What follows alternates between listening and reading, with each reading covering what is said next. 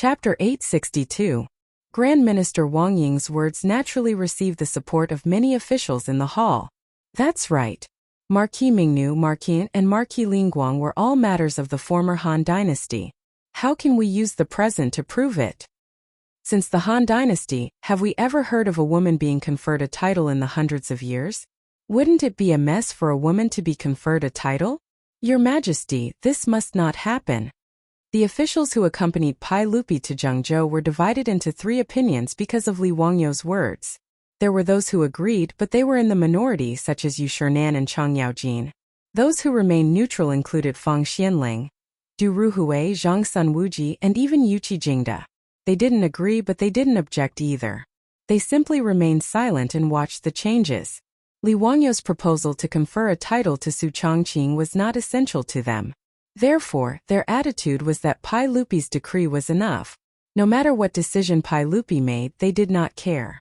The group of aristocratic family officials, led by Grand Minister Wang Ying, were the strongest opponents. For the aristocratic families, apart from being very displeased with Li Wangyou, it was also because they attached great importance to ethics. In their opinion, conferring a title to a woman was absolutely unacceptable. Because Chang Yaojin personally witnessed Su Chongqing entering the city to help with the disaster, he admired this extraordinary woman. Therefore, he absolutely supported Li Wangyou's words. At this moment, he directly rolled up his sleeves and started cursing at Wang Ying and the others in the hall. You be asterisk cheese. You shameless be asterisk starts. Lady Su, a woman, dared to enter Yanling County to fight against the plague for the people of Shuzhou. Why shouldn't she be rewarded for such a great service? But you bunch of cowardly old men, what right do you have to object? You ran faster than rabbits when facing the big-head plague. What's the point of saying such nonsense now? Lu Guogong, please be careful with your words. We do not object to His Majesty rewarding Lady Su. Lady Su has done a great service and naturally should be rewarded.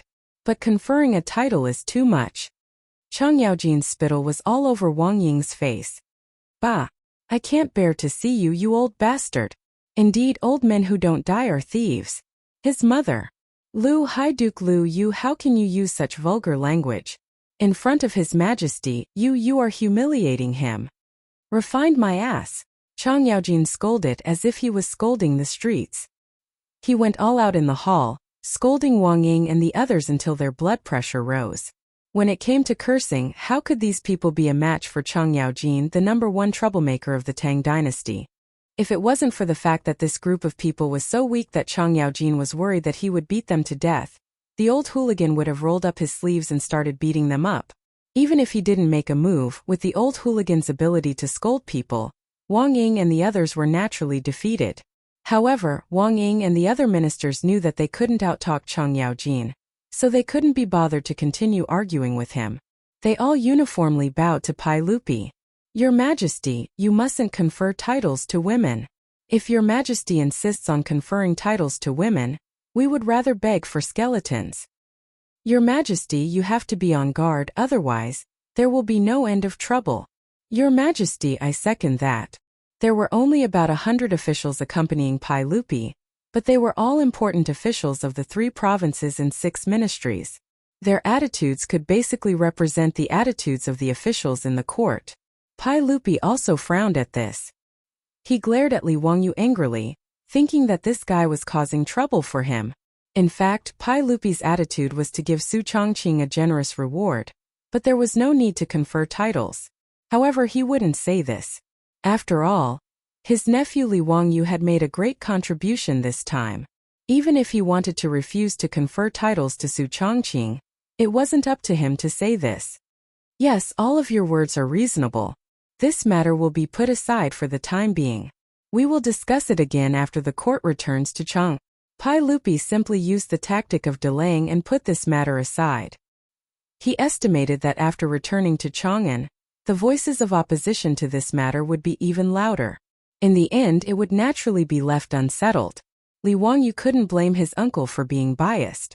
How could Li Wangyou not see through Pai Lupi's thoughts? However, he didn't say anything. Anyway, he didn't expect that he would be able to get a title for Su Chongqing just by entering the court once. That was simply unrealistic. Although the Tang dynasty was a dynasty that was extremely kind to women, compared to the Ming and Qing dynasties, the status of women in the Tang dynasty was very high. However, when he wanted to build a female toilet, it caused a lot of trouble, let alone confer titles to Su Chongqing. Therefore, Li Wangyu naturally had other plans. He didn't think that this matter could be done just by moving his mouth. However, Li Wangyu truly despised Wang Ying and this group of old fogies. Damn, they were saying nice things now. When Empress Wu Zetian ascended the throne in the future, why didn't these stubborn old men sacrifice themselves and oppose her?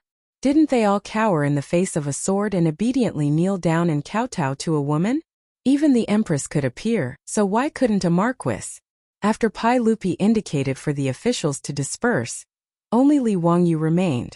Zio, don't blame me for conferring titles to Lady Su. The officials are fiercely opposed to this matter, so I can't be stubborn. Otherwise, if I forcefully issue an edict, it will lead to a backlash from the people in the court. The one who will be harmed is Lady Su. Pai Lupi decided to appease his nephew. Li Wang, you could only silently ridicule Pai Lupi's words in his heart. How could he not see Pai Lupi's attitude? Just now, Pai Lupi didn't express his support. Otherwise, if he had nodded in agreement, Wang Ying and the group of old men would have to consider Pai Lupi's attitude even if they opposed it. However, Li Wangyu wasn't stupid. He only smiled and shook his head. Uncle, I naturally understand this matter. Uncle has good intentions. Since Zio can understand my painstaking efforts, that's good. You don't need to return to Huayin County anymore. Return to Chang'an with me. I have other uses for Zio. After experiencing the Suzhou incident, Li Wangyu, who originally had no intention of pursuing an official career, could be considered to have taken one step into it. Pai Lupi naturally wouldn't allow him to hide in Dingzhou village and live freely. Li Wangyu didn't seem to be opposed. He only smiled and nodded in agreement. The uncle and nephew chatted for a while more before Li Wangyu took his leave and left the hall. After the Suzhou incident was concluded, Pai Lupi finally prepared to return to court. Noda's entourage was respectfully sent off by the officials of the Hunan circuit.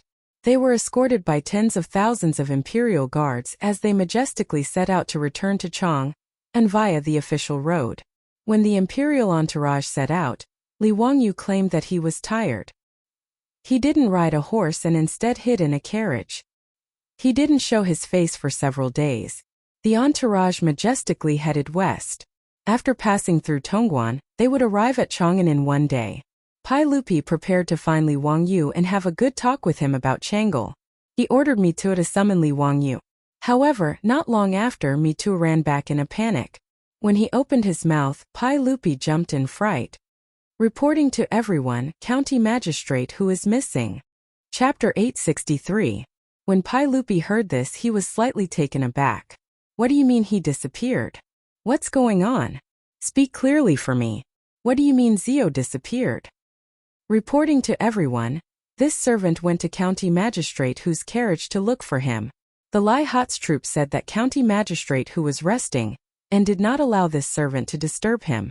It was only when this servant said that everyone wanted to summon County Magistrate who that they moved aside. However, no matter how much this servant knocked on the carriage door, no one responded. This servant could only barge in, but there was no sign of County Magistrate who. Not only was County Magistrate who not there, but Madame Su was also not there. This servant asked the Li family's troops, but they all said that they did not know where their Langjun went. Pai Lupi couldn't help but frown. Did Zio run to another carriage? The entourage stretched for several kilometers. Many of the old officials were riding four-wheeled carriages because of their health problems.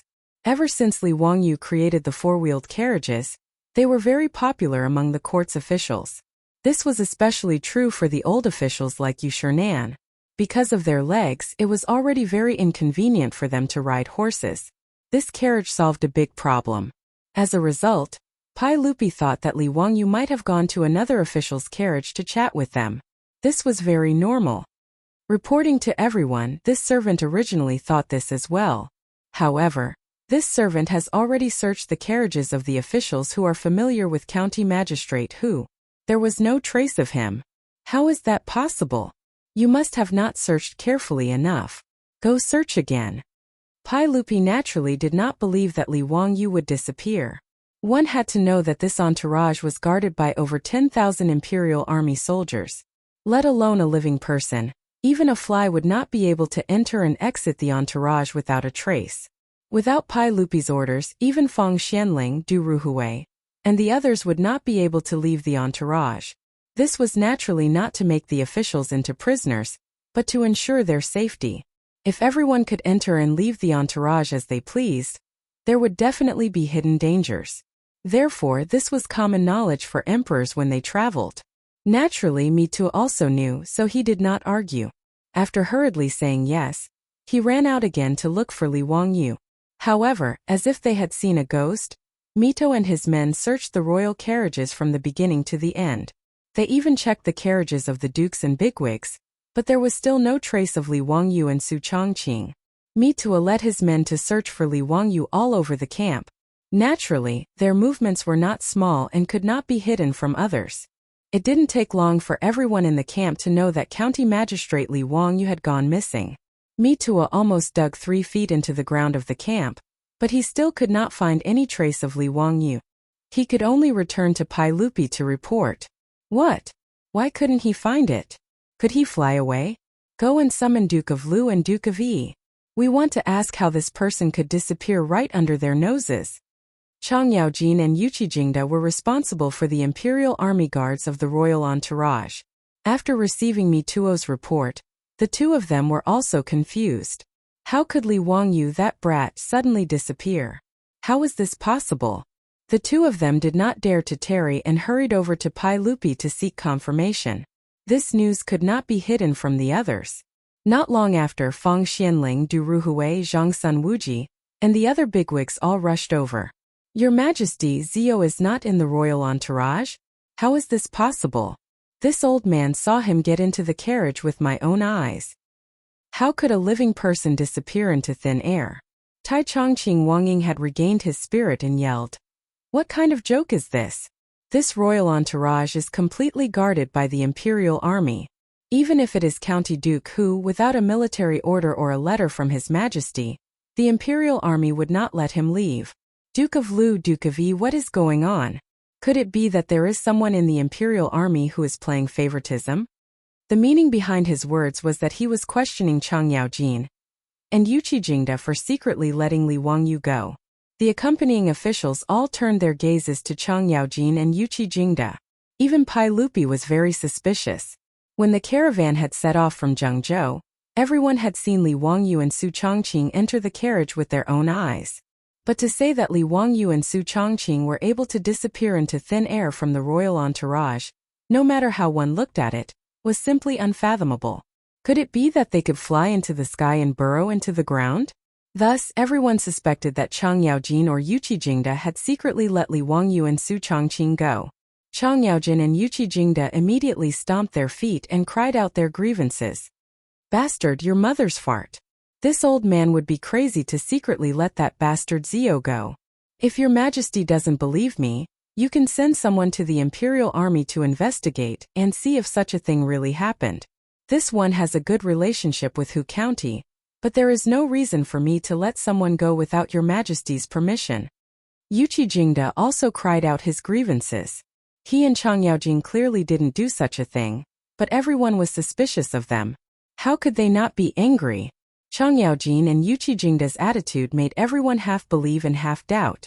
If one were to say that the two of them were extremely daring to secretly let Li Wangyu and Su Chongqing out of the royal entourage without Pai Lupi's permission, not only would the officials not believe it, even Pai Lupi himself didn't believe it. Pai Lupi pondered for a moment and decided to summon all of the Lai Hot troops and servant girls to get to the bottom of this. When Mitua brought the troops and servant girls over, Pai Lupi, Chang Yaojin, and the others noticed that even Niu Wu, the commander of the Li family troops, and Avro's concubine were absent. Where exactly did your Lang Jun go? Tell us the truth. The troops looked at each other before one of them replied. Reporting to your Majesty, we truly don't know where Lang Jun went. That day, before we boarded the carriage in Zhengzhou, Lang Jun instructed us not to disturb him and Madame Su. We also didn't need to send any food, and said that there were dry rations and clean water in the carriage. It wasn't until today when Mitua forcefully opened the carriage door that we found out that Lang Jun wasn't in the carriage. We were also very surprised. These past few days we have been guarding outside the carriage and haven't left it at all. Why isn't he here? One of the troops suddenly knelt down and kowtowed to the sky. We always thought that Lang Jun was a celestial being in heaven. Presumably, Lang Jun has returned to heaven. His words immediately made Pai Lupi laugh in anger. What sort of nonsense was he talking about? He was certain that his scoundrel nephew must have used some sort of camouflage technique to avoid the eyes and ears of the crowd. This wasn't the first time Li Wangyu had done this kind of thing. Wasn't it the same when he cheated the aristocratic families of their gold? Those soldiers from the aristocratic families probably didn't understand why the gold that everyone had been eyeing had suddenly disappeared. Needless to say, this time Li Wangyu had used the same trick again and even fooled his own troops. Chapter 864. Pai Lupi saw that he could not get an answer, so he asked Mito to lead the way to Li Wangyu's carriage. He wanted to see for himself. As Mito had reported, there was no one in Li Wangyu's carriage. Pai Lupi went into the carriage and searched around but found nothing. There were many people who had seen Li Wangyu and Su Chongqing enter the carriage, including the Li family's troops. Pai Lupi believed that these people were not lying. Could it be that this kid could really fly into the sky? Pai Lupi was suspicious, but he did not believe that there was such a thing. He carefully looked at the furnishings in the carriage, and his eyes suddenly fell on the carpet on the floor of the carriage. Come, lift the carpet for me. Mito did not know what was going on, but he still followed Pai Lupi's orders. He led two servants forward and lifted the carpet in the carriage. When the carpet was lifted, everyone was shocked to find that there was a small door under the carpet. After it was lifted, the road under the carriage was exposed. Obviously, this small door was the reason why Li Wangyu and Su Chongqing had disappeared after entering the carriage in front of everyone. Pai Lupi looked at the small door and was so angry that he almost cursed. However, he still couldn't figure out what Li Wangyu, this bastard, was trying to do by doing this. Not only did Pai Lupi not understand, but the officials were also confused.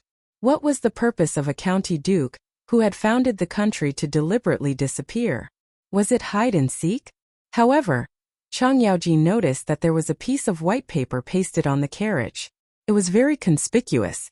He suddenly remembered that in Taiji Palace, Li Wangyu had written several secret letters in order to wash away the slander of the aristocratic families. Your Majesty, look at Zio. Why did he paste a piece of white paper on the carriage? Could it be another trick? Does Your Majesty still remember that day in the main hall? He used a piece of white paper to send a letter to Mito? Pai Lupi was reminded by Chang Yaojin and reacted. He immediately ordered Mitua to take down the white paper and find some turmeric water to smear on it. Sure enough, words immediately appeared on the paper. This was actually a letter left behind by Li Wangyu. However, when Pai Lupi finished reading the letter, he was so angry that his nose almost went crooked. Request for leave. I, Wangyu, the founding county magistrate of this county, am in a bad mood and hereby request for leave. The time is still to be determined. I hope Your Majesty will approve. Pai Lupi was so angry that he almost tore the paper apart. What nonsense is this? This bastard, what is he trying to do? Fang Xianling, Du Ruhui, and the others came over. After reading the contents of the paper, they looked at each other, not knowing what to say. What the hell was this? Request for leave? What did it mean? Naturally, officials of the Tang dynasty could also ask for leave. For example, asking for sick leave was called asking for illness. If they couldn't go back to work because of urgent matters, they could also ask for urgent leave. But no matter what kind of leave it was, there was always a reason and it had to be approved.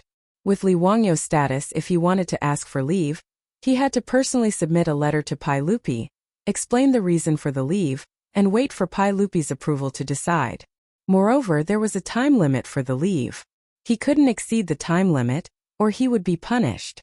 It was possible to lose his salary or be removed from office.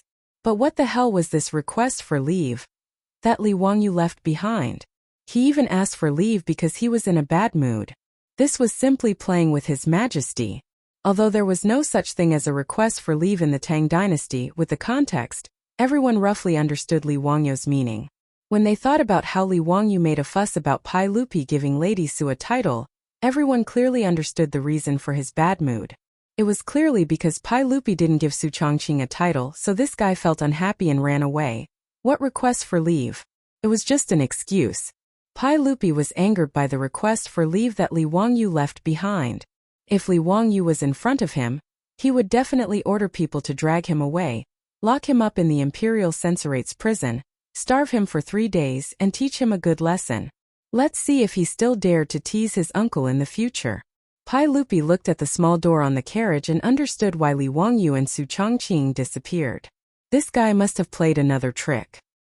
He entered the carriage in front of everyone, closed the door, and immediately left through the bottom of the carriage. In other words, Li Wangyu didn't leave Zhengzhou with the imperial carriage, but stayed behind.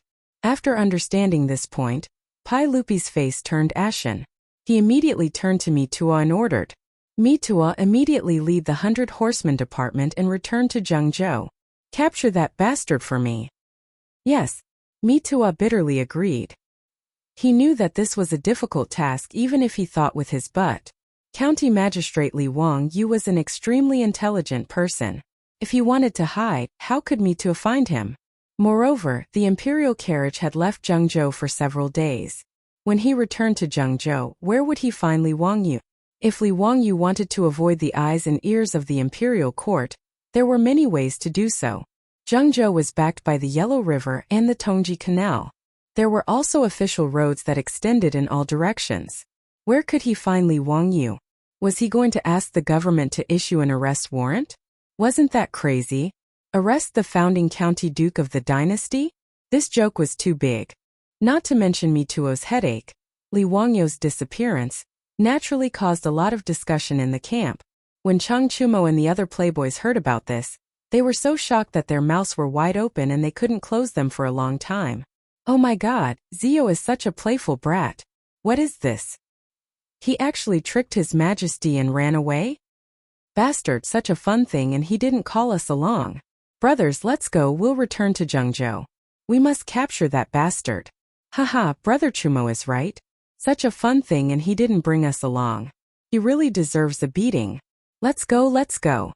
We must catch that bastard and teach him a lesson. Let's go, we must join in the fun.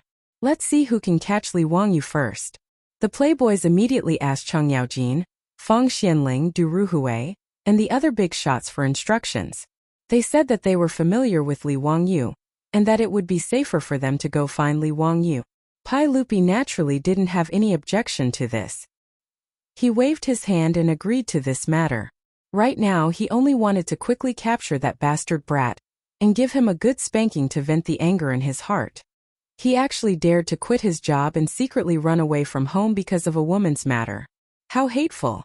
Let's not talk about how Pai Lupi was sulking and how Mituo and the other playboys planned to find Li Wangyu. At this time, in a small post station a few miles away from Pai Lupi's team, a young couple was chatting. Wangyu, won't we be discovered if we follow Li Shiming and the others like this? Haha, Chongqing. Have you forgotten that the most dangerous place is the safest place? They would never think that we are following behind the royal team. Moreover, we want to go to Sichuan, so we have to pass through the middle road. It's safer to follow the royal team. Haha, that's true. They will definitely go back to Zhengzhou to find us. Ha ha ha, no matter how cunning you are, you will still have to drink the water that I wash my feet with. Chapter 865. Pai Lupi could not have imagined that the missing Li Wangyu was just a few li behind him.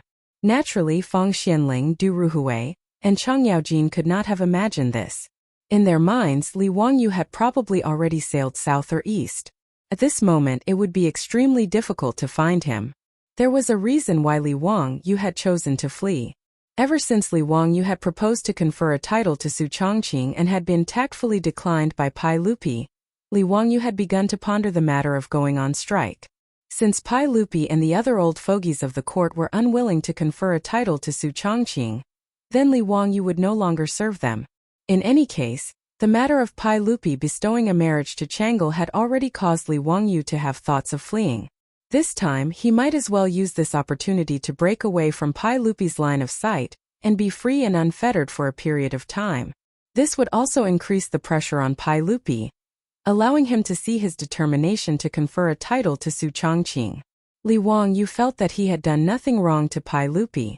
Although he had not yet entered the ranks of the court for this cheap uncle, he could be considered to have done his utmost. Regardless of whether it was helping Pai Lupi resist the condemnation of the aristocratic families in speech and writing, or coming up with so many inventions that benefited both the country and the people, Li Wangyu felt that he had contributed greatly to Pai Lupi. However, Pai Lupi was constantly giving him trouble. This naturally caused Li Wangyu to feel dissatisfied. Li Wangyu clearly knew that he and Su Chongqing were mutually in love, yet he insisted on giving him Princess Chang'e as his wife. This was simply causing trouble for Li Wangyu. In addition, Su Chongqing had taken such a great risk in dealing with the epidemic in Shuzhou, yet Pai Lupi was not even willing to confer a title to him. This caused Li Wangyu to feel even more sullen and depressed. Therefore, after a mental struggle, Li Wangyu resolutely came up with a plan to run away from home. Regarding this, Su Chongqing did not have any objections. In fact, he was very much in agreement. Although she was magnanimous enough to accept Li Wangyu taking concubines and Aphrodite and Perrin as his concubines, she couldn't accept Li Wangyu marrying Chang'e. Although she didn't say it, she also felt it was rather awkward. She had no small complaints about Pai Lupi and Empress Zhang's son. Thus, the two of them hit it off and quickly discussed how to run away from home. Li Wangyu wasn't just planning to run away. He had also prepared a series of package plans to be implemented. He didn't believe that he couldn't get a title for his beautiful boss. Anyway, he had made up his mind that as long as Pai Lupi did not confer a title to Su Chongqing, he would not return to Chang'an. It was precisely because of this mental preparation that Li Wangyu began to plan his escape. If they wanted to escape, they naturally couldn't all run together. That would make them too big of a target and too obvious. Therefore, Li Wangyu arranged in advance for Niu Wu to lead 2 trusted troops to escort Aphrodite and Perrin. Li Wangyu agreed with them that they would meet in Chunsong County when the time came. Chunsong County, also known as Baoji in the future, would pass through the Lianyun Road and reach Hanzhong. Then through the Taurus Road they would enter Shu Commandery. Niu Wu and the others were not conspicuous, so naturally, no one would notice that a few people were missing from Li Wangyu's side. Li Wangyu, on the other hand, had ordered people to secretly dig out a hiding place under the carriage. On the day of departure, he and Su Chongqing boarded the carriage in front of everyone and sneaked out through the small door at the bottom of the carriage. After the carriage set off and everyone dispersed, Li Wangyu and Su Chongqing finally slipped out of their hiding place. After putting on some makeup, they got on the horses that they had prepared beforehand and pretended to be scholars on a study trip to Chang'an. They quietly followed the imperial carriages and fell a few miles behind them. On the official road, there were many passers-by who were in a similar situation. Because it was the imperial carriages in front, no one dared to overtake them. Instead, they all followed a few miles behind them slowly. Since it wasn't easy for Li Wangyu to sneak out of his plan, he naturally had to play to his heart's content. He planned to first make a trip to Sichuan with his beautiful boss and return to his hometown to take a look. Then, he would sail down south from Chengdu County in Izhou and make a trip to the most prosperous Yangzhou. Yangzhou and Izhou were the most prosperous places in the Tang dynasty besides Chang'an. He and his beautiful boss were naturally interested in having a good trip. Seeing that there was only one day left before they reached Chang, Li Wangyu planned to bypass Chang and go straight to Chunsong County. When Li Wangyu noticed that the imperial carriages in front of them had suddenly stopped, he guessed that his and Su Chongqing's disappearance had probably been discovered. In this regard, Li Wangyu didn't panic at all. He was confident that they wouldn't be discovered. For this home abandoning plan, he had done a lot of preparation work in advance. Including the public tests between him and Su Chongqing and the others, he had secretly prepared several backups with different identities. These public tests were genuine and were stamped with the seals of Changji County and Shuzhou Provincial Governor's Mansion. To a certain extent, except for the fact that no corresponding files could be found in Changji County and Shuzhou's Ministry of Civil Affairs, it could be said that these were the real public tests. Anyway, in this era, it was impossible for anyone to check whether these public tests were archived through the internet. Therefore, Li Wangyu wasn't worried at all that he would be exposed. At this time, he and Su Chongqing were also fully disguised. With the help of Su Chongqing's makeup technique, Li Wangyu stuck a fake beard under his chin and his skin was much darker. Even if the playboys saw him, they wouldn't be able to recognize him if they didn't look carefully. Su Chongqing's disguise was even simpler. He just needed to tie a hedge and no one would be able to see his appearance under the hedge. Li Wangyu was chatting with Su Chongqing in a low voice when he saw that hundreds of people separated from the imperial carriages and galloped in the direction they came from. He saw that the leader was Mi Tuo and a group of playboys.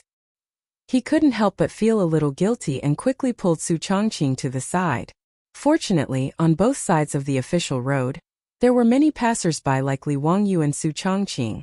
Therefore, their actions were not conspicuous at all. As for Mi Tuo, Changchumo and the other playboys, they naturally didn't notice Li Wangyu on the side of the road. They directly led hundreds of people and galloped towards Zhengzhou. After Mi Tuo and the playboys were far away, Li Wangyu smiled and pulled Su Chongqing back to the relay station to get the horses. Li Wangyu could only silently apologize in his heart for fooling the playboys. He had also thought about whether or not he should pull the playboys together and run away. But thinking about it carefully, with so many people going together, they would be too big of a target. The probability of being discovered was very high. Therefore, in the end, Li Wangyu decided to hide the playboys together. However, Li Wangyu also knew that in the future, the playboys would inevitably be ruthlessly avenged by them. But he was too lazy to think about what would happen in the future. After Mi Tuo and the others galloped towards Zhengzhou, the imperial carriages that had stopped before slowly set off again towards Chang'an City. Li Wangyu and Su Chongqing also mounted their horses again. They blended in with the crowd on the official road and followed to the west. One day later, the imperial carriages returned to Chang'an. Hundreds of officials and Baqiao came to meet them. On the other hand, Li Wangyu and Su Chongqing stealthily bypassed Chang'an City and continued to head west towards Chunsong County. Chapter 866. When Li Wangyu and Su Chongqing circled around Chang'an City, they were actually not far from Dingzhou village in Hu County. However, the two of them did not plan to return home first. If Pai Lupi ordered someone to wait for them at Dingzhou village, wouldn't they be walking right into a trap? In any case, Li Wangyu had already written a letter and ordered someone to deliver it to Dingzhou village.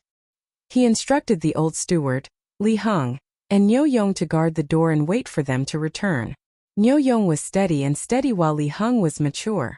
With the two of them guarding the mansion, Li Wangyu and Su Chongqing had nothing to worry about. Presumably, Pai Lupi wouldn't fly into a rage and confiscate his assets just because he ran away. Right? If that was the case, Li Wangyu would have no choice but to flee overseas. Chunsong County, also known as Baoji in the future, was less than 300 kilometers away from Chang'an City. Li Wangyu and Su Chongqing arrived at Chunsong County in less than a day on horseback. After showing the public inspection to the city guards, they entered the city without a hitch. Wangyu, have you agreed on where to meet Niu Wu and the rest? Su Chongqing asked curiously. There were no mobile phones or WeChat in this era. If they did not agree on a time and place in advance, it would be difficult to find them. Not only had they not been to Chunsong County before, but it was also the first time for Niu Wu and the rest. It would be difficult to agree on a place in advance. Li Wangyu nodded with a smile and looked around. Soon he pointed at a wall beside the city wall and said with a smile, "Isn't that the hostel they're staying in?" Su Chongqing looked over in shock, only to see that on the wall of the workshop, there seemed to be some random scribbles, using lime to smear some curved lines. Liaowang Lang Jun, we were at Konglai Hostel. Su Chongqing held his forehead speechlessly. Did you teach Perrin or Avro this pinyin? The scribbled lines on the wall were the Hanyu pinyin of the later generations. There was no doubt that apart from Aphrodite and Perrin, no one else could write pinyin here, which was why Su Chongqing asked. Li Wangyu smiled. Avro, of course. That little fool Perrin can't even grasp it after teaching her for half a day. How infuriating. Su Chongqing covered his mouth and chuckled. Then he teased. Perrin, this lass never mind learning pinyin. She doesn't even care about reading and reading. In my opinion, you should take her in as your concubine when she passes the Year 3 Academy exam. Otherwise, wouldn't you be ruining the reputation of the County Duke's manor if you take in an illiterate girl? Li Wangyu was speechless and hurriedly changed the topic. What are you talking about? Who wants to take that lass as a concubine? Let's go find that hostel. It's been so long I'm exhausted. Su Chongqing looked at the insincere Li Wangyu but was too lazy to expose him. He merely glanced at him with his beautiful eyes and smiled without saying anything else. After asking a few passers-by, the two of them successfully found Konglai Hostel and met up with Niu Wu, Avro, and Perrin who were already waiting for them. After resting in Chunsong County for 2 days, the group set off for Shu County once more. There were many roads to choose from Chang and to Shu County, but most of them were rugged and difficult to traverse.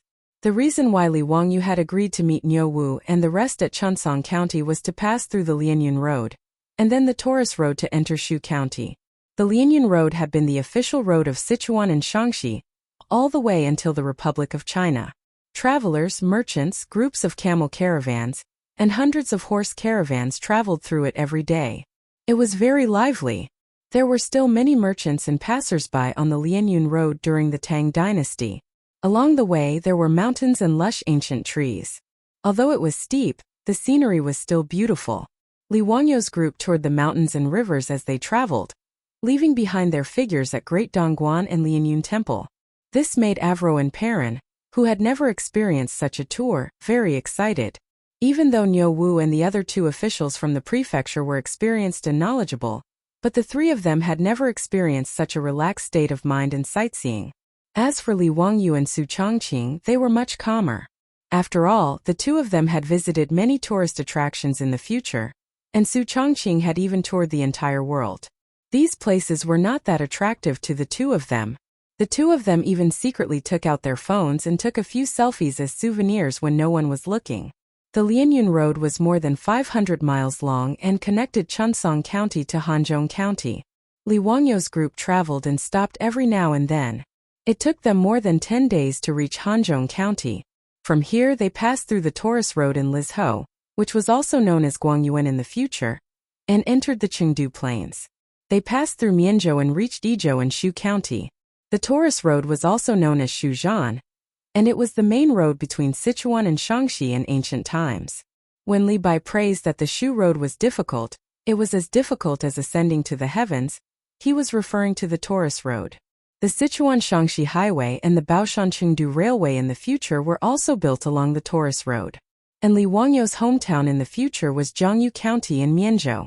He was from the same hometown as the immortal Li Bai, who was born more than 100 years later. From Hanzhong County to Yizhou, the whole journey was more than 1,200 miles. In the Tang dynasty it was a very long journey.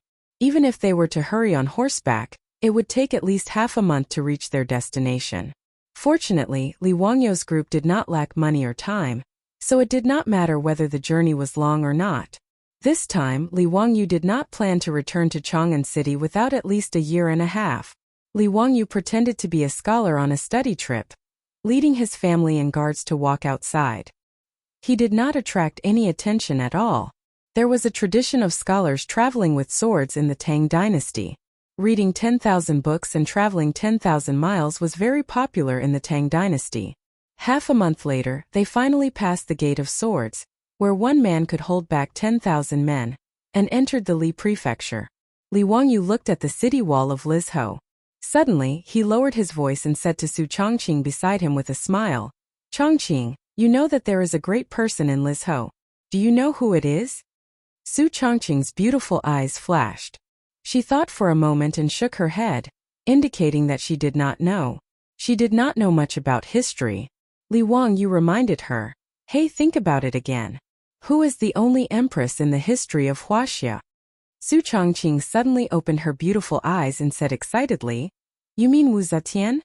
"Yes, if I'm not wrong, Wu Zetian. Oh, now it should be Wu Meinyang is in Lizhou." Su Chongqing was excited and gossipy. "I've seen the legend of Wu Meinyang. How can she be Li Shimen's woman and then marry Li Ji?"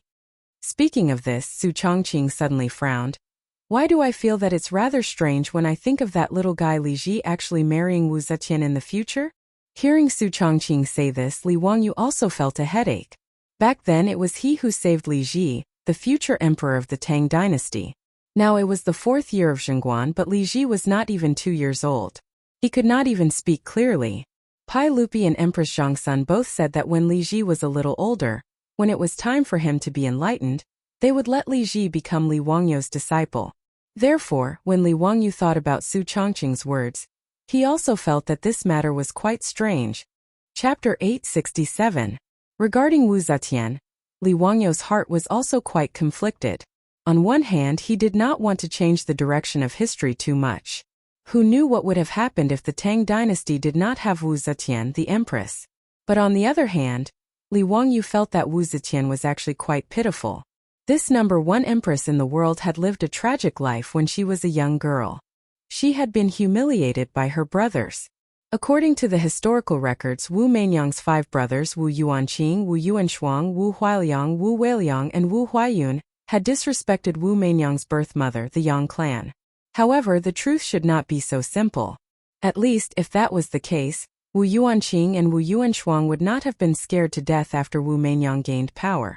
In history, Li Wangyu did not know what Wu Meinyang's 5 brothers had done to her to make her hate them so much. Perhaps no one would know either. However, after Wu Zetian ascended the throne, she appointed ruthless officials, which had nothing to do with her childhood. Li Wangyu wondered if he saved Wu Meinyang from that situation. Would it change the direction of the Tang dynasty's history? Would there still be an empress in the future? For a moment, Li Wangyu looked at the Myinggu county not far away and hesitated. However, he quickly laughed at himself. This matter was too far away. The current Li Ji was only 2 years old, and Wu Meinyang was only a 6-year-old lowly. Her father, Wu Shiqin, was currently the governor of Li province until he was transferred to Jingzhou in the 6th year of Zhengguan's reign. He died in office in the 9th year of Zhengguan's reign. That year, Wu Meinyang was 12 years old, and the shadow of her youth began after Wu Shiqin's death. At least for 5 years, Wu Meinyang, this little lowly, should live a happy life under her father's wings. After Wu Shiqin's death, whether or not he would protect Wu Meinyang would be left to the future. Understanding this point, Li Wangyu felt that his worries were completely groundless. He laughed self-deprecatingly and called for everyone to enter the city to rest. As the administrative area of Lizhou, Myinggu County was relatively prosperous. After leaving the Qinling Mountains, most of the traveling merchants would choose to rest in the Myinggu County for a few days. Li Wangyu and the others were no exception. Although they were riding horses instead of walking, the 10-day journey made everyone, especially Su Chongqing, Aphrodite, and Perrin, feel exhausted. Li Wangyu planned to rest for a few days in Lizhou before setting off for Mianzhou. After everyone entered the city, they found an elegant hostel to stay in. After washing up, they prepared to walk around the Mian Valley County and find a restaurant to eat. The Swords Gate tofu of Lizhou was a delicacy passed down from the era of the Three Kingdoms. Even in the later generations, the Swords Gate tofu of Guangyuan was still a delicacy. Therefore, when Li Wangyu and the others came to Lizhou, they naturally wanted to taste these delicacies. As someone who did not lack money, even if Li Wangyu had to leave home, he would not let himself suffer. For this trip, he tried his best to choose the best food, clothing, and lodging. After finding a lavishly decorated restaurant, everyone was politely invited by the doctor to a private room on the 2nd floor to take a seat. "Doctor, give me 2 servings of Swords Gate tofu. As for the other dishes and wine, just serve them." "Oh yes, no ducks." Li Wangyu instructed the doctor of the restaurant. His words immediately made Su Chongqing, Aphrodite, and Perrin burst into laughter. Ducks were simply Li Wangyu's nightmare. Back then, in order to resist the locust plague, Li Wangyu spent money to buy 2,000 ducks and reared them in the fields of Dingzhou village. These ducks were indeed experts at killing locusts. Even when the locust plague came, the 2 years of harvest of Dingzhou village's Zhan monastery was not greatly affected. Moreover, because of the nourishment of the duck feces, the harvest of many wheat fields was even slightly better than in previous years. However, after the locust plague, how to deal with these ducks gave Li Wangyu a headache for a while. More than 2,000 ducks under the meticulous care of the maidservants of Dingzhou village. Not only did they become fat from eating locusts, but within a few months, the ducks also laid many duck eggs and hatched ducklings. The 2,000 ducks became more than 10,000 in the autumn. Therefore, during that period of time in Dingzhou village, including Li Wangyu's residence, they ate duck meat for almost every meal. The pitiful ducks, after helping Dingzhou village resist the locust plague, still could not escape the pitiful fate of being eaten. However, with so many ducks, even if the entire village ate together, everyone still felt a little nauseous at the smell of duck meat. In the end, Li Wangyu simply ordered people to capture all the ducks and transport them to Chang'an City. Together with the live fish in the rice fields, they were given as local specialties to the various dukes' residences. Many of them were even sent to Pai Lupi's Taiji Palace. After eating ducks and getting injured, Li Wangyu was no longer willing to eat ducks. In his words, ducks were so cute, how could he eat ducks? The food was quickly served. Everyone tasted the delicacies of Liz Ho. They had to admit that the Jiang'a tofu was indeed worthy of its reputation. It was snow-white in color, tender and delicious, and had a light fragrance. Everyone ate the delicacies and listened to the beautiful music in the restaurant lobby. The mental exhaustion caused by the tiring journey of more than 10 days was slowly alleviated. While everyone was happily eating and drinking, they heard the music in the lobby abruptly stop. Then, there was a commotion. Li Wangyu could not help but frown. Damn it, it was just a meal. Why was there a disturbance? However, this time he was running away from home and did not want to expose his identity.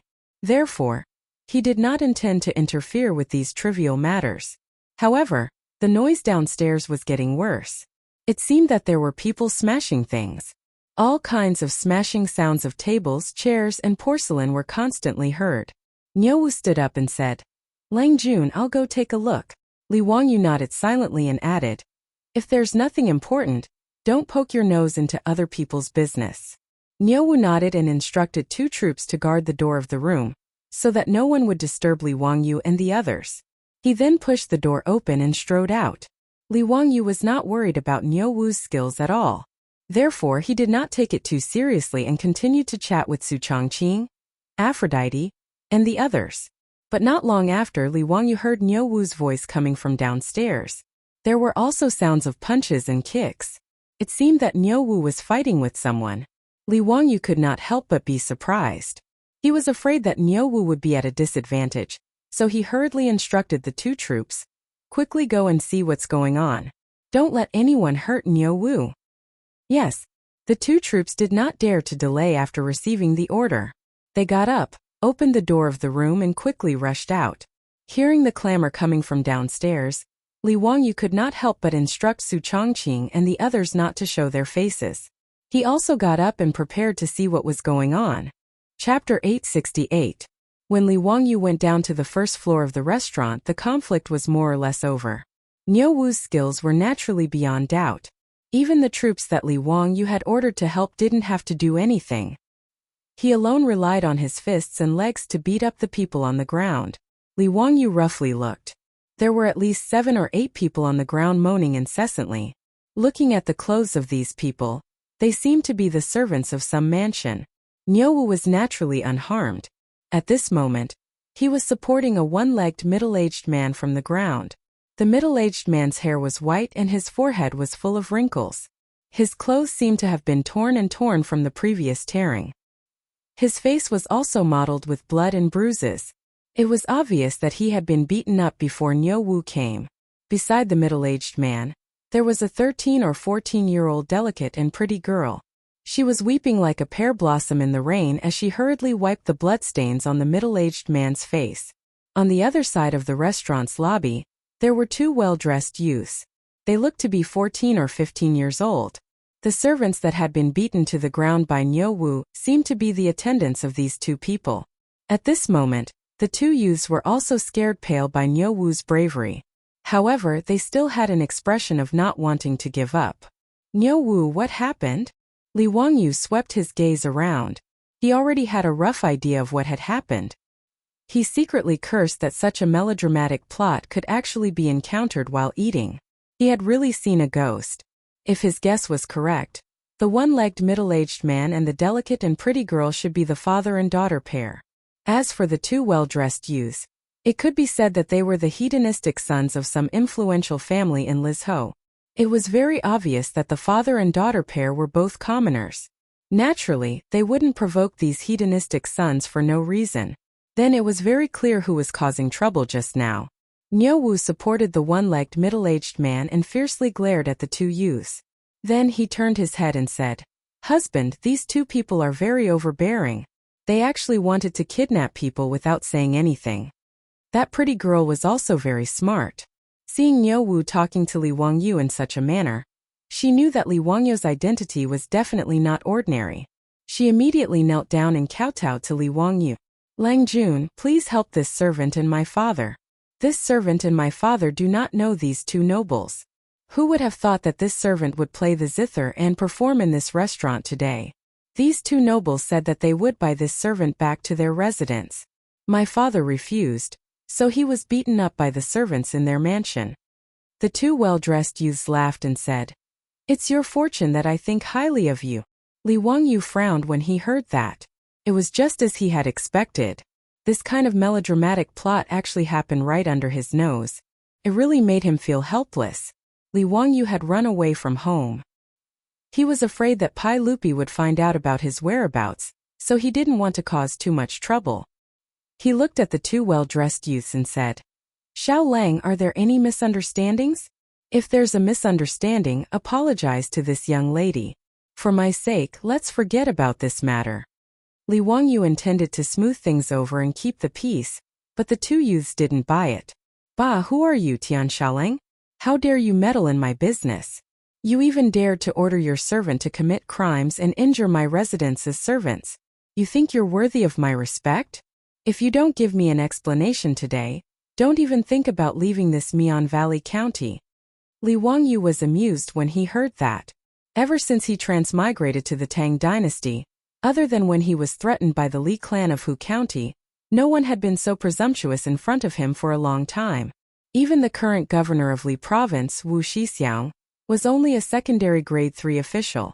In front of him, a secondary grade 2 official who founded the county, he had to call himself a subordinate official. These two youths really hadn't experienced the cruel beating of society. Their tone was so arrogant he didn't know which family they were from. Thinking of this, Li Wangyu looked at the two youths again. Suddenly his heart moved and he asked, "Are you two Wu Yuanqing and Wu Yunshuang?" His words made the two youths slightly stunned. They looked at each other and nodded. "Yes, it's your grandfather. You Tian Shaoling actually know us two brothers? But today, even if we break the sky, you won't be able to solve this matter so easily. Let me tell you, if you don't satisfy me today..." Li Wangyu didn't wait for them to finish speaking. He directly ordered Niu Wu and two of the mansion's troops, "Go, capture those two little bastards. Whip each of their buttocks 20 times. We'll talk later." Although Niu Wu and the two officials were slightly surprised, they did not hesitate at all. They went up and grabbed the two well-dressed youths like grabbing little chicks. They pressed them on the floor and pulled down their pants, revealing their snow-white buttocks. "Stop! Are you rebelling? Do you know who I am? I am the eldest son of the governor of Li State. You're crazy. You dare to hit us." Wu Yuanqing and Wu Yuanshuang struggled with all their might. But their small bodies in the hands of the two troops were no different from little chicks. Niu Wu didn't hesitate and didn't care about what they were shouting. He raised the whip in his hand and lashed out. "Ah! You Tian Shaoling, you dare to hit your grandfather. Grandfather, ah? Stop! Quickly stop. My father is Wu Yunshuang. He is the governor of Li State, the governor of Li State. How dare you? Save me, save me. Murder. Someone wants to rebel. Quickly report to the officials." Li Wangyu looked at the two brothers who were wailing like ghosts and howling like wolves. He laughed coldly in his heart. When he entered the city, he was still lamenting that the Empress Wu Ziqian was bullied by her 5 brothers when she was young. Who would have thought that he would meet the two brothers Wu Shishuang and Wu Shiqing as soon as he entered the Mian Valley County? A few years later, the 5 brothers who had caused Wu Meinyang's young heart to become violent and twisted. Wu Shishuang and Wu Shiqing were Wu Meinyang's half-brothers. The other 3, Wu Weiliang, Wu Huayan and Wu Huiliang, were her cousins. Wu Shishuang and Wu Shiqing were only 14 or 15 years old. They actually dared to kidnap women on the street. This kind of scourge, it was not wrong to beat them to death. Moreover, Li Wangyu had a very good reason to beat them. One must know that Li Wangyu was a relative of the imperial family. Although he had not been re-recorded in the imperial family's genealogy of the imperial family, Pai Lupi was his uncle. That was something that everyone knew. Just now, these two little bastards actually dared to call themselves Laozi and Grandpa. If they were serious, that would be the crime of deceiving the emperor. Even if Wu Shiqing was here, he would not be able to say a word. Perhaps he would have to personally beat these two bastards up again. When Niu Wu beat Wu Shirshuang and Wu Shiqing until they were wailing like ghosts and howling like wolves, one of the Wu clan servants who had been beaten by Niu Wu finally struggled to get up. That person did not dare to go forward to save Wu Shirshuang and Wu Shiqing. Instead, he took advantage of the fact that no one was paying attention to sneak out of the restaurant and ran away. Li Wangyu saw the servant's movements and knew that this person must have gone to call for reinforcements. However, he was too lazy to pay attention to him. He only watched coldly as Niu Wu continued to whip the two little bastards of the Wu clan.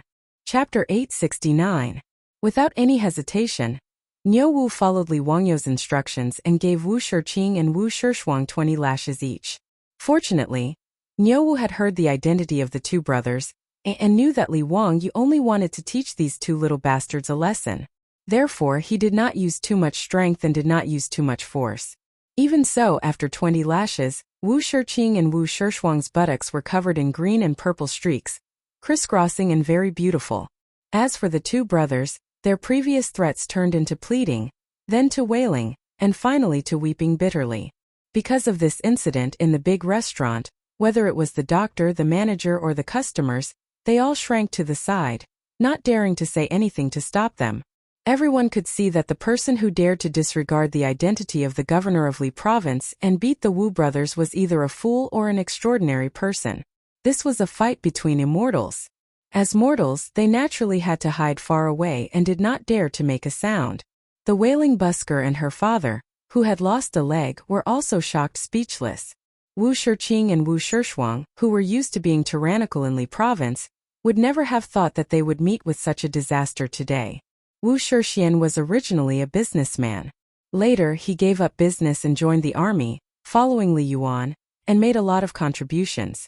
His first wife, Xiang Li, died of illness not long after giving birth to Wu Shiqing and Wu Shirshuang. Wu Shirshuang's wife, Yang, gave birth to 3 daughters in a row. As a result, Wu Shixian doted on his 2 sons very much and did not restrain them much on normal days. Wu Shiqing and Wu Shirshuang, the 2 brothers originally in Chang'an City, did not have any bad habits. After all, Wu Shixian was only a 5th-grade officer of the Treasury Department. In Chang'an City, he was only a small official. Compared to Chang Chumo and the others, Wu Shiqing and Wu Shirshuang naturally did not have any qualifications to be called foppish. In the first year of Zhengguan, the original governor of Lizhou rebelled and was killed.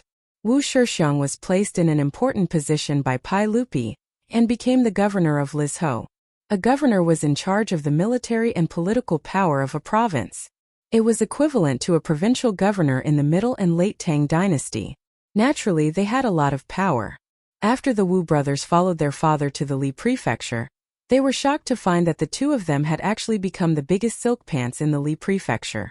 As a result, the 2 brothers went from being cautious to being unscrupulous. In a short span of 2 to 3 years, they had completely let go of themselves. Normally, in the mansion in front of Wu Shixian, these 2 brothers would still act a little.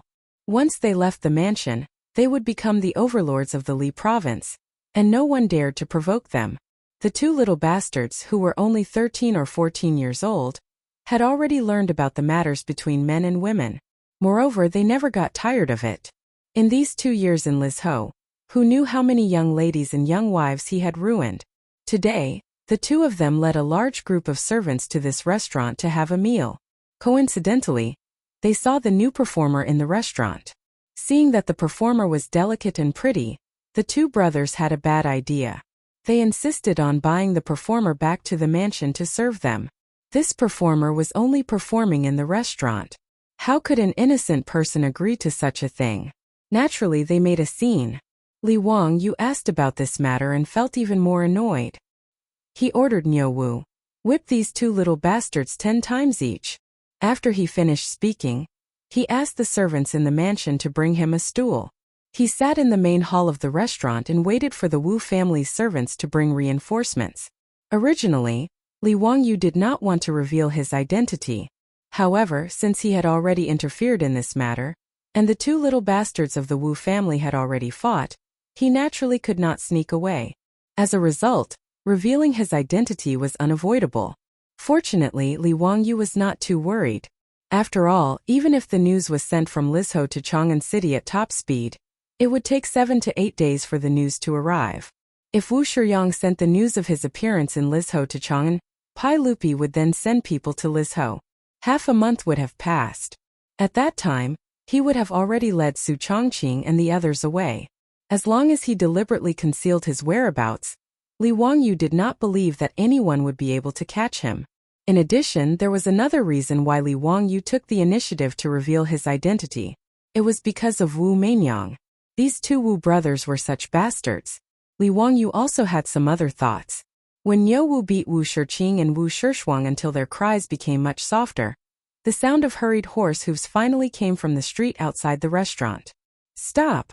Who are you? How dare you humiliate my son?" An old man in his 50s jumped off his horse with a face full of anger. He roared at Niu Wu, who was still waving his horse whip.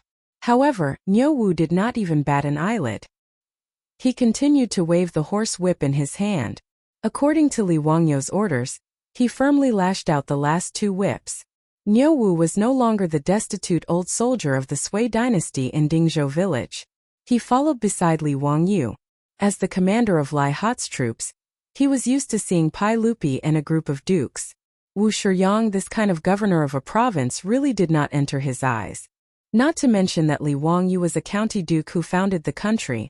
Even if he was a county marquis or county earl, could these governors still cause trouble? Wu Shiqing and Wu Shishuang dared to call themselves lousy and grandpa in front of Li Wangyu. Even if Li Wangyu was only a small county duke who founded the country, if he really wanted to pursue this matter, these two brothers would be skinned alive even if they did not die. Currently, they were only given 30 whips each, which was already letting them off easy. Wu Shiyang did not know this. However, after seeing that the person beating his sons did not react at all after he spoke, he knew that the other party's background was definitely not small. He was not an impulsive person. He turned his head to look at his two sons, whose buttocks were swollen and bruised, and took a deep breath. He cupped his hands toward Li Wang and asked, "May I ask for your name?" Wu Shiyang had come to Li province at the beginning of the second year of Zhengguan's reign. He had not returned to Chang'an in the past 2 years.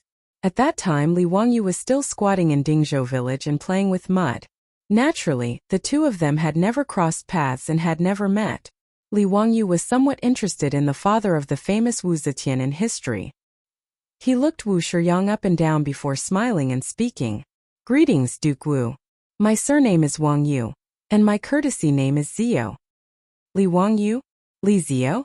Wu Shiyang felt that this name was very familiar. The two brothers, Wu Shiqing and Wu Shishuang, were overjoyed to see their father come. When they struggled to get up and were about to complain, they were stunned to see their father bow to the damn young man. "This humble official is Wu Shiyang. Greetings, Duke Wu." This humble official did not know that Duke Wu was in Li province. The matter of Li Wangyu being conferred the title of County Duke of the founding of the Great Tang had already spread through the various provinces of the Great Tang through the reports of the imperial court and the palace. Although Wu Shiyang had never seen Li Wangyu, he also knew that the young man in front of him was one of the most untouchable figures in the Tang dynasty. Not to mention his identity as Duke Wu.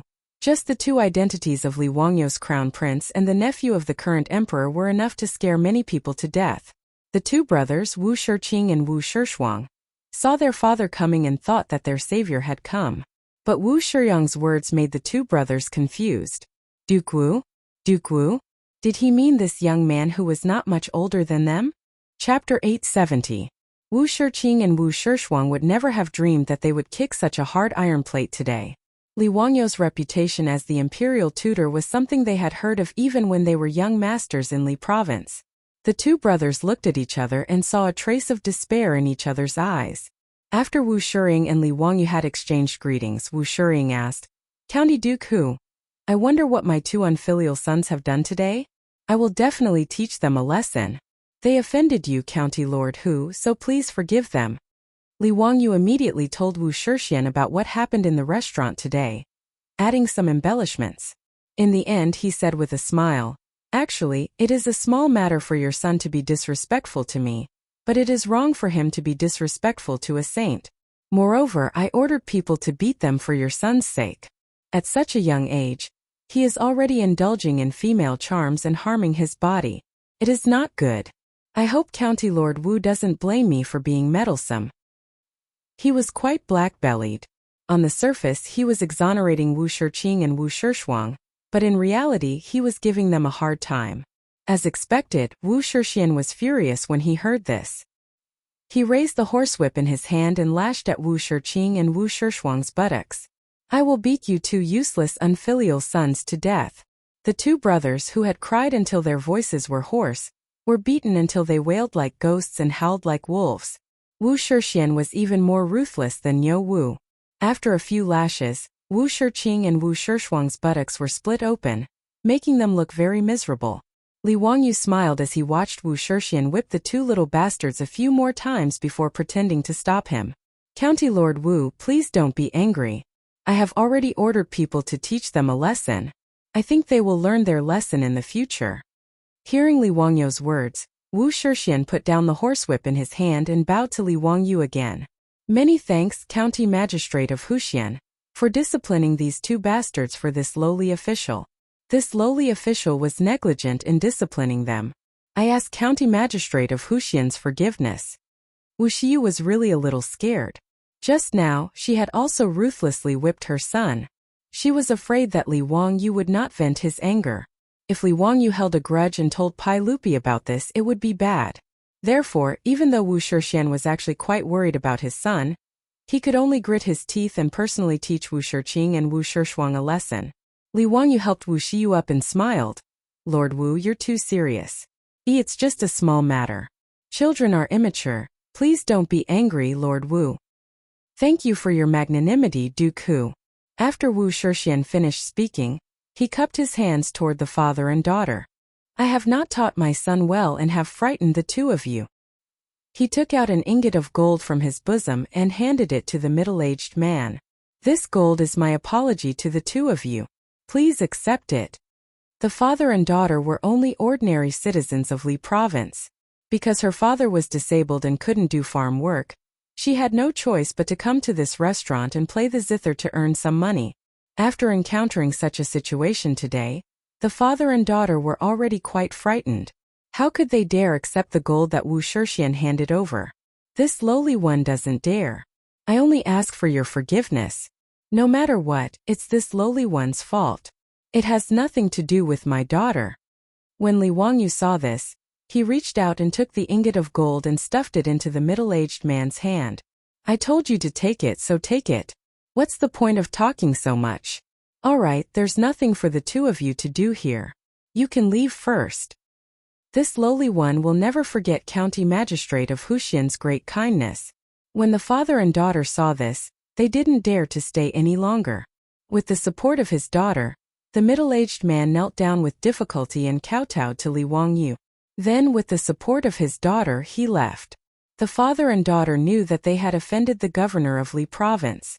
They were afraid that if they continued to stay in Li Province, Wu Shixian, Wu Shiqing, or Wu Shishuang would take revenge.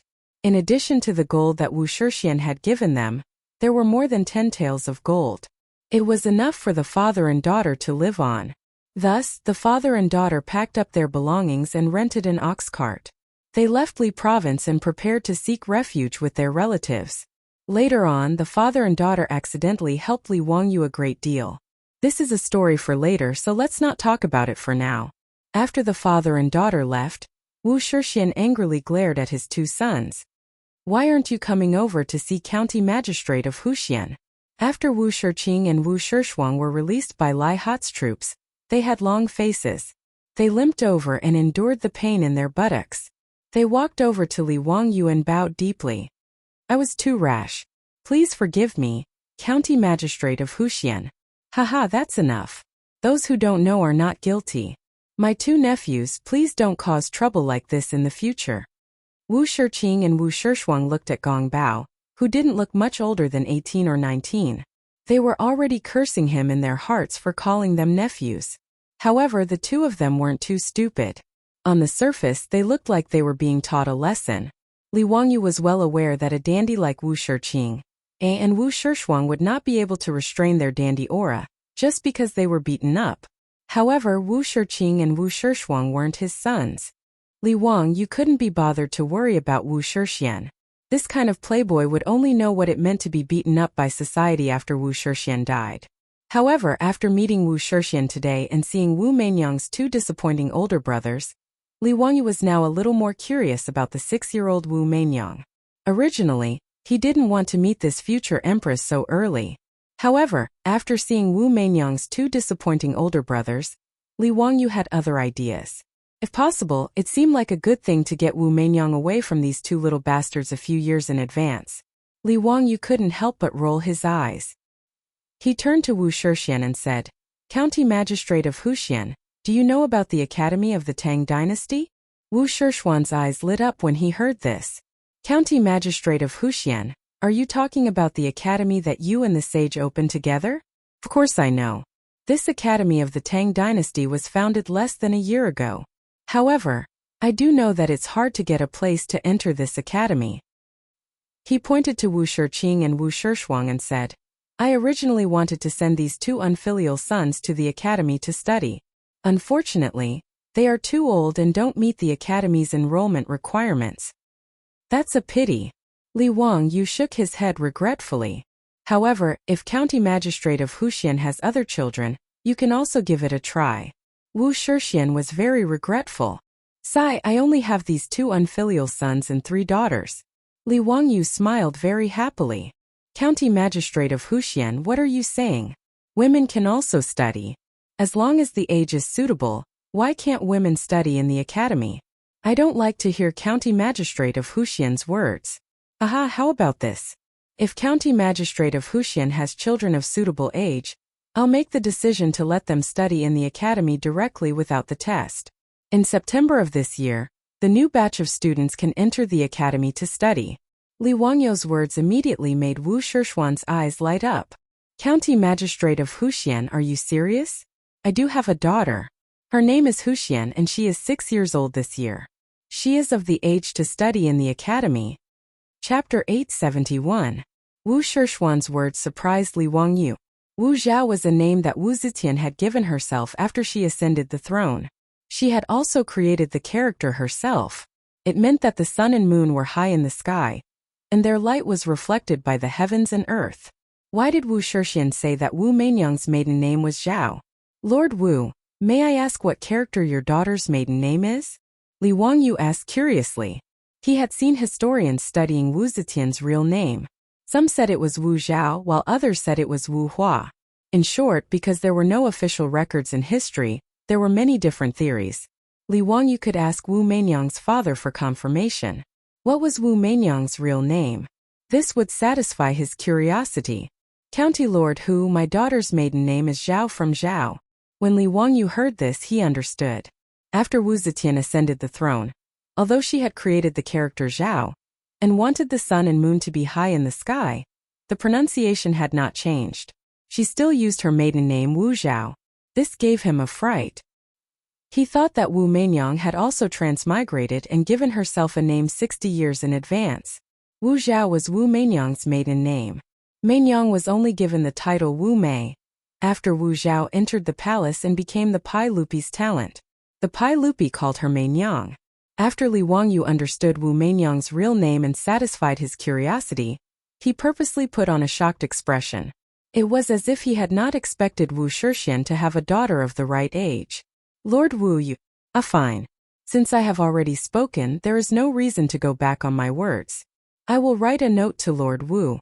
Your daughter can go directly to the academy to study." When Wu Shixian heard this, he was naturally overjoyed.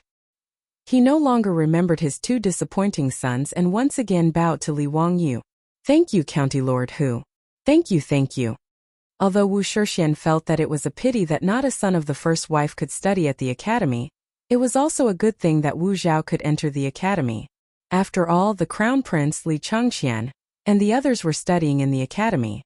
If his daughter Wu Zhao was fancied by the crown prince or a prince, then their Wu clan would ascend to the heavens in a single bound. No matter how big the hole in Wu Shiqiang's imagination was, even when that old Taoist Yuan Tiangang read Wu Meinyang's face and said that she was unspeakably noble, Wu Shiqiang didn't dare to think that his daughter would be able to ascend the throne in the future. Speaking of Yuan Tiangang giving Wu Zetian a face, Li Wangyu once asked Yuan Tiangang for confirmation.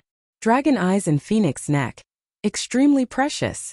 The old Taoist did say this sentence, but Yuan Tiangang never said something like, "If you are a woman, you should be the master of the world." It was purely a far-fetched story made up by later generations. Yuan Tiangong's eyes were so sharp. He had seen countless faces in his life. How could he not see whether the swaddled Wu Meinyang was a boy or a girl? Not to mention that the old faker might not be able to see through Wu Meinyang's life experience. Even if he could, it was impossible for him to say such disgraceful words to Wu Shiqiang. When Wu Shiqiang heard that Li Wangyu and the others were still living in the hostel, he immediately warmly invited Li Wangyu to stay in his mansion. Li Wangyu couldn't resist Wu Shiqiang's enthusiasm, so he could only nod and agree. Then he asked the troops to invite Su Chongqing and the others to come down and greet Wu Shiqiang. "May I ask if the sage has any arrangements for you to come to Lizhou this time?" Wu Shiqiang couldn't help but feel a little strange when he saw that Li Wangyu had brought women with him, and there were only 3 guards beside him. After all, in the previous report of the imperial court, Li Wangyu was still the commissioner of Hunan Taoism. Now that he suddenly appeared in Lizhou, Wu Shiqiang couldn't help but think more. "Haha, Mr. Wu, you worry too much. I just have nothing to do and want to travel to relieve my boredom." Although Wu Shiqiang was suspicious of Li Wangyu's explanation, it wasn't appropriate for him to continue asking. He could only suppress this matter and not mention it. Of course, he didn't expect that the dignified county duke who had founded the country would be so mischievous and run away with his woman. Wu Shiqiang respectfully invited Li Wangyu and the others back to his mansion and ordered someone to summon his wife, Madame Yang, and 2 daughters to come out and greet Li Wangyu. Wu Shiqiang's eldest daughter, Wu Shun, was already 11 years old this year. She was betrothed to Helan Yuesher, the legitimate son of Helan Shuren, and would soon be married off. Li Wangyu naturally had no interest in Madame Yang and Wu Shun. He and Su Chongqing both cast curious gazes at the 6-year-old Wu Meinyang. Li Wangyu thought to himself, as expected of a beauty. No wonder that brat Li Ji would be so charmed in the future that he didn't even care that she was the woman of his father, Pai Lupi, and insisted on making her his empress. As a woman, Su Chongqing looked at Wu Meinyang differently. There was some admiration, some sympathy, and some indescribable emotions. After all, after Wu Zetian ascended the throne, in order to consolidate her position, she did many vicious and merciless things. She didn't even let off her own son and daughter. She personally strangled her daughter, Princess Ding Ningxi, poisoned her eldest son, Li Hong, forced her second son, Li Xian, to commit suicide. She whipped her grandson, Li Zhongruan, her granddaughter, Li Xianhui, and her nephew Wu Yanji to death. She caused the deaths of her sister, Madame of Han, and her niece, Madame of Wei. Just thinking about these glorious achievements of Wu Zetian made Su Chongqing shudder. Of course, Wu Zetian also had her contributions. Perfecting the imperial examination system was one of them. Even Li Wangyu's method of teaching Pai Lupi was copying Wu Zetian's method. Wu Zetian had been on the throne for 15 years, and her policies were stable. The people were rich, and she had the reputation of Zhang Guan's legacy. She had laid down the foundation for the Tang dynasty's long-lasting rule. From this point, Wu Zetian could be considered quite outstanding. As a result, Su Chongqing's feelings towards the future Wu Zetian, the current Wu Zhao, were complicated. It was understandable. However, in Li Wangyu's eyes, the 6-year-old Wu Meinyang's words and actions were no different from that of a normal child. It was true that she was smart, but she was definitely not some kind of monster. When she heard that she could receive Li Wangyu's recommendation and directly go to the Tang dynasty's academy in Chang'an to study, Wu Zhao was naturally overjoyed. She then obediently knelt down and kowtowed to Li Wangyu. "This slave kowtows and thanks County Lord Hu," the little lowly said crisply. Li Wangyu casually accepted Wu Meinyang's 3 kowtows, but he was secretly happy in his heart. He, the future empress, was now kneeling in front of him and kowtowing respectfully. No matter how he thought about it, he was a little excited, of course. Li Wangyu didn't know how Wu Meinyang's life would change after he interfered. It was even hard to say if there would be another Empress Wu Zetian in history in the future. However, Li Wangyu was too lazy to care about these things. He didn't even know if Li Ji could ascend the throne, let alone Wu Meinyang. After all, Li Changqian was now calling him teacher, and he was becoming more and more educated. His original arrogant habits had long disappeared after studying in the academy for almost a year. Now, Pai Lupi was quite satisfied with his two sons. Whenever he was free, he would bring Li Changqian and Li Tai around to play, looking like a filial father. Under these circumstances, it was hard to say what the future of the little brat Li Ji, who was still learning how to speak, drooling, and running around naked, would be. Thinking of this, Li Wangyu couldn't help but think of another idea. Duke Wu, this duke sees that your daughter is very smart. I have an idea that I would like to discuss with Duke Wu. Chapter 872. Wu Shixian asked curiously. What orders does the Duke of Huxian have?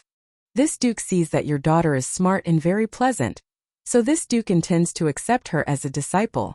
What does Duke Wu think? Li Wangyu's words naturally caused Wu Shixian, Madame Yang, and Wu Meinyang to be overjoyed, while Su Chongqing silently rolled his eyes. Su Chongqing still remembered the look on this guy's face when he asked him to accept Ma Zhou as a disciple. But ever since he accepted Ma Zhou and Yin Libin as his disciples, Li Wangyu seemed to be addicted to accepting disciples.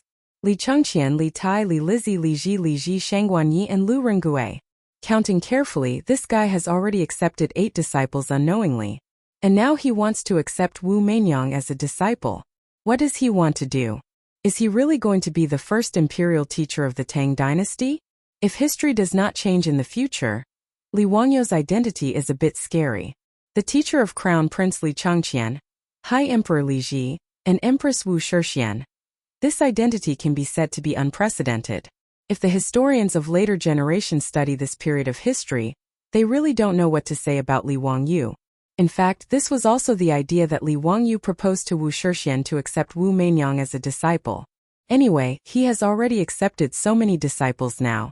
It doesn't matter if it's a sheep or a flock of sheep. This kind of thing, being the teacher of several Tang emperors, is quite exciting. In addition, Li Wangyu also wants to try and see if he can slightly correct Wu Meinyang's extreme character. If she can really ascend the throne in the future, it would be good to use fewer cruel officials. Another thing is Li Wangyu's little selfishness. He and Su Chongqing will sooner or later spread their branches and leaves in the Tang dynasty. Even if it was for the sake of his descendants, he had to give himself a status that no one else could match. At the very least, he would be a solid backer for his descendants. If Li Ji or Wu Meinyang ascended the throne, they would not become enemies with his descendants. That was enough. As for things that were even further away, Li Wangyu couldn't think of them, nor could he care about them for such a long time. Wu Meinyang didn't wait for her father to speak. She had just stood up when she knelt down before Li Wangyu and kowtowed 3 times. Disciple Wu Zhao is willing to be apprenticed to the master and learn from him. Disciple will follow master's instructions and will not dare to disobey master's teachings. Wu Shiqiang and his wife, Madame Yang, also bowed to Li Wangyu. It is Zhao Nyang's fortune that County Duke Hu has taken a liking to her. County Duke Hu, please do not hesitate to discipline him. This humble official will be eternally grateful. Li Wangyu nodded with satisfaction. Good, since that's the case, I'll accept you as my disciple. You haven't given your name yet, right? Master will bestow upon you a courtesy name, Mei.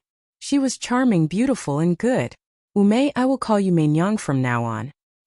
His words caused Su Chongqing to roll his eyes to the side, almost to the point of rolling his eyes to the sky. This guy really walked the path of Pai Lupi, leaving Pai Lupi with no way out. In fact, Li Wangyu really wasn't prepared to give Pai Lupi a chance to bestow a name. No matter what happened between Wu Meinyang and Li Wangyu in the future, or whether they would become husband and wife at the very least, Li Wangyu wouldn't let Wu Meinyang be summoned into the palace by that old lecher Pai Lupi to become some sort of talented person. Li Wangyu was still confident in this point. Of all the people present, only Su Chongqing could guess a thing or two about Li Wangyu's thoughts. Naturally, no one else knew about it. Naturally, no one objected to him giving Wu Zhao a courtesy name. Wu Meinyang happily accepted Li Wangyu's gift. Wu Shiqiang twirled his beard and said with a smile, Meinyang, from now on learn from your teacher. Don't mess around, or else father won't let you off easily. Wu Meinyang stuck out her tongue at Wu Shiqiang and said, I won't. Meinyang will definitely listen to teacher from now on. She then looked at Su Chongqing and obediently bowed to Su Chongqing. Meinyang greets teacher's wife. Su Chongqing felt somewhat embarrassed by Wu Meinyang's words. However, it was not appropriate for him to refute her in front of everyone. Thus, he pulled Wu Meinyang into his embrace and began to whisper to her. Su Chongqing, who was originally conflicted about this little lowly Wu Meinyang, also understood. The future Empress Wu Zetian was a matter for the future. At the very least, the Wu Meinyang in front of him now was an obedient and cute little lowly. It would be too much to worry about something that might happen in a few decades. Instead of worrying that Wu Meinyang would become too extreme in the future, it would be better for her to teach the future Empress together with Li Wangyu. Might even be a good story. After thinking this through, Su Chongqing became more and more intimate with Wu Meinyang. And the little lowly Wu Meinyang also fell in love with this gentle and lovely teacher's wife. Li Wangyu smiled and looked at Su Chongqing and Wu Meinyang, who were whispering to each other. He turned to Wu Shiqiang and said, Master Wu, I still have to travel for a period of time and have no time to teach Meinyang for the time being. Master Wu, please arrange for someone reliable to send Meinyang to the Chang and Tang Dynasty Academy before September of this year. When I return to Chang'an, I will personally teach Meinyang. Wu Shiqiang naturally had no objections and nodded repeatedly in agreement. Wu Meinyang heard their conversation and hurriedly said, Teacher, Meinyang also wants to accompany you on your trip. Teacher, please bring Meinyang along. How could Li Wang, you be willing to take a 6 or 7-year-old little lowly and run away from home? He naturally rejected Wu Meinyang's words. Meinyang, listen to me. When I travel, I have to eat and sleep in the open. How can it be convenient to bring a little girl like you along? Go to Chang and obediently and wait for me to return. No, teacher, please bring Meinyang along. Meinyang is not afraid of hardships. Li Wang, you felt a headache coming on and simply put on a straight face. Meinyang, are you not going to listen to your teacher's words? What did you say just now? Is this what you mean by listening to your teacher? His words immediately made the little lowly Wu Meinyang's expression darken. She looked as if she had been wronged and was about to cry. Su Chongqing was speechless. He glared at Li Wangyu and hurriedly persuaded the little lowly in his arms. Finally, Wu Meinyang did not cry on the spot. Seeing this, Li Wangyu couldn't help but reflect. Was it right or wrong for him to accept such a young Wu Meinyang as his disciple? Even if she would be a vicious and merciless empress in the future, she was only a 6-year-old little lowly at this moment. It was really troublesome for him to take care of a child of this age. Li Wangyu looked at Su Chongqing, who had made Wu Meinyang laugh through her tears. He secretly made up his mind that in the future, he would leave the matter of teaching the empress to his beautiful superior. One was the modern white-boned spirit, and the other was the #1 empress in the world. Yes, to a certain extent, the two of them had something in common. At the very least, they could manage a large group of men. If Su Chongqing knew what Li Wangyu was thinking, he would probably have the heart to kick him to death. Li Wangyu and the others lingered in Miangu County of Lizhou for a few days before finally setting off again. Under the reluctant farewell of the little lowly Wu Meinyang, Wu Shiqiang personally escorted them towards Yichang County. Chapter 873. Yichang County was more than 50 miles away from Lizhou County. This was the ancient city of Zhaohua in the future. Li Wangyu could not reject Wu Shiqiang's enthusiasm, and could only let him lead a group of Lizhou officials to escort them all the way to Yichang County's Orange Ferry. Outside the east gate of Yichang County was the intersection of Jialing River and Bailong River, Orange Ferry. This was the tourist attraction of the future. The Orange Ferry. The reason Li Wang, you wanted to come to this ferry was to hide his tracks. He purposely told Wu Shiqiang that they were going to take a boat to the south and head directly to Jiangnan and Yangzhou. Wu Shiqiang naturally did not suspect this. If they took a boat from here, they could go down the Jialing River to the Changjiang River and then go down the river to Jiangnan. Compared to traveling by land, Traveling by water was obviously more comfortable and convenient. At Orange Ferry in Yichang County, Li Wangyu and his group boarded a riverboat that Wu Shixian had found for him. After waving goodbye, they went down the river. However, Li Wangyu's goal was naturally not to go to Jiangnan. So when the boat reached a wild ferry, he ordered the boatman to stop there, and the group of people took their horses and abandoned the boat to go ashore. To prevent the boatman from leaking the news, Li Wangyu even took out the goldfish talisman from the county that founded his country, and ordered the boatman to continue to sail the empty boat downstream. He did not allow them to turn back to Yichang County. Li Wangyu and his group hid their tracks and slowly headed toward Mianzhou. In Chang'an City's Taiji Palace, Pai Lupi was spitting at me to, "Trash. It's been more than a month and you're telling me that you can't find any trace of that bastard. Do you think he can go to heaven?" Mitua knelt in front of Pai Lupi. His head was tightly pressed against the floor as he silently endured Pai Lupi's saliva washing his face. "Everyone, I am useless. I deserve to die 10,000 times. You really deserve to die, you killing genius. Is my 100 cavalry department just for show? So many people are searching for the whereabouts of a single person, yet there is no trace of him at all. Could it be that that bastard kid can hide to the ends of the earth?" Beads of sweat started to form on Mituo's forehead. His resentment towards Li Wangyu deepened. That day, Mitua led more than 100 men and horses from the 100 Horsemen Department, together with Chang Chumo and his group of debauches, to Zhengzhou, and found out the mystery of Li Wangyu's disappearance. The secret chamber that Li Wangyu had ordered people to secretly dig under the carriage was also discovered by the spies of the 100 Horsemen Department, but it was useless. Naturally, there was no trace of Li Wangyu. Everyone guessed that most likely, Li Wangyu had waited for the imperial entourage to leave, and then went in the opposite direction. He boarded a ship that had already been prepared, and went down the Yellow River or the Tongji Canal. Mito also ordered people to inquire around the Zhengzhou docks, but to no avail. He simply sent out a few groups of people to follow the river. He, Chang Chumo, and the others naturally did not know that while they were searching for Li Wangyu's traces in Zhengzhou, Li Wangyu had quietly followed Pai Lupi's imperial entourage, bypassed Chang'an, and went to the land of Shu. Mitua could not wantonly issue arrest warrants as if he were chasing a criminal. Even when the officials of Zhengzhou asked him who the 100 Horsemen Department was looking for, Mitua could only be vague and did not dare to say clearly. He really could not say this out loud.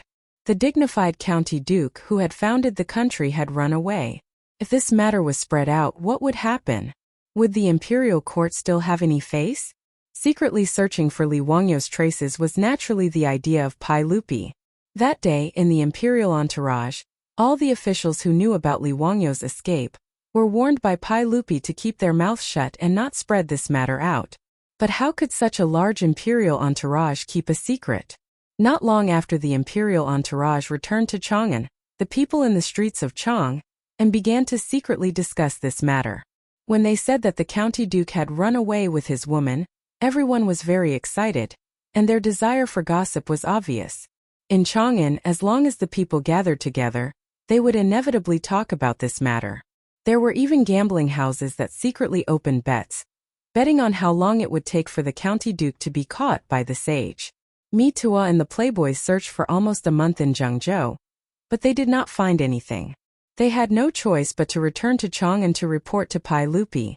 When Li Chengqian and Li Tai heard about this matter, they immediately jumped up and shouted that their teacher did not take care of his disciple. How could he not bring them along for such a fun thing? These two did not think that if Li Wangyu really ran away with the two of them, not only would Pai Lupi send out arrest warrants, but he would also send out the cavalry of the Tang dynasty to chase Li Wangyu to the ends of the earth. When Ma Zhou, Yan Liban, Shangguanyi, and Lu Rengue learned that their teacher had run away, they also felt as if they had been struck by lightning. They were shocked by their unreliable teacher. The dignified secondary class 2 county magistrate who founded the country actually disappeared without a word, leaving behind a nondescript leave request. This kind of thing had never been heard of before. When Ma Zhou and the others learned about this matter, they immediately rushed to Dingzhou village to ask Li Heng and Niu Yong if they knew anything about this matter, and whether they knew where their teacher had gone. Regarding this, the old butler Li Heng and Niu Yong could only smile bitterly. They did not hide it from Ma Zhou and the others and directly took out the letter Li Wangyu had sent. Everyone, old me really does not know where Lang Jun went. Sigh, this matter is really. Li Heng paused, not knowing how to complain. Lang Jun's handwritten letter is here. Everyone will know once you read it. Old me guessed that Lang Jun's leave request was most likely because of Lady Su. Old me actually thinks that Lang Jun did nothing wrong. This time Lady Su risked her life to enter Yanling County because of the epidemic in Shuzhou. Why can't she change her title? Li Heng had long been convinced by Su Chongqing. He was full of complaints that Su Chongqing could not be conferred a title because of his merits. Ma Zhou and the others were now court officials. Naturally, they could not join Li Heng in complaining about the saint's decision. However, after the four of them read the letter, they looked at each other in dismay. Old Li, have you arranged the things that Master asked you to do? Li Heng nodded affirmatively. Of course. Old me dare not neglect Lang Jun's orders. Of course I have ordered it. This. Ma Zhou looked at Yan Libin and the others and did not know what to say. His teacher really knew how to make things difficult, however. Since things had come to this, Ma Zhou and the others could only accept it and prepare to act according to their teacher's plan. A few days later, Ma Zhou and the others stepped forward at the same time. Holding the ceremonial tablet, they bowed to Li Er and said, "This subject supervises Censor Ma Zhou. This subject is Junior Supervisor Yan Libin. This subject is Secretary Shang Guanyi. And this subject is Lu Ronggue." Pai Lupi was slightly stunned. He did not understand why Li Wangyu's four great Vajras stepped out together today. "Come. We heard that during the epidemic in Shuzhou, my daughter Su Chongqing performed meritorious deeds for the country. She risked her life alone and saved thousands of people." Ma Zhou praised Su Chongqing in front of Pai Lupi and the court officials. "Therefore, we request your majesty to reward those who have performed meritorious deeds. We request your majesty to confer Su Chongqing a title as a reward for her meritorious deeds." "I second the motion." Yan Libin and the others chimed in as well. Ma Zhou and the others' words were like throwing a bomb into Taiji Palace. Chapter 874. Ma Zhou's speech naturally caused an uproar in the Taiji Palace. Needless to say, the reaction of the officials was the same as in Zhengzhou. There were supporters, but there were also many opponents. There were also a lot of people who didn't care and just watched the show. The only difference was that today was the Lunar Palace Assembly. There were more officials participating in the assembly, and the dispute was even more intense. Pai Lupi sat on the throne. When he heard Ma Zhou and the others mention this matter again, he also felt that his head was about to explode. Ever since Li Wangyu asked for leave, Pai Lupi also regretted it. In fact, to Pai Lupi, whether or not Su Chongqing was conferred the title of nobility was not important. Since Emperor Gaozu of Han could confer the title of nobility to women, he could also do the same. The reason why Pai Lupi didn't say anything in Zhengzhou was actually because of his own selfishness. It was all because of his eldest daughter Chang'el's marriage. The Shuzhou epidemic caused Pai Lupi to admire Su Chongqing, this amazing woman, in his heart. However, Li Wangyu actually dared to refuse his proposed marriage. After that, he even dared to boast shamelessly about a Huang and vying. He was simply wicked beyond redemption. Pai Lupi felt that he was already very magnanimous to only send this stinking shameless guy to Huayin County to be a county magistrate. Therefore, Pai Lupi, this narrow-minded emperor, was unwilling to follow Li Wangyu's wishes and confer the title of nobility to Su Chongqing. However, he never expected that Li Wangyu, that bastard, actually took Su Chongqing and ran away without saying a word. This made Pai Lupi so angry that he almost took out a knife to chop people to vent his anger. Pai Lupi sent the cavalry department to secretly search for Li Wangyu for more than a month, but they couldn't find any trace of him. This made this eternal emperor secretly regret. Only after losing something would one know how to cherish it. This saying was absolutely true. After Li Wangyu ran away, Pai Lupi realized that his nephew was irreplaceable. Not to mention the new gadgets he had created. Just the number of troubles Li Wangyu had solved for him on a daily basis made Li Er sigh with emotion. This nephew of his was truly a genius. Out of all the civil and military officials in the imperial court, there was really no one who could compare to his nephew. Even Fang Xianling and Du Ruhui, whom he valued the most, were only good at government affairs. But when it came to finding a new way to solve some of the intractable diseases, that Pai Lupi had a headache, they were not as good as Li Wangyu. Because of this matter, Empress Zhongsun was quite critical of Pai Lupi.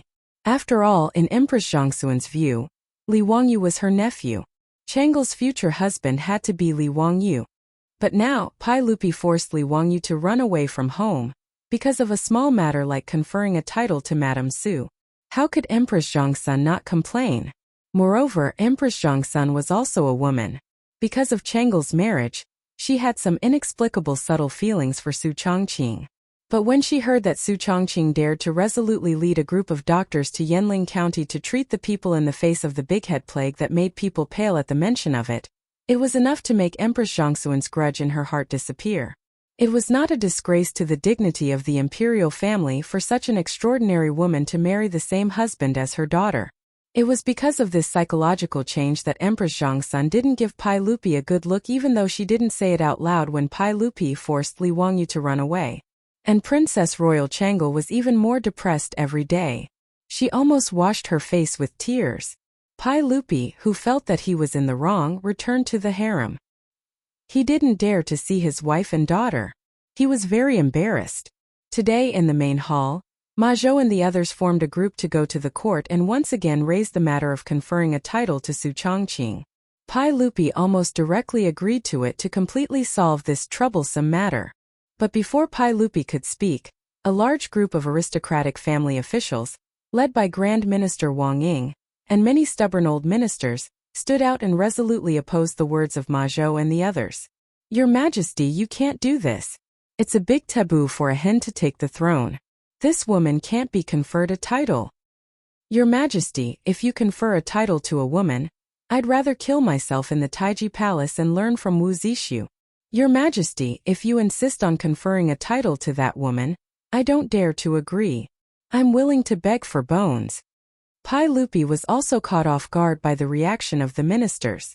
Today was the first day of the court assembly. In Chang'an, all officials above the 9th level had to attend the assembly. When there were more people, the opposition became more and more intense. The Imperial College, the Hongwen-Guan, the Taichung Temple, the Imperial Historian Bureau, and the Imperial Historian Bureau, the 7th, 8th, and 9th ranked officials, their voices of opposition were even more intense. It seemed that if one word of disagreement was heard, there would be someone who would hit his head against a pillar and die, his blood splashing 3 feet away. They put on a stance of remonstrating with death. Pai Lupi wanted to nod and agree with Ma Zhou and confer a title to Su Chongqing, but how could he say it? Although the status of these officials was very low, there were many of them.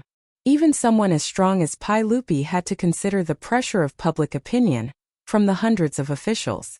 What was strange was that the group of dukes and bigwigs who were originally firm supporters of Li Wangyu all kept their mouths shut in the hall today.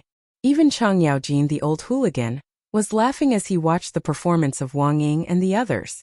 He had no intention of jumping out to challenge them. Wang Ying and the others didn't notice this point, but Pai Lupi saw it clearly from his throne. Originally, Li Er still wanted to speak up and try to use the majesty of the emperor to suppress the chaotic situation in the Great Hall, but the behavior of Chang Yaojin, Yuqi Jingda, and the others made his heart involuntarily thump. He secretly pondered, could it be that Li Wangyu, that scoundrel, was playing some kind of trick again? If Li Wangyu didn't greet the dukes in advance, Pai Lupi didn't believe it at all. Based on the relationship between Li Wangyu and Chang Yaojin and the others, it was strange that they didn't say anything. Thinking to this point, although Pai Lupi was still silently cursing Li Wangyu in his heart for finding trouble for him, his originally irritated heart from the noise of the officials calmed down. He also didn't say anything. He sat on the throne with a smile and watched the performance of Wang Ying and the others. As the minister of Taichung Temple, Wang Ying's literary talent and eloquence were naturally very good. The old man saw that Pai Lupi was smiling and didn't say anything. It seemed that Pai Lupi was very encouraging, and he became even more energetic. He stood in the main hall and talked non-stop.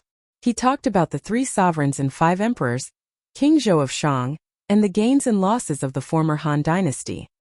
He talked about how absurd Empress Lu and Marquis of Lingguang Lu Mang were, how their relatives monopolized power, and concluded why women couldn't be conferred nobility. Fortunately, Wang Ying's body was quite good. After such a long speech, He didn't even have a lack of oxygen, which was rare. Ma Zhou and the others seemed to have turned a deaf ear to Wang Ying's words. They didn't have the slightest intention of defending themselves. Pai Lupi smiled faintly.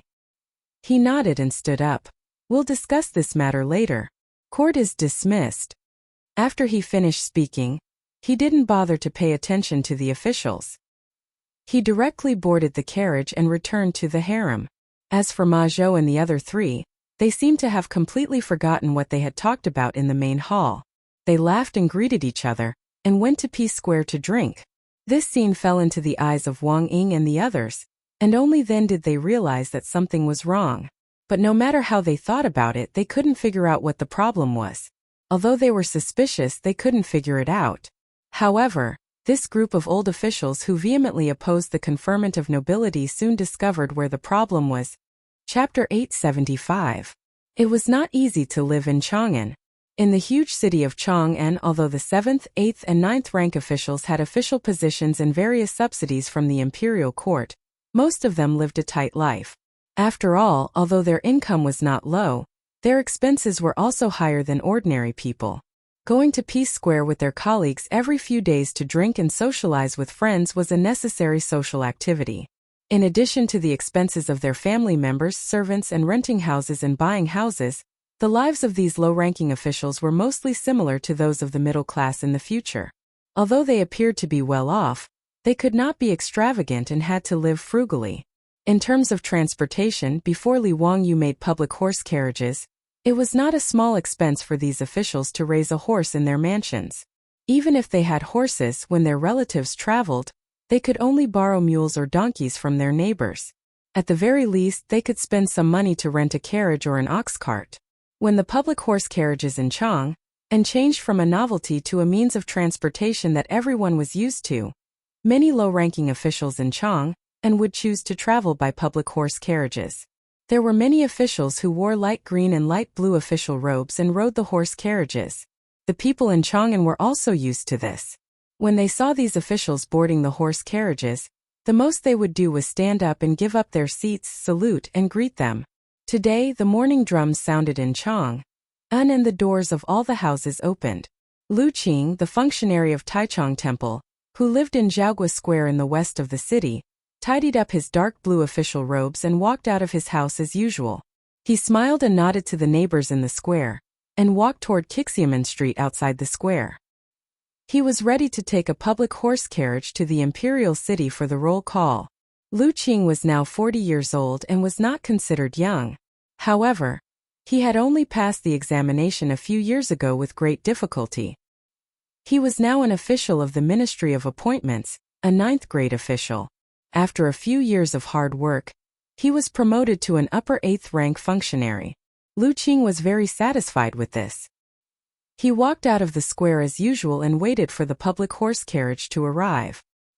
He was thinking about the 4 disciples of the county magistrate in the imperial court yesterday, who proposed to bestow nobility to the Su family. At present, the details of the flood and plague in Shuzhou had already been published in detail in the imperial court. Lu Qing had also read through the matter of Shuzhou long ago. In truth, he admired Madame Su, the wife of the county magistrate. The big head plague had broken out in Shuzhou. Under such circumstances, the woman dared to lead a group of doctors into Yanling County. Even as a man, Lu Qing could only silently praise her courage. However, yesterday in Taiji Palace, Lu Qing did not hesitate to follow behind Wang Ying of Taichung Temple and oppose the matter of conferring nobility. It wasn't that he had any objection to a woman being conferred a title of nobility, but it was purely to flatter Wang Ying, the minister of Taichung Temple. Whether or not the Su clan was conferred a noble title had nothing to do with him. But since his boss's boss had spoken out against it, how could he go against it? As a result, yesterday in Taiji Palace, Lu Qing's opposition was extremely fierce. He even said that he wanted to learn from Wu Zixu and remonstrate with Pai Lupi to the death. Thinking about his performance yesterday, Lu Qing was very satisfied. When he left the imperial court, Wang Ying, a rank 3 official of Taichung Temple, actually patted him on the shoulder in a rare amiable manner. For the first time he asked for his official position and name. This made Lu Qing feel that everything was worth it. Thinking that in the future, He would be able to enter the eyes of the Taichung Temple's minister, and that he might be promoted right in front of him. Lu Qing silently praised himself and felt that yesterday was a wise decision. Just as Lu Qing was feeling proud, a carriage slowly came from afar and stopped in front of Zhaogua Square as usual. He took out 2 copper coins from his money pouch and was about to board the carriage when he was stopped by the coachman who was driving the carriage. "Please wait for a moment, Lang Jun. May I ask if you are the functionary of Taichung Temple, Field Officer Lu?"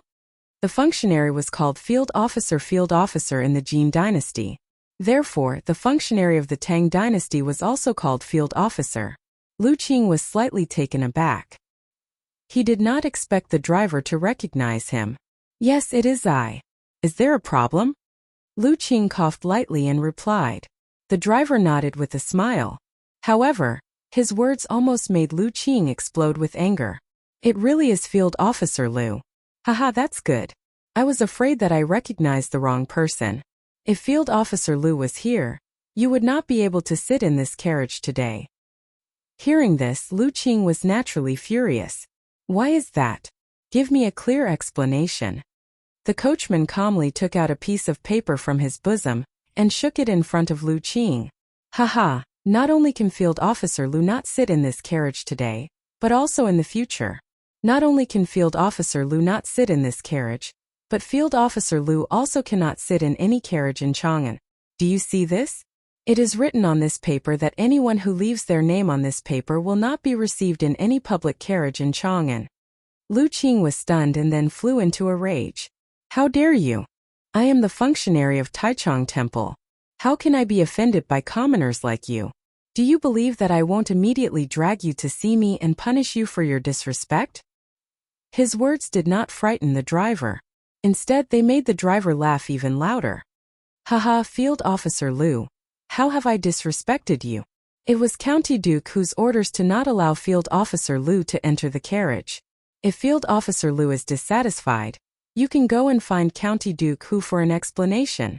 As the coachman spoke, he shook the paper that was densely filled with names at Lu Qing. "Do you see this? None of the officials on this paper are allowed to enter the carriage. This is County Duke Hu's orders. How could I dare to disobey?" Lu Qing's face was filled with astonishment. He snatched the paper from the driver's hand and carefully looked at it. It was filled with the names, positions, and residences of many officials in the court. Even their height and appearance were written on it. Naturally, Lu Qing also saw her name on it. He raised his head in disbelief and asked, I have never met County Duke Hu before. There is no enmity between us. Why did he?" Lu Qing was halfway through her words when she suddenly couldn't continue. He suddenly realized that there was no enmity between them. Yesterday, everyone knew that Madame Su, who he and everyone else opposed to being conferred a title, was County Duke Hu's woman. When he carefully looked at the names on the paper, weren't they all the people who had spoken out the most fiercely in the court yesterday? When he thought of this, Lu Qing's forehead was almost covered in sweat. He had wholeheartedly wanted to flatter his superior, but he had completely forgotten that he would be punished by County Duke Hu. At this time, Lu Qing only felt dizzy. Never in his wildest dreams could he have imagined that when he went with the flow and agreed with Taichung Temple's minister, county magistrate who would actually take note of it and write it down. Even the coachman had a copy of it. Who was County Duke Hu? He was the founding County Duke of the current lower second rank, the Crown Prince's imperial tutor, and the sage's nephew. He had even heard that His Majesty wanted to betroth the eldest princess to County Duke Hu. He was such an important person. Was he blinded by lard to make things difficult for his woman in order to curry favor with the Taichung Temple official? Lu Qing was filled with regret, as if his parents had died. However, he suddenly realized that something wasn't right. Didn't the rumors say that County Duke Hu had asked for leave to travel? Chapter 876. Lu Qing was right. Li Wangyu didn't do these things directly. Instead, after he sent the letter to Li Heng, Ma Zhou, and the others carried out the results. Yesterday, Ma Zhou and the others went to court with the main purpose of arousing the opposition of Wang Ying and the others. After the four of them lit the fire, they didn't speak anymore. They just looked on coldly from the side and silently noted down which officials in the court were the ones who opposed. Afterwards, the four of them sent someone to deliver the list to Dingzhou village and give it to Li Heng. They didn't need to worry about anything else. After the old housekeeper Li Heng received the list of officials, he immediately found shopkeeper Son of Sun's bookstore and had it printed out. The public horse carriages in Chang'an City belonged to Li Wangyu and the villagers of Dingzhou village.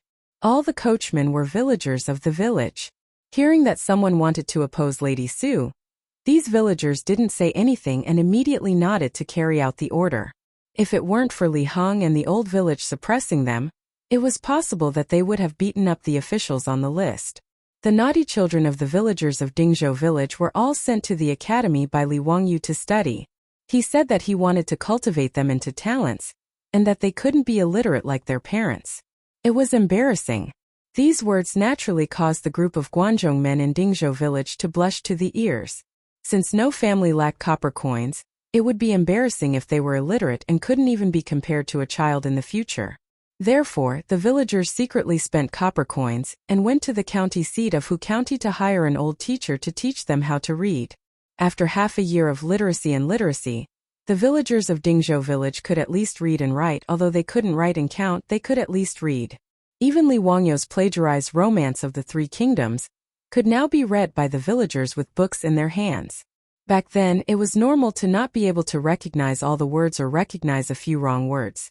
Given the current literacy rate of Great Tang, if the villagers of Dingzhou village were to claim that they were also scholars, no one would be able to say that they weren't. Therefore, early this morning, all the coachmen of public carriages in Chang'an City had a list of officials printed overnight. They followed the list and refused to take any passengers. In fact, Li Wangyu had instructed Li Heng to do this in the letter mainly to discuss those officials who opposed Su Chongqing's conferment of nobility. After all, there were no photos in this era. The only information recorded on the paper was the name of the official, his position, and where he lived. Therefore, if Lu Qing had not said that she was Lu Qing, she would have gotten into the car. However, it was naturally unrealistic for these officials to hide their heads and tails. Therefore, today in Chang'an City, all the low-level officials who had spoken out against the conferment of nobility in Taiji Palace yesterday were all refused by the coachmen of the public carriages. Lu Qing wanted to curse, but when he thought of the county magistrate behind these coachmen, he opened his mouth but could not say anything. He could only watch the carriage leave. He sighed deeply, but could only turn back to the inner lane and prepare to borrow a donkey from a familiar neighbor. After all, the imperial city was quite far from the Zhaogua square where he lived. If he walked there, it would probably be noon by the time he arrived. As for the big shots like Grand Chancellor Wang Ying, they naturally did not know about this matter. After all, they had not fallen to the point where they needed to take the public carriages. However, what Li Wangyu had instructed the old butler Li Heng to do in the letter was not as simple as refusing to take the public carriages. With Li Wangyu's current connections in Chang'an City, it was fine if he did not take action. However, if he did, it could be said to be a thunder in the sky, and the momentum was quite shocking. In Chang'an City, all the officials who were on the list were shocked to find that not only did the public carriages refuse to take them, but even the shopkeepers and waiters of the shops in the eastern and western markets held the list and refused to sell goods to them. Even many restaurants in Chang'an City, after knowing their identity, welcomed them with smiles and a very good attitude, but did not allow them to eat or drink in the restaurants. Even the painting houses and brothels in the Ping Kong Square refused to do business with them. For a time, this group of low-level officials were all stunned. In fact, Li Wangyu had learned this trick from shopkeeper Ren of the Ranji saddle shop. At that time, he had wanted to build a toilet, but he was thrown into the prison of the censorate by a group of old officials. In a moment of anger, shopkeeper Ren joined a group of merchants and went on a strike. However, shopkeeper Ren's identity and status could not be compared with Li Wangyu's. They both went on a strike, but the influence was completely different. In Chang'an City, behind many merchants, restaurants, painting houses and brothels, there were a group of dukes and important officials in the imperial court. And most of these people were on good terms with Li Wangyu. When they received Li Wangyu's letter, they were naturally willing to help. And Su Chongqing's Shunfeng Carriage Company in Chang'an City was even more influential. In the eastern and western markets, tens of thousands of merchants, who did not have business with Shunfeng Carriage Company. Compared with offending those officials, these merchants were naturally more willing to listen to Li Wangyou's words. Moreover, now the largest merchant in Chang'an City, Chou family, was in contact, so no one dared to disobey. For a time, many middle-level and low-level officials in the imperial court in Chang'an City, who had spoken out against Su Chongqing's knighthood at the Taiji Palace that day, all felt extremely troubled. Recently, many officials did not even dare to wear their official robes when they went out, let alone report their official titles and names. For example, functionary Lu Qing, in order to go to the imperial city for the roll call, every day when he went out, he brought a package with his official robes in it. They secretly took public carriages and entered the imperial city before finding a place where no one was around to change their robes. After going off duty, they did this again to avoid the pain of walking home. Moreover, they did not dare to complain to the imperial court about this matter. Until now it was too late for them to regret. Why did they provoke Li Wangyou for no reason? Now Li Wangyou, the county duke who founded the country, had not returned to Chang'an City yet, but they were already disgraced. If Li Wangyou came back in the future, they would not have a good time. At the thought of the consequences, these officials' intestines turned green with regret. However, there was no medicine for regret at this time. If they changed their words, they would offend their immediate superior and be criticized for being indecisive. Then they would really be finished. At this time they could only go to Grand Chancellor Wang Ying and the other big shots to complain, hoping that these big shots who had led the opposition would back them up. When Wang Ying and the others learned of this matter, they only sneered a few times. They felt that county duke who was just SOSO and did not take it seriously. The so-called strike had nothing to do with these big shots of the aristocratic families, so they did not bother to think about it. However, in order to earn a knighthood for Su Chongqing, Li Wangyou's means were naturally not as simple as a strike. Every 2 days, the group of old officials, including Wang Ying, could not sit still any longer. Chapter 877. Ever since Li Wangyou came up with the romance of the Three Kingdoms, many storytellers in the brothels of Chang'an City began to talk about the book. In an era where entertainment was extremely scarce, illiterate people were everywhere. Even if ordinary people could afford to buy books, they could not understand them. Therefore, listening to stories every day became the favorite entertainment of the people of Chang'an City. They did not spend much money, but they could have fun for a day. No matter how long the romance of the Three Kingdoms was, there would be a time when it was finished. After Li Wangyou copied a book, he did not have the patience to continue copying books. Therefore, many people had listened to the romance of the Three Kingdoms several times and had long memorized it. Fortunately, Li Wangyou quickly came up with the baseball league and the soccer news. Therefore, these storytellers had new things to talk about every day. Just by talking about the process of the previous day's competition, and then according to the prediction and analysis in the newspaper, it could also attract the people to come and listen to the book. Lu Qing's mother and daughter-in-law were also people who liked to listen to stories. Every day, after Lu Qing went to the yamen for the morning roll call, they would go to the brothels together to listen to stories for a few hours to pass the time. Fortunately, the stories were not expensive. Each person could spend a copper coin to listen to the stories for a whole day. Today, Lu Qing's mother and daughter-in-law went to the storytelling workshop as usual. After paying a copper coin, a waiter came to bring them hot water. Although Li Wangyou came up with the method of brewing tea, it was not popular in the workshop. Therefore, when they listened to the stories, they only had plain water. Everyone, yesterday's book was really good. Although I've heard the part where Zhao Zilong of Chongshan slaughtered his way in and out of Chao's camp more than 5 or 6 times, I'm still very excited. The everyone that Lu Qing's daughter-in-law mentioned was not Pai Lupi, but her mother-in-law. In the Tang dynasty, the everyone was how the close servants of the emperor addressed the emperor. It was also how the daughter-in-law addressed her mother-in-law. Son, you're right about that. Not only you, but I am also the same. I don't know if we're going to continue talking about Zhang Ida causing havoc at Changban Bridge today. That part of the story is my favorite. It's very lively. As the mother-in-law and daughter-in-law were talking, the storyteller went up on stage and bowed to everyone below the stage. He gently patted the stop words in his hand on the table, and the hall quieted down. A storyteller's stop was actually a gavel. Different people used different names. The one on Pai Lupi's table was Zhenshan He, while the one Empress Zhangsun used was Fengxia. Feng Xianling, Duruhui, and the other prime minister's weapons were called Zhuoqiaogang, while Cheng Yaojin's weapons were called frightening tiger's courage. Only ordinary officials could use them, and they were known as startling hall wood. The ones used by monks were known as awakening wood, and the ones used by Taoists were known as suppressing altar wood. From the emperor to the officials, to the doctors, pawnshops, and inns, this little piece of wood had different names. After the storyteller patted the stop words, he slowly said, "Today, Old Me is going to tell a new book called Exorcising Ghosts." His words immediately caused a buzz in the hall. Lu Qing's daughter-in-law had an excited expression. "Everyone, it's a new book, a new book." "Yes, this old one has never heard of the exorcism stratagem. I really did come today." There were many people who were just as excited as the mother-in-law and daughter-in-law. Because of the storyteller's words, the hall became a mess. This situation was clearly within the storyteller's expectations. He waited for everyone to discuss for a while before patting the stop words in front of him again, indicating for everyone to be quiet. Speaking of which, in the 4th year of Zhenguan's reign, there was a sudden rainstorm in Shuzhou.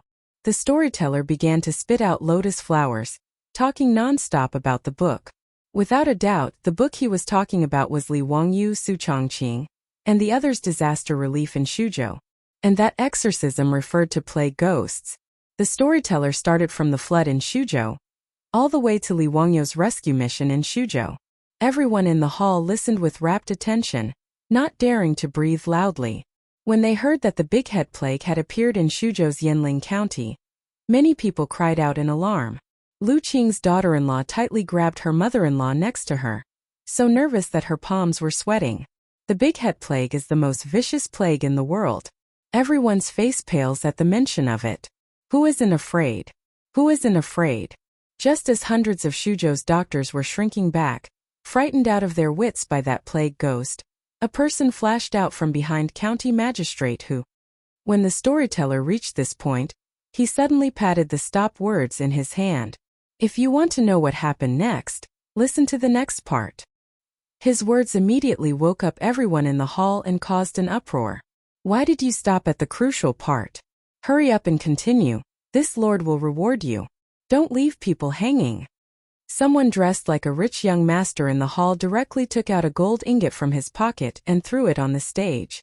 This gold ingot is for you. Don't be so wishy-washy. Continue speaking for this lord. Yes, hurry up and speak. I'll reward you. In an instant, many copper coins flew onto the stage, almost hitting the storyteller. Even Lu Qing's mother took out a few copper coins from her pocket and threw them on the stage. When the storyteller saw that everyone was so generous with their rewards, he naturally couldn't stop smiling. He hurriedly picked up the gold ingot and put it in his pocket, then picked up the stop words in his hand. I am indebted to everyone's kindness. Since that's the case, this old me will continue speaking. As I said, a person flashed out from behind County Magistrate who, it was the goddess of fortune, Madame Su, whose name is known throughout Chang'an City. His words caused another round of whispers in the hall. The storyteller was eloquent, talking endlessly about how Su Chongqing led a group of doctors into Yanling County without hesitation, ignoring the danger of the Big Head Plague. How did he join forces with County Duke who outside the city, and assist the Tao Lord above the heavens in dispelling the plague ghost that devoured the sun? In short, in the storyteller's mouth, Su Chongqing and Li Wangyu had become complete legends. However, no one questioned this point. Instead, they nodded repeatedly, thinking that the storyteller was right. The people of Chang'an City saw Li Wangyu in this way. Now they were just incidentally making Su Chongqing a legend. Everyone, to think that Lady Su of the Su clan has accomplished such a great deed. It truly makes us great Tang men blush with shame. I heard that County Magistrate who has already submitted a memorial to the saint to bestow Madame Su the title of nobility. I wonder what everyone thinks. Is Madame Su worthy of this title? Of course Madame Su should be conferred a title. The Han dynasty had a female marquis, so our Tang dynasty naturally has one too. Moreover, Madame Su is a celestial figure, and she is a celestial partner with County Magistrate who. It is only natural for her to be conferred a title. Yes, that's the reason. The saint should confer a title to Madame Su. Even Lu Qing's mother stood up excitedly. I think that Madame Su is not inferior to men. The saint should only reward her with a title. Madame Su should be a role model for women of the Tang dynasty.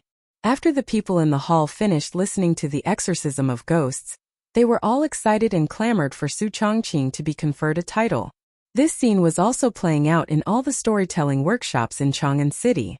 Without a doubt, the exorcism of ghosts that these storytellers were talking about was made by Li Wangyu. Using the public's opinion to counter the imperial court was Li Wangyu's second step. Chapter 878. In Chang'an City, Li Wangyu was stirring up trouble behind the scenes. Li Wangyu and Su Chongqing had quietly arrived in Mianzhou. Wangyu, is this your hometown? Is this also Li Bai's former residence? Where is the ink washing pool? Riding a horse in the small county of Jiangyu County in Mianzhou, Su Chongqing looked around curiously, as if she wanted to find the traces left behind by the great poet Li Bai. Li Wangyu rolled his eyes speechlessly. What are you looking for? Li Bai is still more than 80 years away from being born. What kind of ink washing pool is there now? Su Chongqing then realized that she had messed up the time again. She couldn't help but smile and stick out her tongue.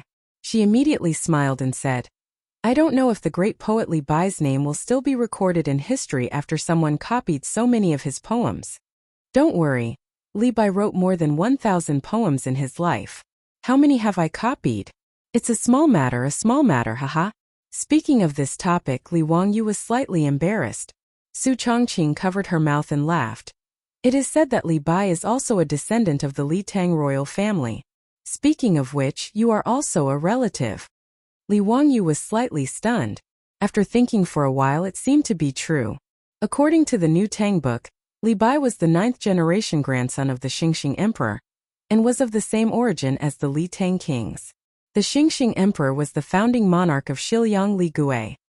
He claimed to be the 16th generation grandson of the Western Han General Li Guang, and was recognized as the ancestor of the Tang dynasty royal family. Li Wangyu was fine before he thought about it. After thinking about it, he felt that this matter was too confusing. According to the historical records, Li Gui was the 7th generation grandson of the Tang dynasty's founder, Li Yuan.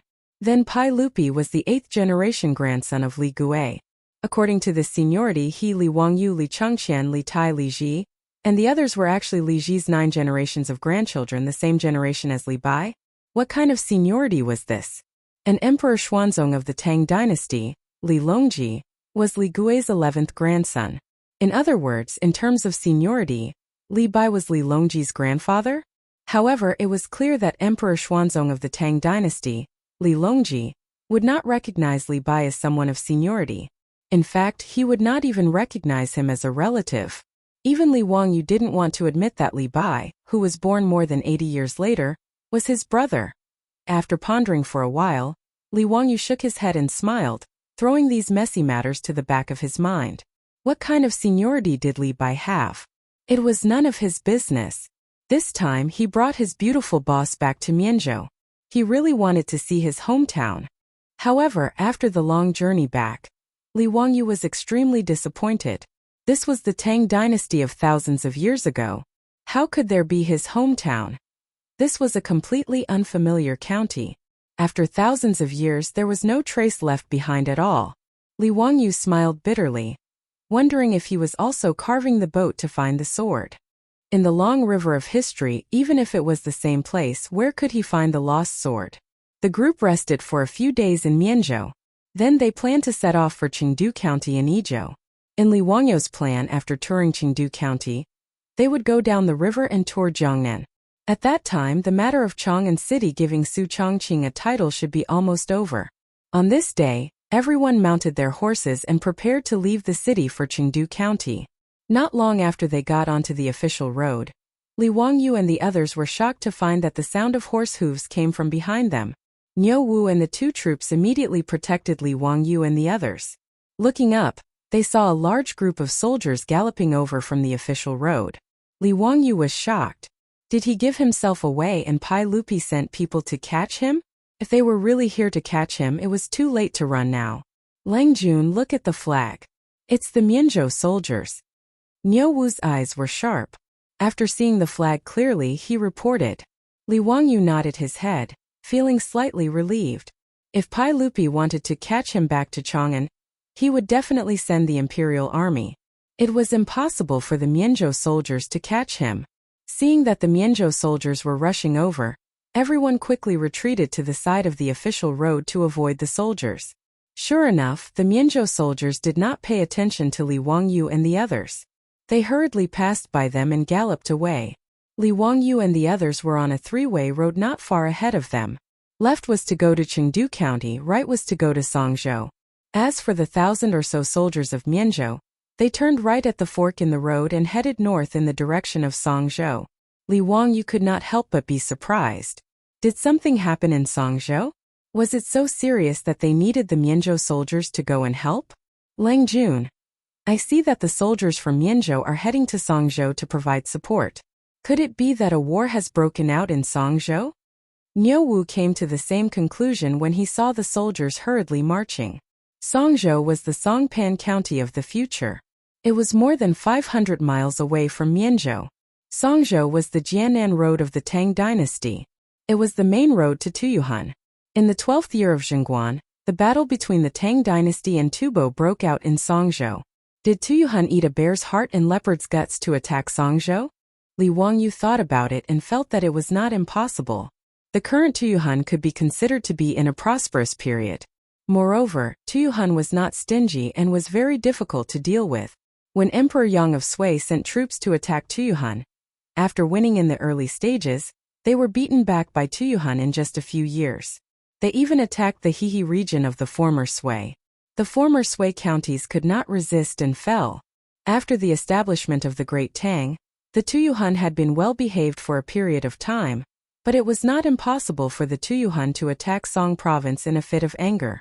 After all, he remembered that in the 9th year of Zhengguan, Pai Lupi sent Xiaowei General Duanjishuan to attack Tuyuhan all the way to Qinghai Lake. But after Duanjishuan won, Tuyuhan immediately attacked Liangzhou. In the 12th year of Zhengguan, Pai Lupi attacked here and forced Tuyuhan to surrender. They destroyed Tuyuhan and brought Qinghai into the territory of the Tang dynasty. It wasn't surprising that such a country that didn't learn its lesson would come to harass Songzhou. Thinking about this, Li Wangyu could not help but feel interested. In the future, he was a military fan who spent a lot of time on various military forums. However, he had only seen wars on television and movies. If war really broke out in Songzhou, he really wanted to go and see it for himself. Niu Wu, do you think Tuyuhan is attacking? Niu Wu nodded. If even the house army of Mianzhou was mobilized, then that should be the case. When Li Wangyu heard this, he was a little tempted. However, when he turned his head and looked at Su Chongqing, Aphrodite and Perrin, the three beauties, he felt a headache coming on. How should he tell his beautiful boss about this? Naturally, he could not take the three women to Songzhou, which was more than 500 miles away. If a war really broke out, he could not let Su Chongqing and the others take such a risk. However, Li Wangyu would not be satisfied if he did not go and see the ancient battlefield and the might of the Tang dynasty. Su Chongqing understood him very well. She glanced at him. Do you want to go to Songzhou? Li Wangyu smiled. No, why would I go to Songzhou? Before he could finish, his beautiful boss continued. That's good. Don't even think about it. Li Wangyu. Chapter 879. Su Chongqing naturally wouldn't agree to Li Wangyu going to Songzhou. For her, it was better to stay as far away from that kind of battle as possible. She respected those soldiers who defended their country and understood that the years were peaceful, and there were people carrying the burden. But understanding didn't mean that she was willing to let her man take risks on the battlefield. This was human nature. Moreover, this matter had nothing to do with them, so she wouldn't agree to let Li Wangyu go to the battlefield where arrows were flying just because he was curious. Li Wangyu also knew what she was thinking. He smiled and didn't say anything else. The group continued on their way, riding slowly toward Izhou. Li Wangyu rode on horseback, but he was thinking about the matters of Songzhou. He didn't think about sneaking to Songzhou. After all, even if Tuyuhan had offended the border, it was probably just a small matter. They didn't even bother to record it in the history book, so it wasn't a big deal. By the time he got to Songzhou, which was 500 miles away, Tuyuhan might have already retreated. Moreover, he had Su Chongqing and the other two with him. He couldn't be so irresponsible as to leave the three women behind and sneak to Songzhou just to satisfy his curiosity. He had that kind of thought just now purely on a whim. After being glared at by his beautiful boss, this guy's henpeck syndrome flared up.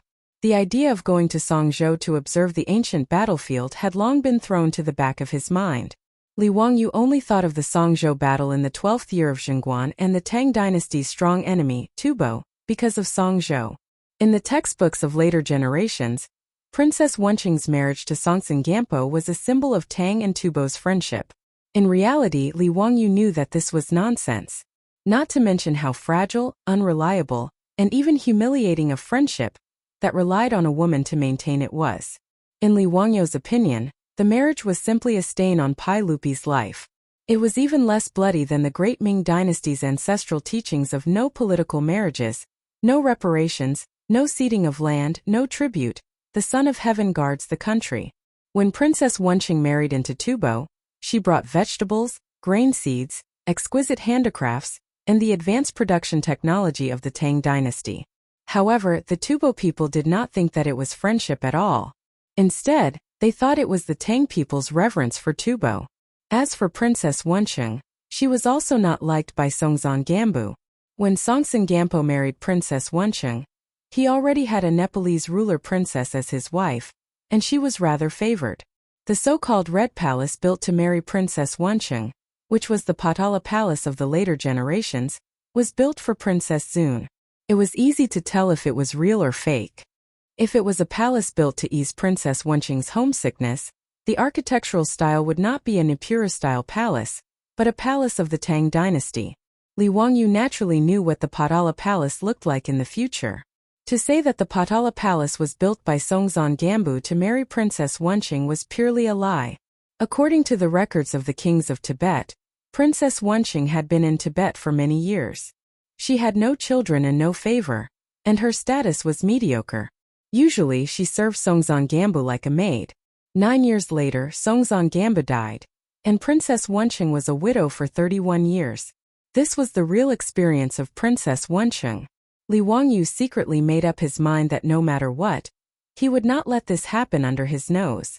If the Tubo Grand Minister Ludong Zangin went to the Tang dynasty to ask for a marriage, Li Wangyu even began to think about whether to directly kill this guy. Destroy Tubo. This idea was like a wildfire, suddenly burning in Li Wangyu's heart, and it did not go out for a long time. He even had the impulse to directly turn back to Chang'an City, find Pai Lupi, Fang Xinling, Du Ruhui, Cheng Yaojin, and the others and have a good plan. Li Wangyu felt that 10 years of preparation should be enough for the Tang dynasty to accumulate strength, destroy Tubo in one fell swoop, and bring it into the territory of the Tang dynasty. After transmigrating to the Tang dynasty, Li Wangyu, who had been living a carefree life and waiting for death, had a clear goal for the first time. The Tang dynasty and Tubo had been fighting each other for 100 years, and there were more than 190 battles recorded in the history books. However, the powerful Tang dynasty could not do anything to Tubo, let alone bring Tubo into the territory of the Tang dynasty. The reason, besides the strong army of Tubo, was the problem of geography. As everyone knew, the Qinghai Tibet Plateau was due to altitude sickness. In the era of cold weapons, even the cavalry of the Tang dynasty could not do anything about altitude sickness. In particular, the Tang dynasty did not understand the cause of altitude sickness. They only knew that it was a disease called miasma disease or miasma disease, and they lacked effective prevention and treatment methods. In addition, in the Tang dynasty, cotton was not planted and used on a large scale.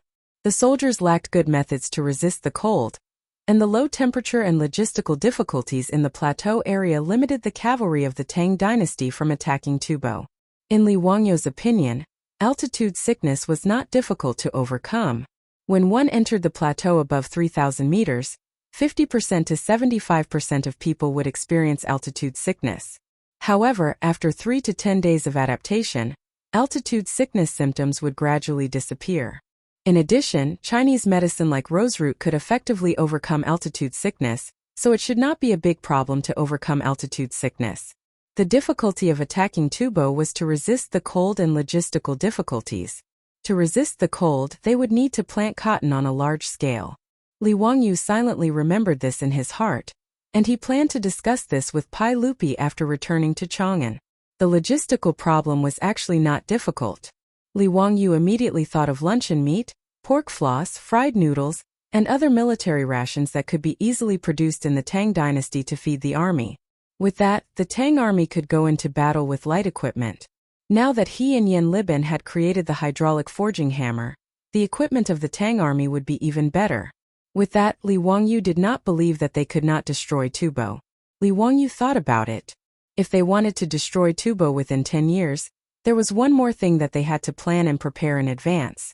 That was to send out various spies deep into the plateau to understand the climate, roads, and geography of Tubo. Only then would the army have a clear target to attack. Otherwise, if hundreds of thousands of troops were sent out, even if they reached the plateau, they would not be able to see anything. Thinking about this, Li Wangyu suddenly slapped his head. To think that he called himself a military fanatic, and he actually forgot such an important thing. When he was building his castle, he made a sand table, and Pai Lupi, Chang Yaojin, and the others treated it like a treasure. However, he actually forgot to make a map and give it to Pai Lupi. There was no need to mention how rough and simple the maps of the Tang dynasty were. If Li Wangyu drew a map from his imagination, it would also be unreliable. However, how could he forget that Su Chongqing's phone had a navigation software? Even if there was no internet or GPS, there was an offline map that could be downloaded. Those maps of the cities in the future were naturally useless. However, even if it was a simple map of the entire country, if he copied it down, the scale and accuracy of it would be better than all the maps of the Tang dynasty. Why would he still need to do so many things in Chang'an City?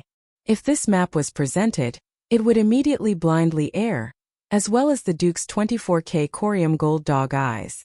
If he changed Su Chongqing's title, would that still be a problem? Chapter 880. Of course, even if Li Wangyu had thought of the map, he might not have used it to exchange for the title of nobility with Pai Lupi. In his opinion, Su Chongqing's contribution this time was enough for him to be given a title. Why couldn't he exchange it for a title? Therefore, when it was time to stir up trouble, Li Wangyu would not be soft-hearted. In Chang'an, the situation was getting more and more chaotic.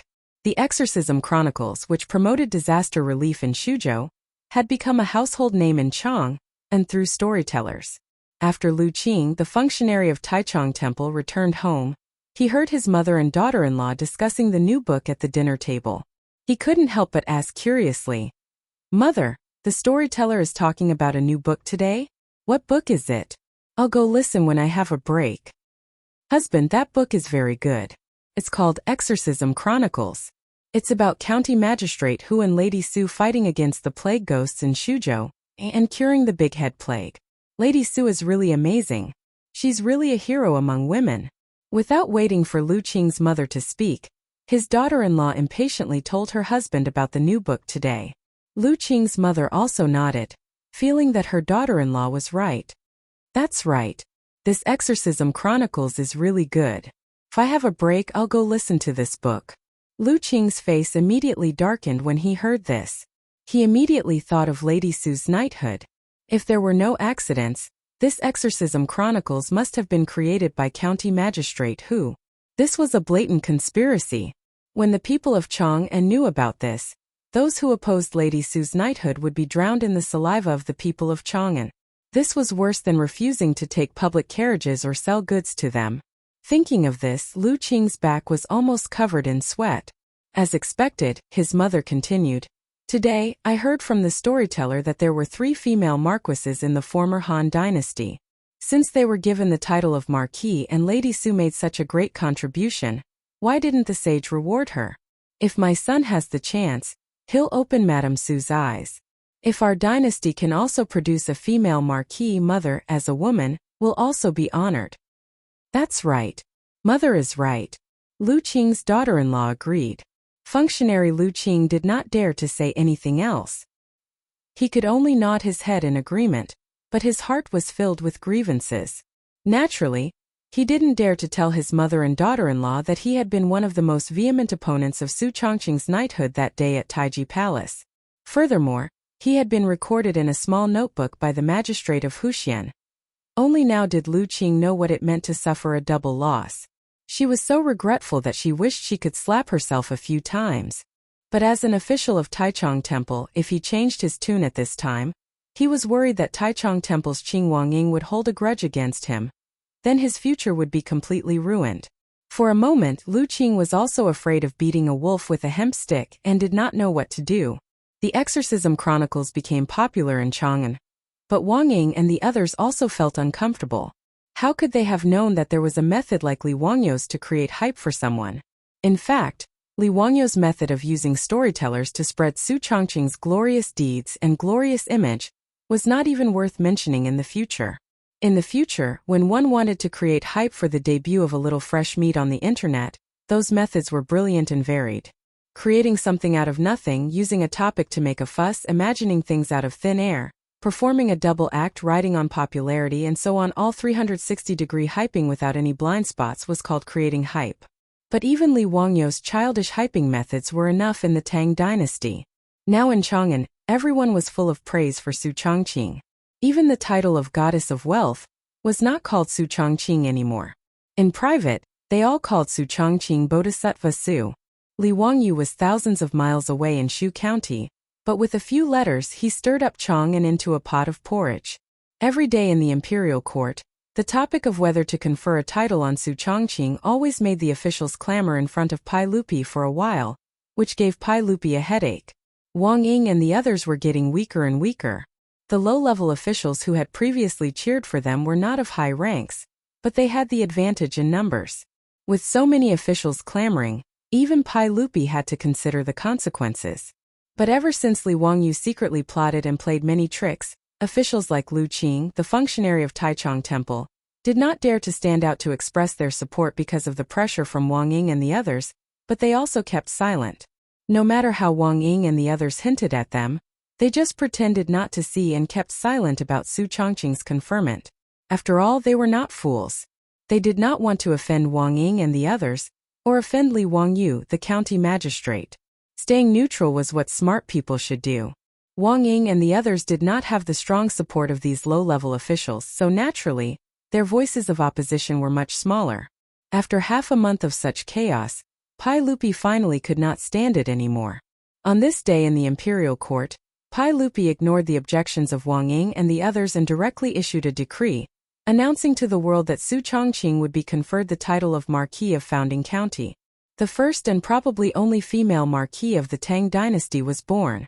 Su Chongqing's title was Marquis Yanling. The purpose was naturally to commend Su Chongqing for fighting the epidemic in Yanling County of Shuzhou. After this matter was made public, the world was in an uproar. A female conferment of nobility was something that had not happened for hundreds of years since the Han dynasty. Moreover, Pai Lupi also conferred Su Chongqing the title of Marquis of Founding County. Who knows how many people's jaws dropped. But other than Wang Ying and the group of stubborn old men, no one said anything. For example, the functionary of Taichung Temple, Lu Qing, and the others secretly rejoiced in their hearts. This unlucky matter was finally over. After Pai Lupi conferred the title of Marquis on Su Chongqing, he immediately ordered people to announce it to the world. When the messenger heard it, he even ordered people to deliver the imperial edict of conferring Su Chongqing the title of Marquis to the 360 provinces of the Tang dynasty. His objective was self-evident. It was to notify Li Wangyou, who was free and unfettered somewhere, to quickly scram back to me. However, at this time, Li Wangyou and the others were still leisurely touring various parts of Yizhou. The distance from Mianzhou to Chengdu County was only a little over 300 li. If they hurried on horseback, it would take them 2 days. However, they were not in a rush and did not feel any sense of urgency. Therefore, they did not directly go from Mianzhou to Chengdu County. Instead, they leisurely traveled to the vicinity of Mengyang County in Pengzhou, preparing to go to Danjing Mountain to admire the peonies. The Tianpeng peonies of Danjing Mountain were especially blooming, and were equally famous as the peonies of Luoyang and Hezi. The Tang people had always loved the peonies. Su Chongqing, Aphrodite, and Perrin were all very interested in them. Li Wangyou was naturally willing to accompany the 3 girls. When Li Wangyou and the others arrived in Pengzhou, although the peony's best flowering period had already passed, There was still an endless stream of scholars and ladies coming from Chengdu County to admire the flowers. In Zhejiang County at the foot of Danjing Mountain, Li Wangyu and the others spent a lot of effort before finding a satisfactory inn and staying there. After dinner, Li Wangyu was chatting with the 3 girls in the room when he suddenly heard screams and cries from outside the inn. Chapter 881. Li Wangyu tilted his head and listened, but he couldn't help but feel a little surprised. Why were the sounds from outside the hostel so frightened? A woman's screams, a child's cries, a man's shouts, and the sound of breaking things were mixed together. Everything was fine and dandy, so what had happened? Li Wangyu stood up and wanted to see what was going on. However, he heard a light knock on the door and Niu Wu's voice came from outside. Lang Jun, something is wrong. You and Miss Su stay in the room and don't come out. I will go and see what is going on. I have asked Zhang Xian and Zhang Xian to guard the door. Lang Jun, you can call them if you need anything. Zhang Xian and Zhang Xian were the 2 soldiers who followed Niu Wu to protect Li Wangyu. They were brothers from the same mother. Since Li Wangyu kidnapped a group of palace maids from the central part of the mansion to be their aunts, the soldiers of Lai Hot were absolutely loyal to Li Wangyu. Whether it was Niu Wu or Li Wangyu, they were very confident in them. Speaking of which, the Zhang brothers were also quite capable. Not long after their wives married them, they were already pregnant. Both of their wives were pregnant. Originally, Li Wangyu didn't want to take the 2 brothers with him because their wives were pregnant. However, he couldn't endure the 2 brothers' strong request and finally took them with him. Okay, I know. Go and come back quickly. Take care of yourself. Lang Jun, don't worry. I know. After Niu Wu finished speaking, he instructed the Zhang brothers and quickly walked out of the hostel to see what was going on. Li Wangyu and Su Chongqing also looked at each other. They didn't understand why Zhejiang County was in such a mess. Listening to the noise outside, it seemed that the whole city was in a mess. After waiting in the room for a while, Li Wang, you couldn't help but feel anxious when Niu Wu didn't come back. Zhang Xian, go and see why Niu Erlang hasn't come back yet. Without waiting for the Zhang brothers to speak, they saw Niu Wu hurriedly running back. He didn't even care about etiquette and directly knocked open the door. Lang Jun, leave quickly. Something's wrong. What happened? Why are you so flustered? Li Wangyu quickly got up and asked. Niu Wu swallowed his saliva and said, the assistant minister is causing trouble again.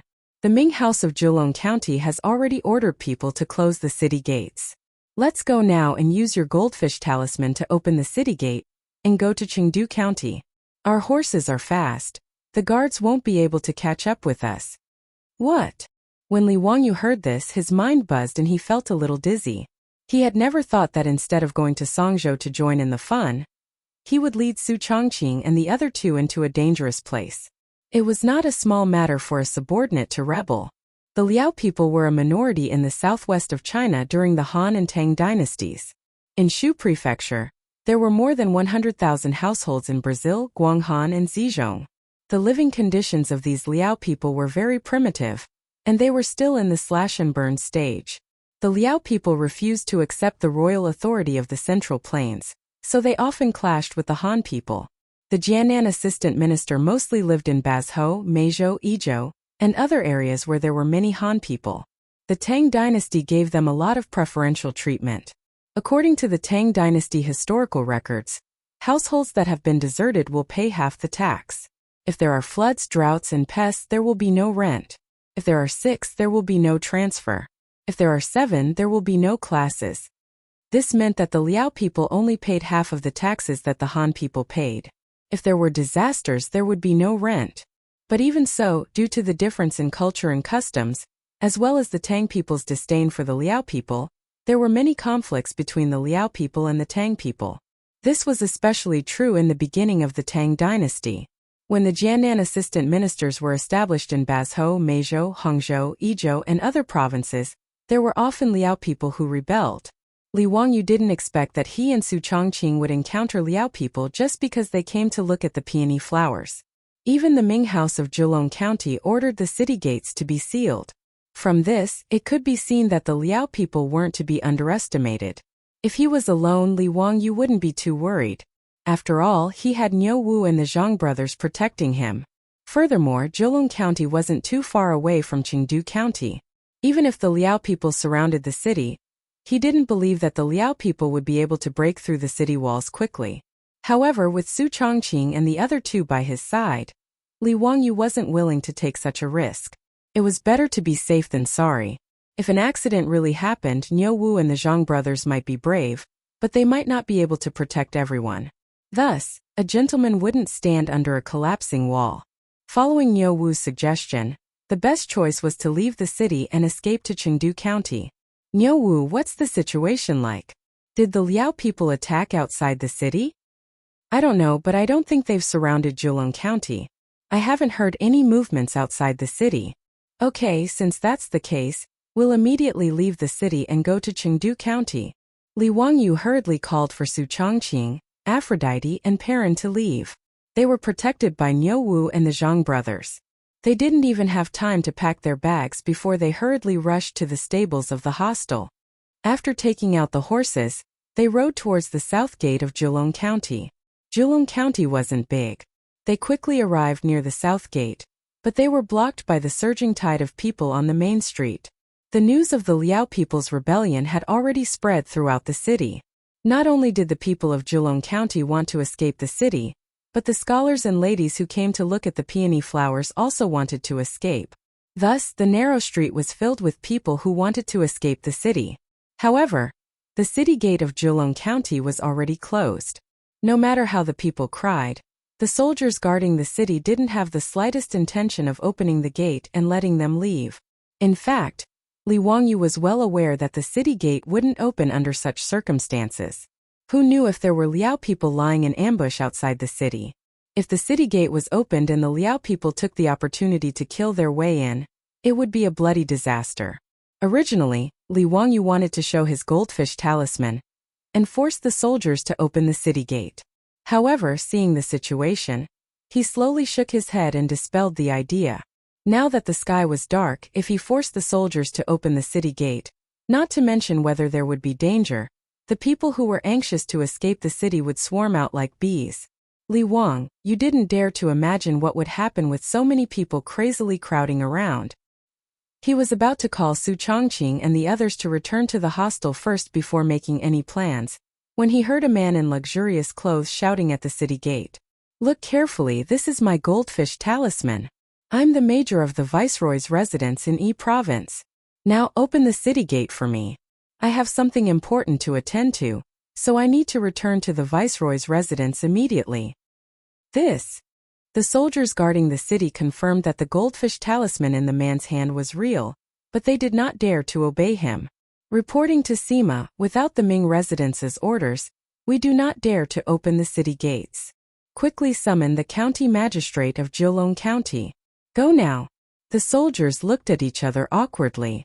In the end, the squad leader dared not delay because of the man's identity, so he could only summon a soldier to summon the county magistrate of Zhejiang County. Chapter 882. Li Wangyu could not help but snort when he saw Sima of the Yi Province's Governor-General's office being so rude and unreasonable. Sima of the Yi Province's Governor-General's office was in charge of military affairs and military taxes. Although the soldiers stationed in Zhejiang County were not under his control, they did not dare to offend him. As for the Ming House of Zhejiang County, he was only a county magistrate of secondary grade 7. If he forced the county magistrate to open the city gates, Li Wangyu did not believe that the Ming House could withstand such pressure. Seeing this situation, Li Wangyu, who was about to turn his horse around and return to the hostel, pulled on the reins and decided to observe the situation.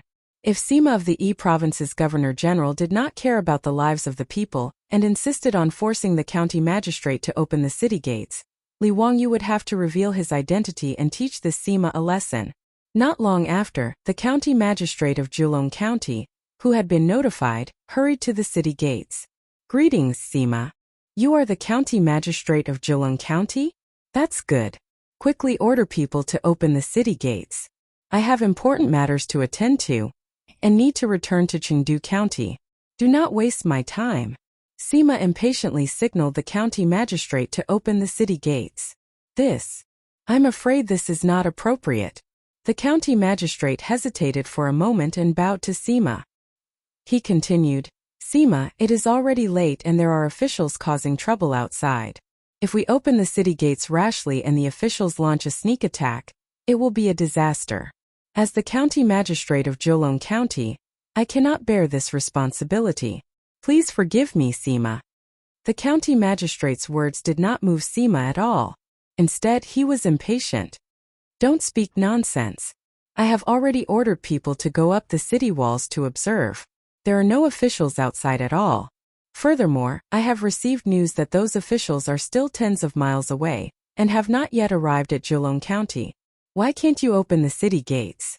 Sima, the current military situation is unclear. Ever since I received news of the rebellion, I've ordered people to immediately leave the city and rush to the province governor's office to warn them. Although Jolong County was a lower county, there were still more than 200 government soldiers in the city. In addition, there were 3 groups of Yamen runners and Minzhuang from the county Yamen. Presumably, there would be no problem in defending the city. Sima, you should stay in the city for a few days and wait for province's governor-general's office to send reinforcements. Wouldn't that be safer? In Li Wangyou's opinion, the county magistrate's words were reasonable. At this point he had also calmed down. He felt that the equipment of his subordinates was very outdated, and they definitely lack siege weapons. In that case, it would be safer to stay in Jolong County. It was already late and night had fallen. If they rashly left the city and encountered something along the way, it would be even worse. Needless to say, if the city gates were opened rashly, the panicked commoners would rush out of the gates, which could easily lead to a stampede. Whether it was for public or private reasons, the right thing to do was to close the city gates and wait for reinforcements. However, the words of Jolong County's county magistrate did not calm Sima down. Instead, he raised his voice. Don't speak so much nonsense. I ordered you to open the city gates. Are you deaf? The county magistrate of Jolong County was also a tough nut to crack. He stretched out his hand and straightened his light green official robes. With a serious expression he said, Sima, forgive me for not being able to comply with your orders. The more the two sides spoke, the more tense the situation became. The county magistrate of Jolong County did not intend to continue talking nonsense with Sima. Even if Sima was a lower-class, rank 4 official, he could not control the county magistrate. There was no subordinate relationship between the two. You are just a rank 7 county magistrate. Are you trying to overturn the heavens? Do you still have any respect for your superiors? Do you believe that I won't chop you into pieces right now? Sima was enraged by the words of Jolong County's county magistrate. He suddenly pulled out his barrier blade from his waist and placed it against the county magistrate's neck. Stop! Li Wangyou originally intended to continue hiding his identity. However, when he saw the situation, he could no longer hold back and shouted, Niu Wu, go and take his weapon. Yes, Niu Wu had long disliked Sima. After receiving Li Wangyou's order, he immediately jumped off his horse and rushed in front of Sima. Before Sima could react, Niu Wu had already reached out and grabbed his wrist. Sima naturally did not dare to kill the county magistrate of Jolong County. He only pulled out his barrier blade to scare the county magistrate. However, he did not expect that a one-eyed brawny man would suddenly appear beside him and directly bind his wrist that was holding the barrier blade. Sima subconsciously wanted to pull out his barrier blade. However, he could not move at all. He could not help but roar. Who are you? How dare you be so presumptuous in front of me?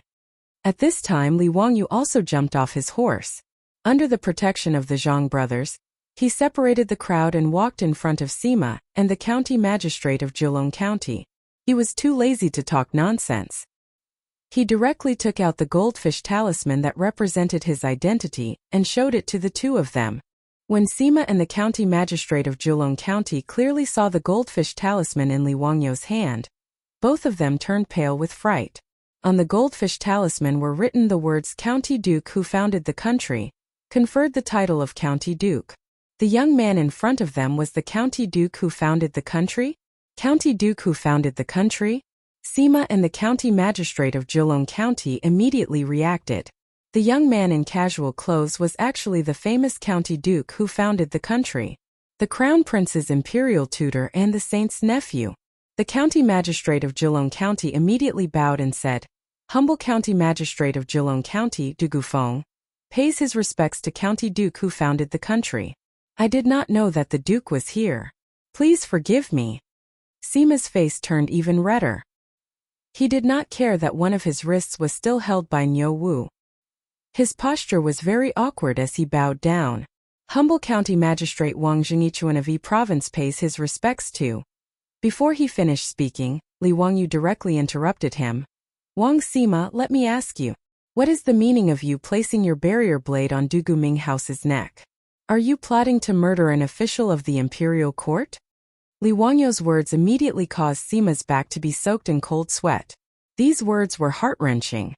Although Zheng Yichuan was a county magistrate of Yi Province's governor's office and a secondary class rank 4 executive of Yi Province, he did not have the authority to casually raise his blade or spear against the county magistrate of Jilong County, let alone threaten to kill him. This matter could be big or small. It all depended on how one interpreted it. "Please forgive me, Duke.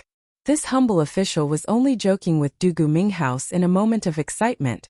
You can't take it seriously, you can't take it seriously. How would this humble official dare to plot against Du Guming House?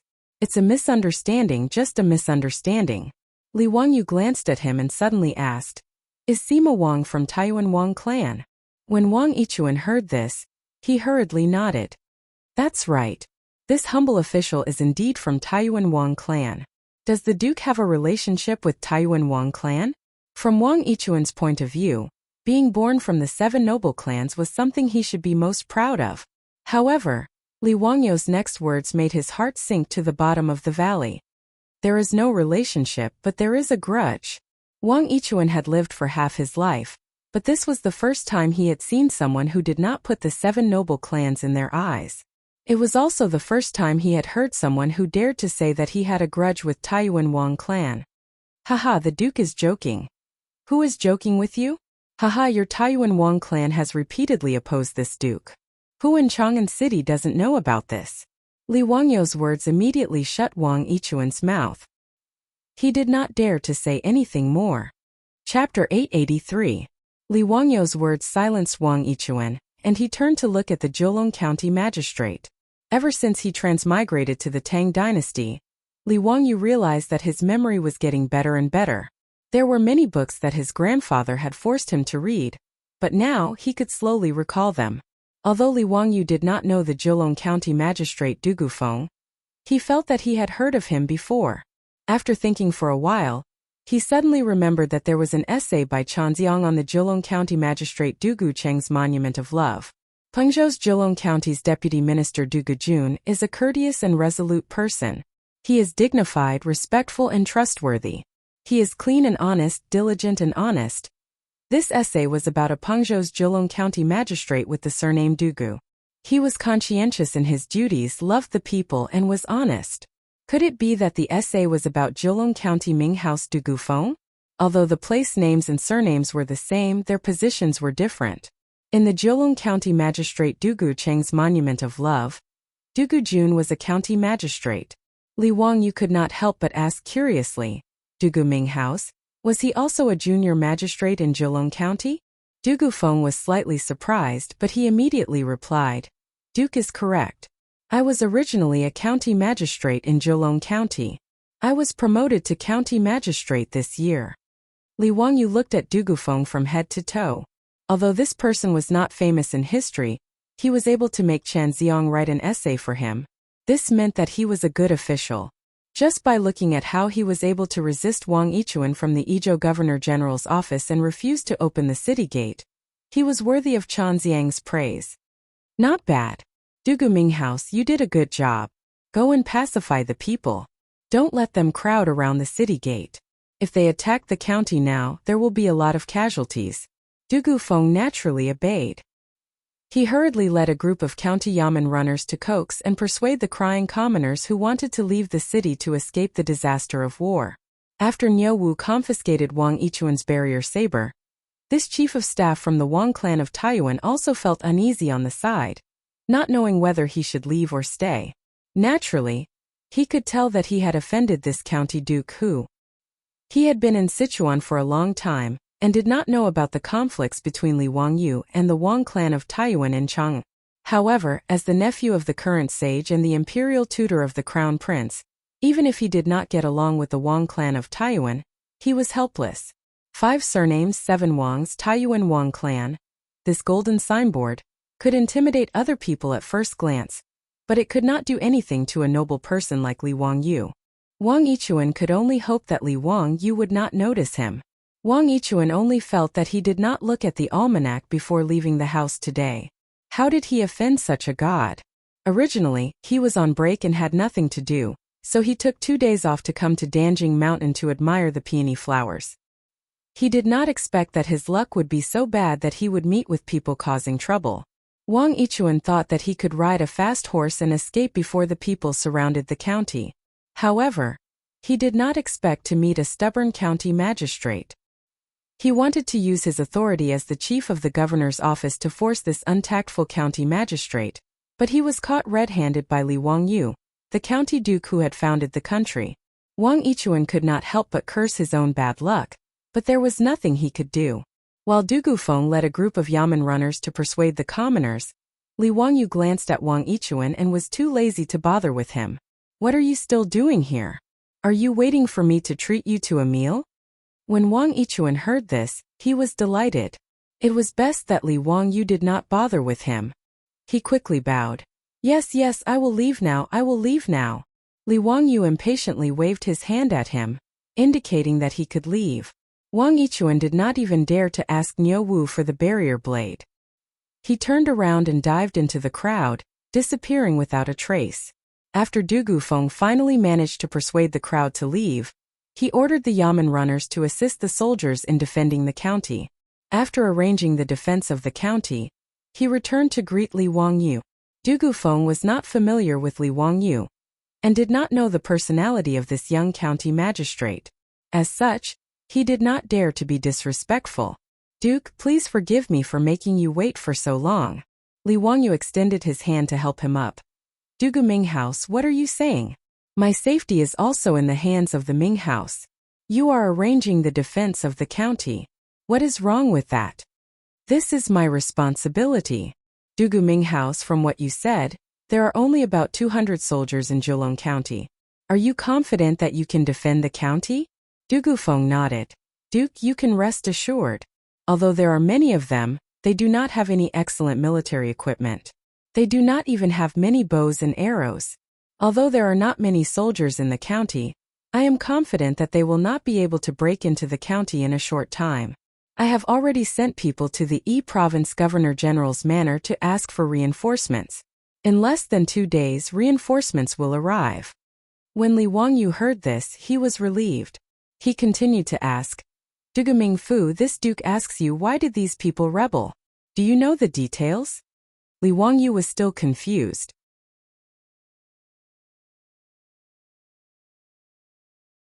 Chapter 884.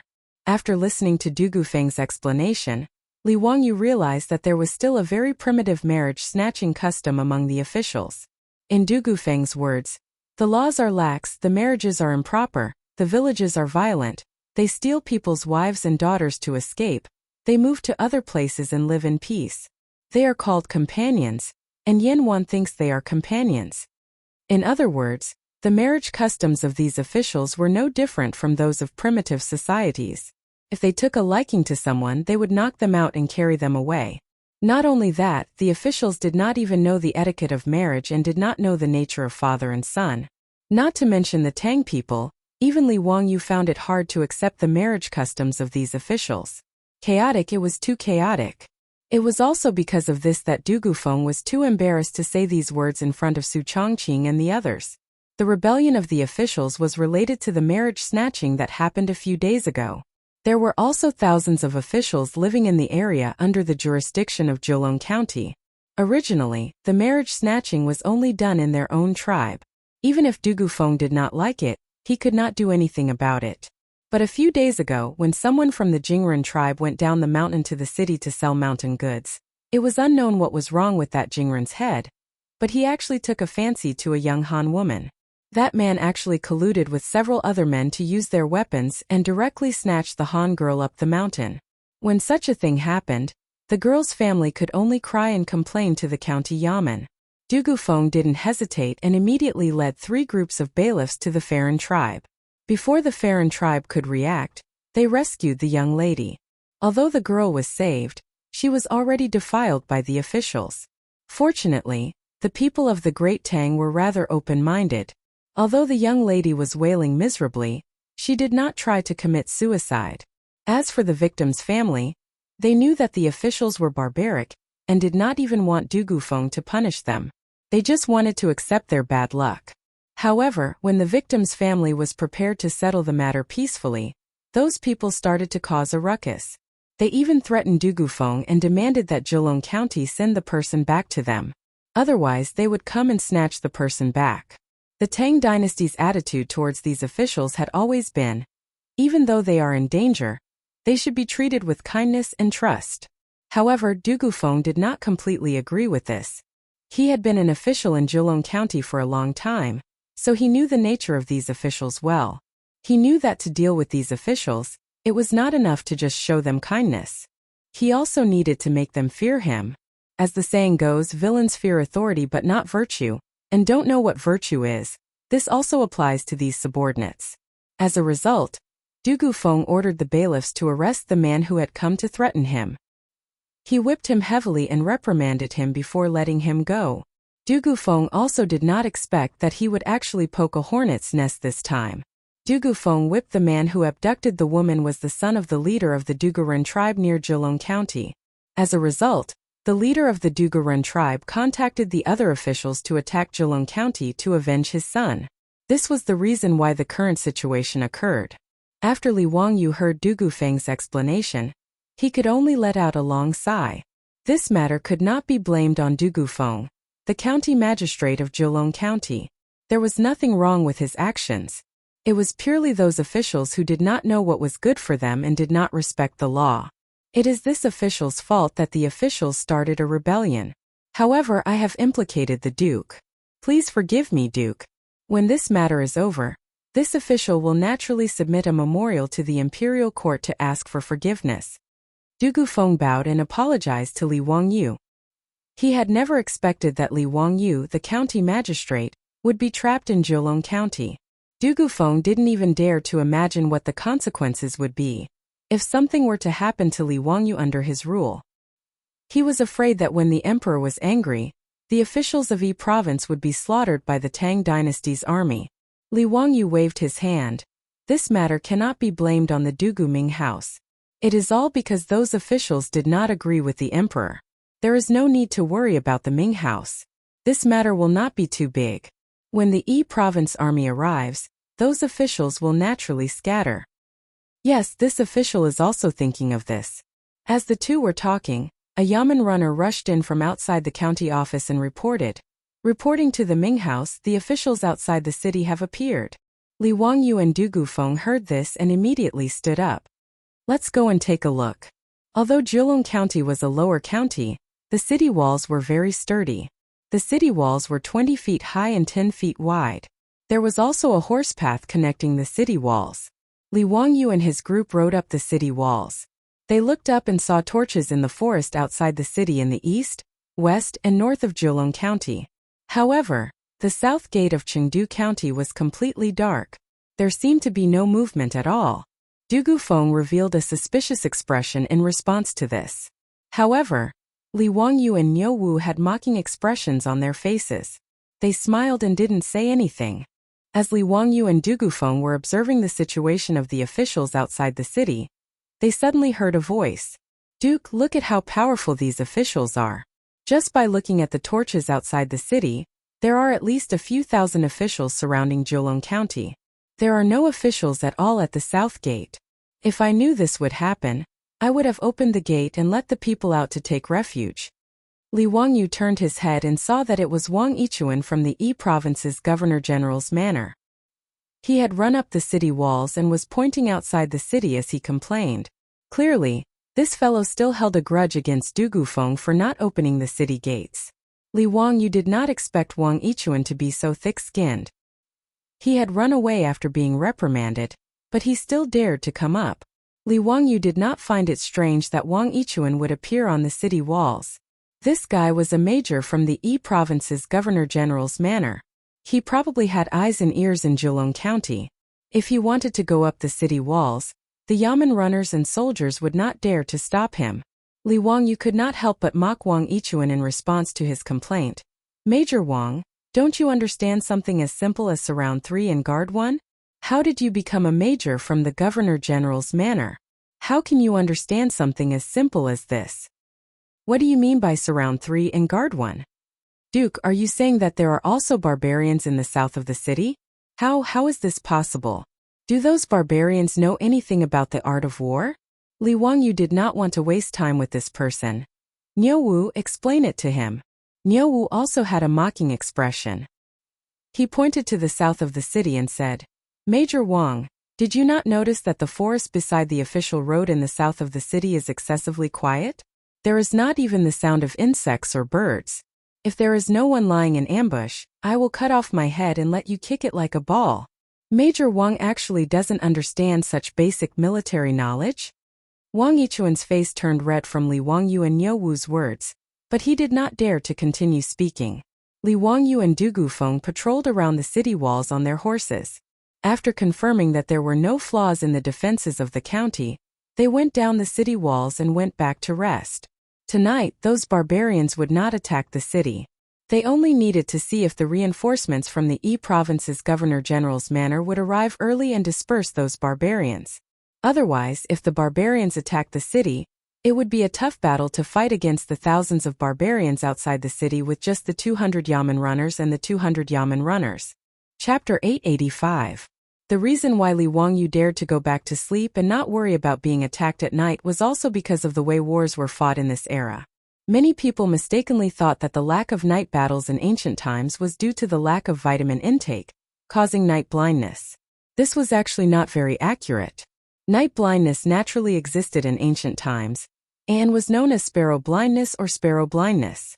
However, during the Sui and Tang dynasties, doctors had long known about night blindness. Using animal liver to treat sparrow blindness was very effective. Therefore, night blindness was not the main reason for not fighting at night. Night battles were rarely fought in ancient times mainly because of the lack of lighting. The illumination of torches was limited, making it difficult to distinguish between friend and foe during battle, and even more difficult to command. Using cold weapons to fight, both sides were often tangled together, and it was very easy to injure one another at night. Flag signals and banners were the main methods of command during the cold weapon era. However, at night, both sides could not see the flag signals, greatly affecting the efficiency of command and coordination.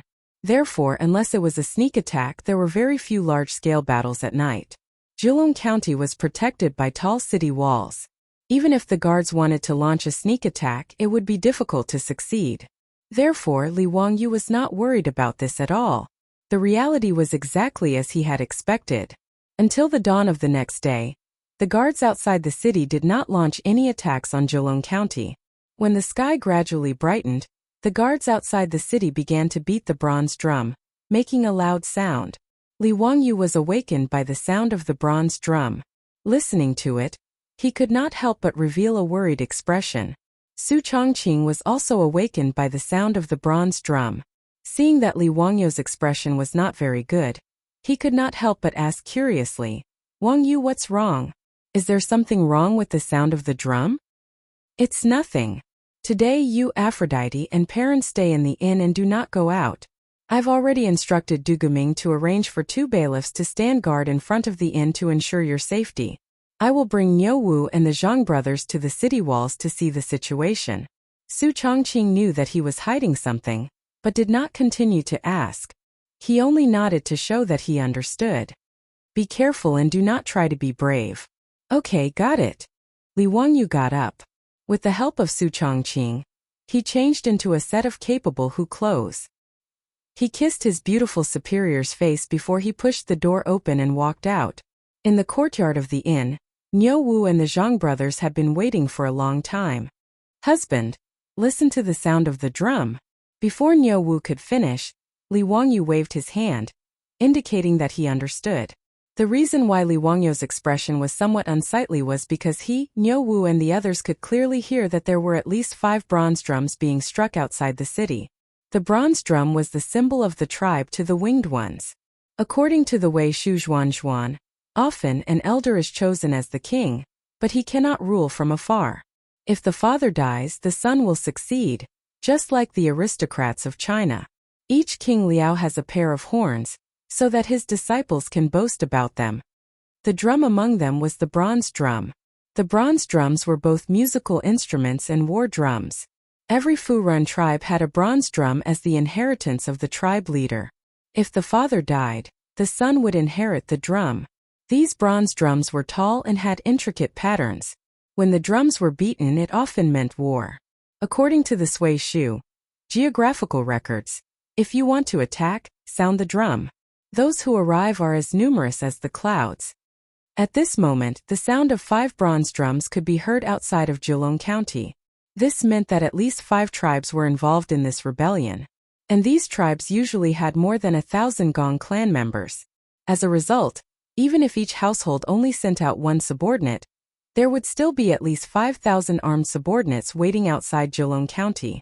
When Li Wangyu thought about how there were only 200 soldiers in the city, as well as 100 bailiffs and citizens, he felt a chill run down his spine.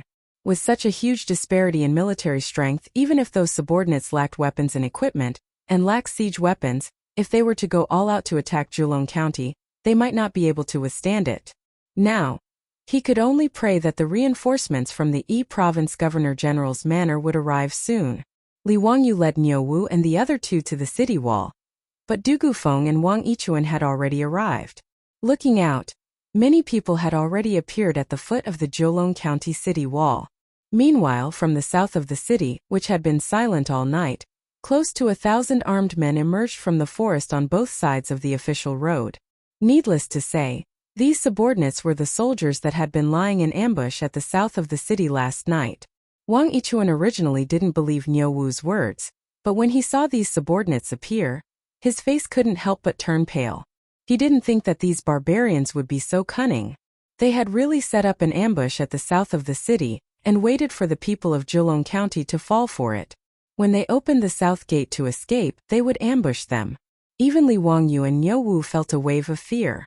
If they hadn't been trapped in the city by the fleeing crowd, they might have fallen into the subordinates' trap when they rashly rode out of Jilong County.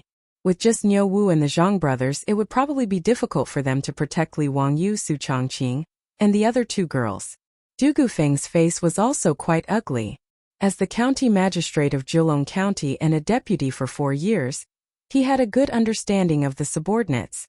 Naturally, he knew what it meant to have the 5 bronze drums outside the city at this time. Li Wangyu lightly patted his shoulder and comforted him. Dugu Minghouse, don't panic. Although the subordinates are strong, they can't do anything to Jilong County in a short period of time. When the army arrives, these subordinates won't be a threat. Yes, Duke is right. This lowly official also thinks so. While the 2 of them were talking, they saw a middle-aged man wearing a cloth skirt walk out of the woods outside the city. Dozens of strong men with weapons in their hands were guarding him from left and right. The middle-aged man stood 100 meters away, carefully guarding against the arrows shot down from the city wall. He loudly shouted at the top of the city wall. Li Wangyu naturally didn't understand what the subordinate was saying. He could only look at Du Gufeng. Du Gufeng had been an official in Shu County for a long time, so he understood the subordinate's language. After hearing the subordinate shout, he couldn't help but show anger. Dugu Minghouse, what did the subordinate say? Li Wangyu curiously asked. Duke, that person is the father of the subordinate who kidnapped the young lady. He is the leader of the tribe. This time, the siege of Jilong County was initiated by this person. Just now, he shouted at the bottom of the city wall, asking me to offer 1,000 copper coins, 100 women, 100 cattle, and 100 horses. If they don't attack the county, they will retreat on their own. When Li Wangyu heard this, he couldn't help but sneer. These subordinates have big appetites. They aren't afraid of eating themselves to death. There is no need to pay attention to these subordinates. If they want to fight, they can come. When the reinforcements from Yi Province's Governor-General's manor arrive, we will settle the score with them. On the side, Wang Yichuan opened his mouth as if he wanted to say something. However, he held back and closed his mouth. In his opinion, it was completely possible to have a good discussion with the subordinates. Other than the matter of giving away women, which was difficult to discuss, the other copper coins, cattle, and horses could all be discussed. However, he knew that Li Wangyu didn't like him. Therefore, he could only endure and not provoke him. Du Gufeng nodded.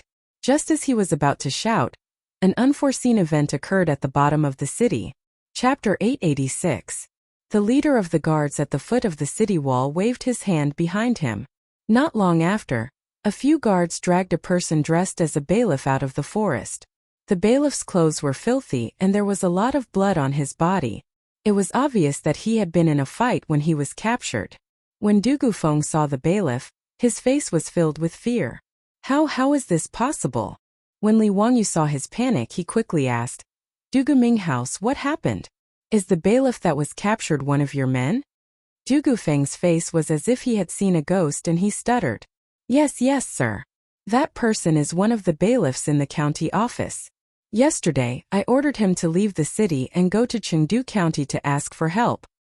What? Li Wangyu and Wang Yichuan exclaimed at the same time. Everyone understood the meaning behind Du Gufeng's words. The bailiff that he sent to ask for help was captured by the guards. It was obvious that the reinforcements that everyone was looking forward to would not come. The Izhou Governor-General's manor located in Chengdu County would not know about the guards' rebellion in Pengzhou's Zheolong County. The situation was getting worse. Li Wangyu could not help but turn to look at Niu Wu and the Zhang brothers to see if they had any suggestions. Without reinforcements, Li Wangyu was not confident that he could defend Zheolong County. 2 or 3 days was fine, but if the guards attacked for too long, it was only a matter of time before the city was breached. After all, 300 against 5,000 was too much of a disparity. Niu Wu, a soldier of the Sui dynasty's White Army, and the Zhang brothers, 2 veterans of the Golden Guards, were frowning as they looked down at the city without saying a word. They knew better than Li Wangyu and Du Gufeng, the county magistrate, how dangerous the present situation was. Niu Wu began to look around, trying to find a weak point in the guards' defense. He also did not have much hope that Zheolong County could be defended. Although the guards lacked siege weapons, they had the advantage in numbers. The 300 soldiers and bailiffs would be able to hold the fort for a while, but without reinforcements, it was only a matter of time before the city was breached. Even if those subordinates were to waste time, they would be able to exhaust all the soldiers in the city to death. Therefore, if something went wrong and the city really couldn't be defended, Niu Wu couldn't care less about others. He could only fight with the Zhang brothers to open a bloody path and rescue Li Wangyu and Su Chongqing. Therefore, when Li Wangyu looked at him, Niu Wu's face sank. He shook his head slightly at Li Wangyu, indicating that there was nothing he could do. Just as everyone was looking at each other, they heard the people outside the city shouting for a while. Du Gufeng's face turned even paler. Du Guming House. What did that official say? He said that he wanted to sacrifice that bailiff to the owl. Li Wangyu did not understand. What is offering to the owl? Du Gufeng gritted his teeth and said, it is a human sacrifice. After killing him, he will peel off his skin and put it in a bamboo cage to offer it to the gods. Du Gufeng's words caused an uproar and everyone started cursing. Bastard! How dare he do that? How dare he do that? Preposterous! Aren't you afraid that the heavenly army of the Tang dynasty will crush all of you into powder? Li Wangyu pointed at the leader of the subordinates and said angrily, Niu Wu, shoot that bastard to death. Hearing this, Niu Wu didn't say anything else. He took the bow from his back and knocked an arrow. With a so sound, he shot an arrow towards the leader of the guards. However, those subordinates were already on guard against the soldiers on the city wall. Therefore, they did not get close to the city wall. Although Niu Wu's arrow was fast and fierce, the distance of more than 100 meters was enough for the subordinates to react. The subordinates beside the leader of the subordinates had been paying attention to the movements on the city wall. When Niu Wu shot the arrow, they had already raised the simple shield in their hands and protected the leader behind them. The arrow made a soft sound and hit the shield. However, it did not hurt the leader of the subordinates at all. In fact, this was within Niu Wu's expectations. At such a distance, he could only try his luck. After being shocked by Niu Wu's arrow, the subordinates immediately became rowdy again. They waved the weapons in their hands and made all kinds of strange noises towards the city wall of Julong County. The bronze drum of the subordinates was beaten again. The subordinates were shouting and praying with unknown meaning.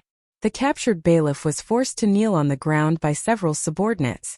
Immediately, the subordinates stood behind the bailiff with sharp swords in their hands. On the city wall, everyone, including Li Wangyu, was enraged by the scene in front of them. They were shouting and cursing loudly. There were even some excited soldiers who did not wait for orders from Du Gufeng and the commandant. They all drew their bows and pulled back their bowstrings at the subordinates 100 meters away. However, even the strong bow in Niu Wu's hand was unable to do anything to the distant bailiff, let alone the ordinary bows in the hands of the soldiers. After the arrows flew over 100 meters, they fell weakly on the ground in front of the bailiff. They did not pose any threat at all. This made the guards even more excited. Many of them even began to surround the unfortunate bailiff and dance to the beat of the drum that was becoming more and more urgent. The bailiff, who was forced to kneel on the ground, seemed to realize what was about to happen, and immediately began to struggle with all his might. However, it was obvious that the poor bailiff's struggle was futile. After being held down by several subordinates, the subordinate holding the blade behind him slit his throat like he was killing a chicken. Blood immediately spurted out. Li Wangyu clenched his fists so tightly that his nails dug into his skin. He was completely unaware of it. His eyes were red as he stared at the subordinates.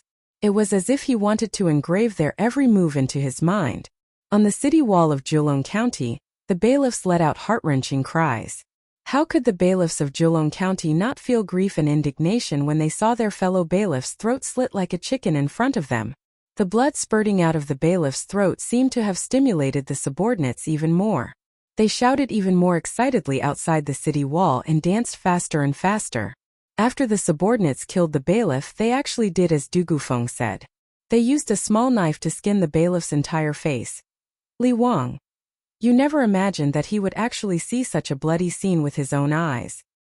He also did not expect such a primitive and barbaric human sacrifice to appear in front of him. However, he did not feel nauseous. Instead, he felt a sense of grief and indignation in his chest.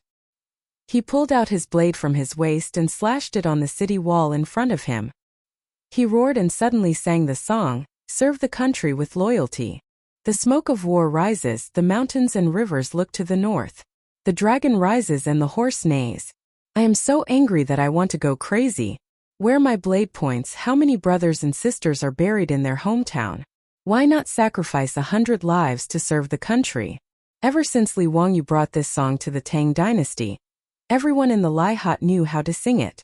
Niu Wu and the Zhang brothers immediately unsheathed the sabers at their waists and hacked at the bricks of the city wall, producing a dong dong dong sound, just like the sound of war drums.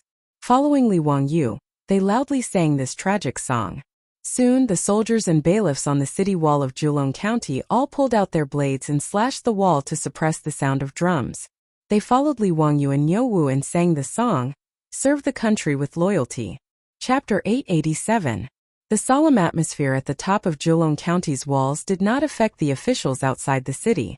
After killing the bailiffs and stripping off their skulls to sacrifice to the heavens, the officials' bronze drums sounded once again.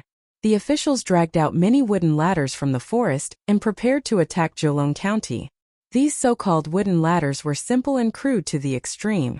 After removing the branches and leaves from the tree trunks, they would tie some short sticks to the tree trunks and step on them to create a set of wooden ladders. However, even with such crude wooden ladders, Li Wangyu and the others did not dare to underestimate them. When Li Wangyu saw that the officials were really preparing to attack the city, he turned around and looked at Julong County behind him. His expression immediately changed. Julong County was a lower county and was very small. However, no matter how small the county was, the square city walls were close to 4 kilometers long. At this moment, all the soldiers, bailiffs, and able-bodied citizens were preparing to defend the city. However, there were only 300 of them. A simple calculation showed that there was only one government soldier or yamen runner guarding the parapet of the city wall every 10 meters or so. When Li Wangyu looked at the thousands of officials below the city walls, he felt his scalp go numb. He pulled Du Gufeng over and said, "Du Guming House, gather all the citizens in the city and mobilize all the able-bodied citizens to assist the soldiers on the city walls. We won't be able to defend the county with just the soldiers." Du Gufeng was stunned for a moment before he reacted. His expression also changed greatly. Since ancient times, it was necessary to mobilize the citizens in order to defend a city. Although Du Gufeng was an honest official, he had never been on the battlefield. This was the first time he had experienced something like this. He actually forgot to mobilize the citizens to help defend the city. After being reminded by Li Wangyu, he realized his mistake. Wait, aside from mobilizing the able-bodied citizens, gather all the doctors and prepare the medicine to treat the injured. Requisition all the servants of the major clans in Jilong County, and have them immediately come to the city walls to assist in the battle. Li Wangyu continued to give out orders. Although he had never experienced war, he was familiar with such things. After Du Gufeng left with the order, Wang Yichuan sneaked over to Li Wangyu's side. "Duke, in this official's opinion, why don't you agree to the conditions of those officials? How could they defend Jilong County with only 200 soldiers? With the Duke's precious body, why should he take the risk to fight those barbarians head-on?" "Shut up." Before he could finish, he heard Li Wangyu shout, "A great battle is about to begin. If you dare to speak such nonsense again, be careful that this Duke will directly chop off your head and use it as a sacrifice." Wang Yichuan's face turned pale after being scolded by Li Wangyu, but he didn't dare to say a word. He could only bow and apologize. Li Wangyu couldn't be bothered with this person, so he simply sent him down the city walls to assist Du Gufeng in mobilizing the citizens. After Wang Yichuan walked down the city wall, his eyes were filled with resentment. Jilong County wasn't big, but like Cheng, it was divided into several squares. Apart from supervising the taxes and labor of the citizens, the square also had the job of supervising illegal activities and maintaining law and order. After Du Gufeng ordered the bailiffs to go to each square to inform the square, the sound of gongs could be heard all over Jilong County. Each square began to gather the youths in the square to prepare to participate in the defense of the county. This wasn't voluntary. Every household's youth, regardless of gender, had to participate. The men carried weapons and went up the city walls to assist in the defense. The women began to move resources under the guidance of the county yamen scribes. Outside the city, the drums of the officials became more and more urgent. The war was about to begin. Li Wangyu stood on the city walls and coldly looked at the officials preparing to attack the city. Obviously, the equipment of these subordinates was extremely simple and crude. Needless to say, they definitely didn't have any armor. The weapons in their hands were mostly short blades that were about the same length as the barricade sword. As for long-range weapons, only a few of them had bows and arrows in their hands. As for siege chariots, battering rams, and trebuchets, they obviously didn't exist. The only thing that could allow the officials to attack the city walls of Jilong County was those crude wooden ladders. However, the equipment of the officials didn't make Li Wangyu feel at ease. After all, the difference in numbers between the two sides was too big. Furthermore, he still had a question in his heart. Why did these officials rebel and attack Jilong County? Although Du Gufeng had whipped the leader's son, it shouldn't have caused the other 4 tribes to rebel. Were these officials really that united? This was obviously impossible. Although Li Wangyu didn't know much about the officials, he knew that they lived in a very primitive state. It was common for conflicts to occur between different tribes. Furthermore, the officials were more popular with slavery. The defeated captives were directly sold as slaves. The slave trade was not only popular but also cheap. A big dog can buy a lifetime of food. This meant that an adult dog could be exchanged for a captured slave. Furthermore, the relationship between the officials couldn't be said to be friendly at all. It was impossible to expect them to take revenge just because the other tribe leader's son was whipped by the Jilong County magistrate. There must be more to this than met the eye. Li Wangyu didn't suspect that Du Gufeng was lying to him. After all, although he had only known Du Gufeng for less than a day, since Du Gufeng had left his name in history, he should be trustworthy. Just as he was thinking about these things, a bugle horn sounded from below the city walls. The officials had started to attack the city. Niu Wu pulled Li Wangyu to the side. Lang Jun, the officials have started to attack the city. Why don't you go back to the inn and accompany Lady Su? On the city walls, swords have no eyes. The Zhang brothers and I may not be able to protect you." When Li Wangyu heard this, he hesitated. According to his temperament, a gentleman would not stand under a collapsing wall. However, the tragic death of the bailiff just now made him feel suffocated and uncomfortable. "Niu Wu, don't worry. When I left today, I already wore the inner armor. Just find me a shield." Li Wangyu finally decided to stay and observe the situation. The inner armor that he was talking about was the protective deck that Li Er asked Yan Liban to make after the holy clothes were mercilessly looted by the group of dukes and big shots led by Li Er. The inner armor was also made of well-tempered steel. It was the same as when Niu Wu used it for his experiments. It was lined with silk and cowhide. The armor was divided into two parts, one protecting the chest and the other the back. The middle was connected by a cowhide buckle. When worn under clothes, it was like a bulletproof vest in the future. Li Wangyu asked Yan Liban to make more than 100 sets of inner armor like this. Each of the officials in the government had one set. Although he spent a lot of money, it was worth it. Everyone in the government, including Niu Wu and Niu Yong, loved this set of inner armor. It was even said that many of the officials were reluctant to take off the inner armor when they had sex with their wives. This made Li Wangyu speechless. Now the inner armor came in handy. At least he, Niu Wu, and the Zhang brothers all had the protection of the incomparably strong inner armor under their robes. Niu Wu tried to persuade Li Wangyu. Seeing that he insisted on staying on the city walls, he had no choice but to find a shield for him. He also instructed the Zhang brothers to protect Li Wangyu. At this time, outside Zhejiang County, under the sound of horns and drums, the officials formed a messy formation and began to attack the city. Chapter 888. The solemn atmosphere at the top of Zhejiang County's city wall did not affect the officials outside the city. After killing the bailiffs and stripping off their skulls to sacrifice to the heavens, the officials' bronze drums sounded again. The officials dragged out many wooden ladders from the forest and prepared to attack Zhejiang County. These so-called wooden ladders were simple and crude to the extreme. After removing the branches and leaves from the tree trunks, they tied some short sticks to the tree trunks and stepped on them to create a set of wooden ladders. However, Li Wangyu and the others did not dare to underestimate these simple wooden ladders. When Li Wangyu saw that the officials were really preparing to attack the city, he turned around and looked at Zhejiang County behind him. His expression immediately changed. Zhejiang County was a lower county and was very small. However, no matter how small the county was, the square city wall was still nearly 4 kilometers long. At this moment, all the soldiers, bailiffs, and able-bodied citizens were preparing to defend the city. However, there were only about 300 of them. A simple calculation showed that there was only one government soldier or yamen runner guarding the parapet of the city wall every 10 meters or so. When Li Wangyu looked at the thousands of officials below the city wall, he felt his scalp go numb. He pulled Du Gufeng over and said, "Du Guming House, gather all the citizens in the city and mobilize all the able-bodied citizens to assist the soldiers on the city wall.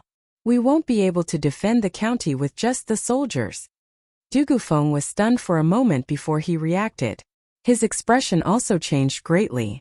Since ancient times, it was necessary to mobilize the citizens in order to defend a city.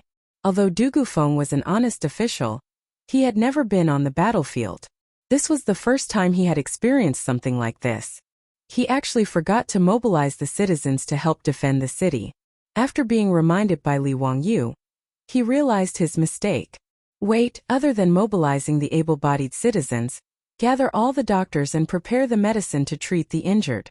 Requisition all the servants of the major clans in Zhejiang County, and have them immediately come to the city wall to assist in the battle. Li Wangyu continued to give out orders.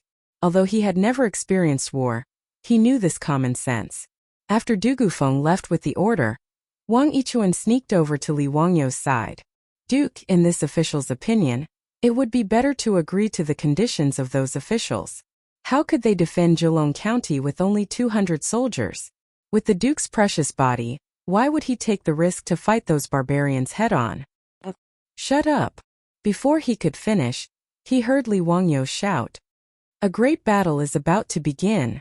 If you dare to speak such nonsense again, Be careful that this duke will directly chop off your head and use it as a sacrifice. Wang Yichuan's face turned pale after being scolded by Li Wangyu, but he didn't dare to say a word. He could only bow and apologize. Li Wangyu couldn't be bothered with this person, so he simply sent him down the city walls to assist Du Gufeng in mobilizing the citizens. After Wang Yichuan walked down the city wall, his eyes were filled with resentment. Zhejiang County wasn't big, but like Cheng, it was divided into several squares. Apart from supervising the taxes of the citizens, the squares also had the job of supervising illegal activities and maintaining law and order. After Du Gufeng ordered the bailiffs to inform the squares, the sound of gongs could be heard all over Zhejiang County. The squares started to gather the youths to participate in the defense of the county. This wasn't voluntary. Every household's youths, regardless of gender, had to participate. The men carried weapons and went up the city walls to assist in the defense. The women started to move resources under the guidance of the county government clerk. The beating of the drums outside the city became more and more urgent. The war was about to start. Li Wangyu stood on the city walls and coldly looked at the people below preparing to attack the city. Obviously, the equipment of these subordinates was extremely simple and crude. Needless to say, they didn't have any armor. The weapons in their hands were mostly short blades that were about the same length as the barricade sword. As for long-range weapons, only a few of them had bows and arrows. As for siege vehicles, battering rams and trebuchets, they obviously didn't exist. The only thing that could allow the people to attack Zhejiang County's city walls was the crude wooden ladders. However, the equipment of the people didn't make Li Wangyu feel at ease. After all, the difference in numbers between the two sides was too big. Moreover, he still had a question in his mind. Why did these people rebel and attack Zhejiang County? Although Du Gufeng had whipped the leader's son, it shouldn't have caused the other 4 tribes to rebel. Could it be that these people were really so united? This was obviously impossible. Although Li Wangyu didn't know much about the people, he knew that they lived in a very primitive state. They were naturally aggressive and liked to kill each other. It was common for different tribes to fight each other. Moreover, the people of the Gong tribe were more popular with slavery. The defeated captives were directly sold as slaves. The slave trade was not only popular but also cheap. A big dog can buy a lifetime of food. In other words, an adult dog could be exchanged for a captured slave. Even when Li Wangyu was in Chang'an City, he had seen slaves with their front teeth chiseled off for sale in the human market. Moreover, the relationship between the people of the Gong tribe couldn't be said to be friendly at all. It was impossible to expect them to take revenge just because the other tribe leader's son was whipped by the Zhejiang County magistrate. There must be something hidden in this. Li Wangyu didn't suspect that Du Gufeng was lying to him. After all, although he had only known Du Gufeng for less than a day, since Du Gufeng had left his name in history, he should be trustworthy. Just as he was thinking about these things, a horn suddenly sounded from below the city wall.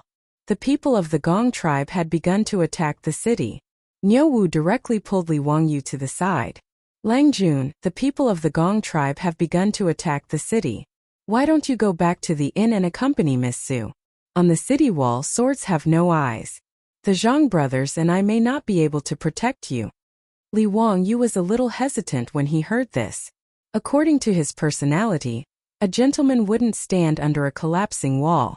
However, the tragic death of the bailiff just now made him feel uncomfortable. Niu Wu, don't worry. When I went out today, I already wore the inner armor. Just find me a shield. Li Wangyu finally decided to stay and observe the situation. The inner armor that he was talking about was the protective deck that Li Er asked Yan Liban to make after the holy clothes were mercilessly looted by the group of dukes and big shots led by Li Er. The inner armor was also made of well-tempered steel. It was the same as when Niu Wu used it for experiments. It was lined with silk and cowhide. The armor was divided into front and back, protecting the chest and the back. The middle was connected by a cowhide buckle. When worn under clothes, it was like a bulletproof vest in the future. Li Wangyu asked Yan Liban to make more than 100 sets of inner armor like this. Each of the soldiers in the Gong tribe had one set. Although he spent a lot of copper coins, it was quite worth it. Everyone in the Gong tribe, including Niu Wu and Niu Wu, loved this set of inner armor. It was even said that many of the soldiers were reluctant to take off the inner armor when they were with their wives. This made Li Wangyu speechless. Now the inner armor came in handy. At least he, Niu Wu, and the Zhang brothers all had extremely sturdy inner armor under their robes. Niu Wu tried to persuade Li Wangyu again. But when he saw that Li Wangyu insisted on staying on the city wall, he had no choice but to find a shield for him. He also instructed the Zhang brothers to protect Li Wangyu. At this time, outside Zhejiang County, under the sound of horns and drums, the people of the Gong tribe formed a messy formation and began to attack the city. Chapter 889. Zhang Dalong Erlang, quickly take Lang Jun down the wall. Niu Wu slashed a subordinate who had just poked his head out of the wall. Seeing that a close combat was unavoidable, he immediately shouted at the Zhang brothers. The Zhang brothers responded and stepped forward to support Li Wangyu, ready to run down the wall. At this moment, Li Wangyu suddenly felt a surge of courage. He shook off Zhang Xian and Zhang Xian's arms and pulled out his saber with a backhand motion. Bullshit. I've also seen blood before. Zhang Dalong Erlang, don't worry about me. Go help those bailiffs. The wounded wailing beside him and the blood flowing everywhere on the wall aroused the ferocity in Li Wangyu's bones. Just like that day in the prison, Li Wangyu now had a fierce tiger in his heart. With bloodshot eyes, he held the saber with both hands and strode to Niu Wu's side. He raised the saber above his head and aimed at the gap in the parapet wall in front of him, ready to slash down at any time. He couldn't retreat and he didn't dare to retreat. Behind him was Zhejiang County. Li Wangyu might not be so noble as to risk his life to protect thousands of people of the Tang dynasty, but behind him were Su Chongqing, Aphrodite and Perrin. When a subordinate with a steel saber in his mouth had just poked his head out of the parapet wall, Li Wangyu let out a beast-like roar from his throat. He aimed his saber at the subordinate's head and slashed down. The saber in his hand was also made of well-tempered steel. It was extremely sharp and could cut iron like mud. Li Wangyu used all his strength to slash down and instantly split the subordinate's head in half. Blood and white brain matter immediately burst out and splashed everywhere. Li Wangyu's face and body were also splashed with blood. Coupled with his ferocious expression, it was terrifying. Niu Wu pulled Li Wangyu behind him and grinned. Lang Jun, I'm afraid you'll scare Lady Su to death like this. Haha, be careful that Miss Su won't let you enter her room. Li Wangyu's muscles had become incomparably stiff after personally chopping down a person. But after hearing Niu Wu's teasing, he couldn't help but relax a lot. He kicked Niu Wu's butt and laughed. Get lost, get lost, get lost. How much better are you than me? When we return to Dingzhou village, I'll get your wife to deal with you. Niu Wu was one of the elite soldiers of the Sui dynasty's White Army. What he knew the most was how to kill people. In Niu Wu's eyes, these helpers who were eager to climb the city walls were no different from slaughtering chickens. He swung his saber effortlessly and chopped down another man who was about to climb up the wall. Then he turned to Li Wangyu and explained, Lang Jun, relax. Don't use too much strength. Yin Xiaojian used well-tempered steel to forge these sabers. They are really sharp and unstoppable. Lang Jun, you don't need to use all your strength to chop them. This way you can save some energy. Li Wangyu nodded and used his sleeve to wipe off the blood on his face. Then, he rubbed his palms on his clothes and gripped the saber in his hand tightly again. At this time, there were already many sections of Zhejiang County's city walls that had been broken through by the helpers.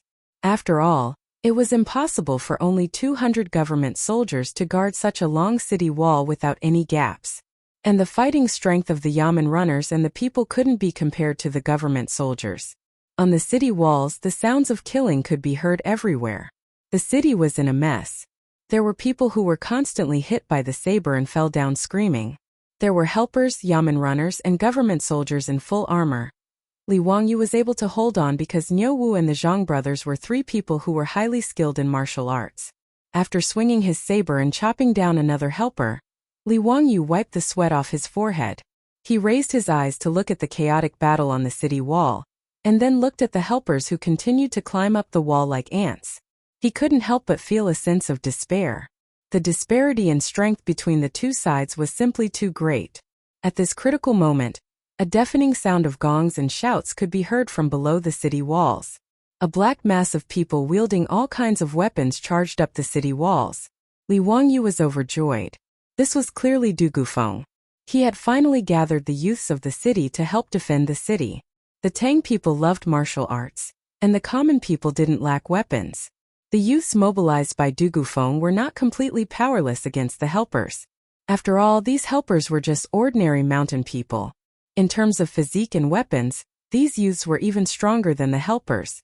Moreover, these youths knew that if they didn't fight with all their might today, their families and children in the city would definitely be slaughtered by the helpers after the city was breached. Zhejiang County was a lower county with a population of less than 1,000 households. Even so, Dugufeng had mobilized nearly 2,000 people to help the city walls. Almost every family had their father, son, or brothers. With the aid of these fresh soldiers and the fact that the helpers weren't all that strong, the precarious situation on the city walls was instantly reversed. Under the command of the estate soldiers, the common people began to surround and attack the helpers who were lucky enough to scale the walls. Even more commoners picked up rolling logs and stones and threw them down the city walls. The heavy objects falling down like hail instantly smashed the helpers who were trying to besiege the city walls, breaking their limbs and causing them to howl as they fell off the walls. This turn of events naturally caused the helpers to panic. They jumped off the wooden ladders and fled into the forest. Even those helper archers who had dared to stand below the walls and exchange fire with the estate soldiers also turned and fled. In just a few moments, the helpers were like frightened rabbits, fleeing into the forest. As for the helpers on the walls, they had nowhere to run even if they wanted to, other than those who stubbornly resisted and were cut down to the ground. Even more helpers threw down their weapons and kneeled in surrender. The small-scale siege came to an abrupt end with the retreat of the soldiers. In the battle just now, Li Wangyu had personally cut down at least 3 helpers. He panted heavily and used the saber in his hand as a crutch. Only then did he realize that the fierce battle hadn't lasted long, but it had caused his muscles to ache all over. Looking up, he saw corpses all around the city walls. Most of the corpses were helpers, but there was no lack of bailiffs and commoners. There were even armored corpses of estate soldiers. At this time, Dugufeng had also scaled the walls. When he saw Li Wangyu covered in blood, he was also quite frightened. This lowly official deserves to die. I actually let the Duke take such a risk. Please forgive me. Are you injured? This lowly official will immediately inform the physician. Li Wangyu didn't even bother to speak. He waved his hand at Dugufeng and said softly, "All right, I'm fine. Quickly arrange for people to treat the injured and clean up the corpses." Dugufeng didn't dare to delay and immediately agreed. Just as he was about to turn and leave, he was stopped by Li Wangyu. "Wait, look after those helper prisoners. Lock them up in the county prison. I'll interrogate them later." Yes, this lowly official obeys. Although Dugufeng was a little surprised and didn't know why Li Wangyu wanted to interrogate these rebellious helpers, he didn't dare to disobey. After Dugufeng left, Li Wangyu smiled bitterly at Niu Wu and said, "Niu Wu, come and help me. My leg is cramping. I can't walk." Chapter 890. After a fierce battle, the wingmen temporarily retreated to the forest outside the city and continued to besiege Zhejiang County. Dugufeng and his men busied themselves for more than half a day before they finally settled the injured prefecture soldiers, yamen runners, and youths. They also rearranged the guards on the city walls and divided the citizens according to the different houses, leaving them under the command of the prefecture soldiers' sergeants and sergeants. They would take turns to guard the city walls to prevent the wingmen from launching a sneak attack. The corpses of the wingmen were all thrown down the city walls and shouted from the top of the city walls for the wingmen to come and collect the corpses. After all, the weather was hot, and if the corpses weren't disposed of as soon as possible, the hundreds of corpses piled up outside the city walls would easily spread diseases once they started to rot. This was hard for both sides to accept. Thus, many wingmen ran out of the forest outside the city. They didn't carry any weapons and started to move the corpses of their tribesmen. This siege didn't last long, but the wingmen had left 200 to 300 corpses behind, and the number of injured was several times more. In Zhejiang County, 6 soldiers, more than 20 runners and runners had died in the battle. There were about 10 citizens in the city and hundreds of injured. It could be said that the losses weren't small. The runners, and youths were all locals of Zhejiang County. When their relatives learned that their loved ones had died in the battle, they all cried their hearts out in grief. Soon cries filled Zhejiang County. Li Wangyu was carried back to the hostel by Niu Wu. Su Chongqing, Aphrodite and Perrin were so frightened that they almost screamed. He was covered in blood and carried back by Niu Wu. Anyone who saw him would think that he was seriously injured. Today, Su Chongqing and the other two girls were in the hostel. They heard the sounds of killing coming from all four sides of the city walls, and their hearts were already stretched taut. Not to mention Aphrodite and Perrin, even Su Chongqing couldn't care less about the fact that she didn't believe in gods and bodhisattvas. She just silently prayed that the gods and Buddhas would protect Li Wangyu, and that nothing would happen to him. Therefore, when he saw Li Wangyu appear in front of him like this, Su Chongqing almost had the illusion that the world was falling apart. Li Wangyu hurriedly climbed down from Niu Wu's back and smiled at the three women, indicating that he was fine. I'm fine, I'm fine. I'm not injured. The blood on my body belongs to those subordinates. Just now I was just a little tired and my leg cramped. Niu Wu carried me back. Hearing Li Wangyu's explanation, Su Chongqing did not care about the gazes of others. She rushed forward and hugged her man tightly. Li Wang, you never knew that his beautiful boss had such great strength. She even hugged him so tightly that he felt like he couldn't breathe. But before he could say anything, Su Chongqing had already released him. Then the ancestral craftsmanship was used on him again. With Su Chongqing's slender fingers pinching the soft flesh below his ribs, Li Wangyu could only raise his hands in surrender. Chongqing, it hurts, it hurts. Be gentle, be gentle. I was wrong, I know I was wrong. Humph, what did you do wrong? Li Wangyu was dumbfounded by his beautiful boss's words. I was wrong, what did I do wrong? This extremely polemical dialogue was a nightmare for men in the future. She wasn't afraid that you made a mistake, but that you didn't know what you did wrong. This kind of question was simply a question of death. Supported by a strong desire to live, Li Wangyu simply ignored everything. In front of Niu Wu, the Zhang brothers, Aphrodite and Perrin, he directly reached out and hugged Su Chongqing and kissed her fiercely. Niu Wu and the Zhang brothers naturally widened their mouths in horror before retreating awkwardly. On the other hand, Aphrodite was chuckling while covering her mouth. As for Perrin, her face was already red with embarrassment. After a long time, the two finally separated. After rolling her eyes at Li Wangyu, Su Chongqing finally stopped asking about that question of death. However, she looked at the bloodstains on him with disdain and turned to Aphrodite and Perrin. Go and boil water so that Wangyu can take a bath and change his clothes. Look at how dirty he is. Aphrodite and Perrin responded with a smile, and immediately went to prepare a bathtub for Li Wangyu. In fact, there were naturally chores in the hostel who were in charge of this. Before long, the bathtub in the wing room was filled with hot water. Li Wangyu didn't have to hide anything now. After taking off his blood-stained clothes in front of the three women, he soaked his naked body in the hot water. Stimulated by the warm water, the pores all over his body relaxed. Li Wangyu buried his head in the water and felt the strong beating of his heart in his chest. It wasn't until he couldn't hold his breath that he jerked his head up and took in deep breaths of fresh air. Li Wangyu couldn't help but heave a long sigh of relief, feeling that he was finally alive. It was great to be alive.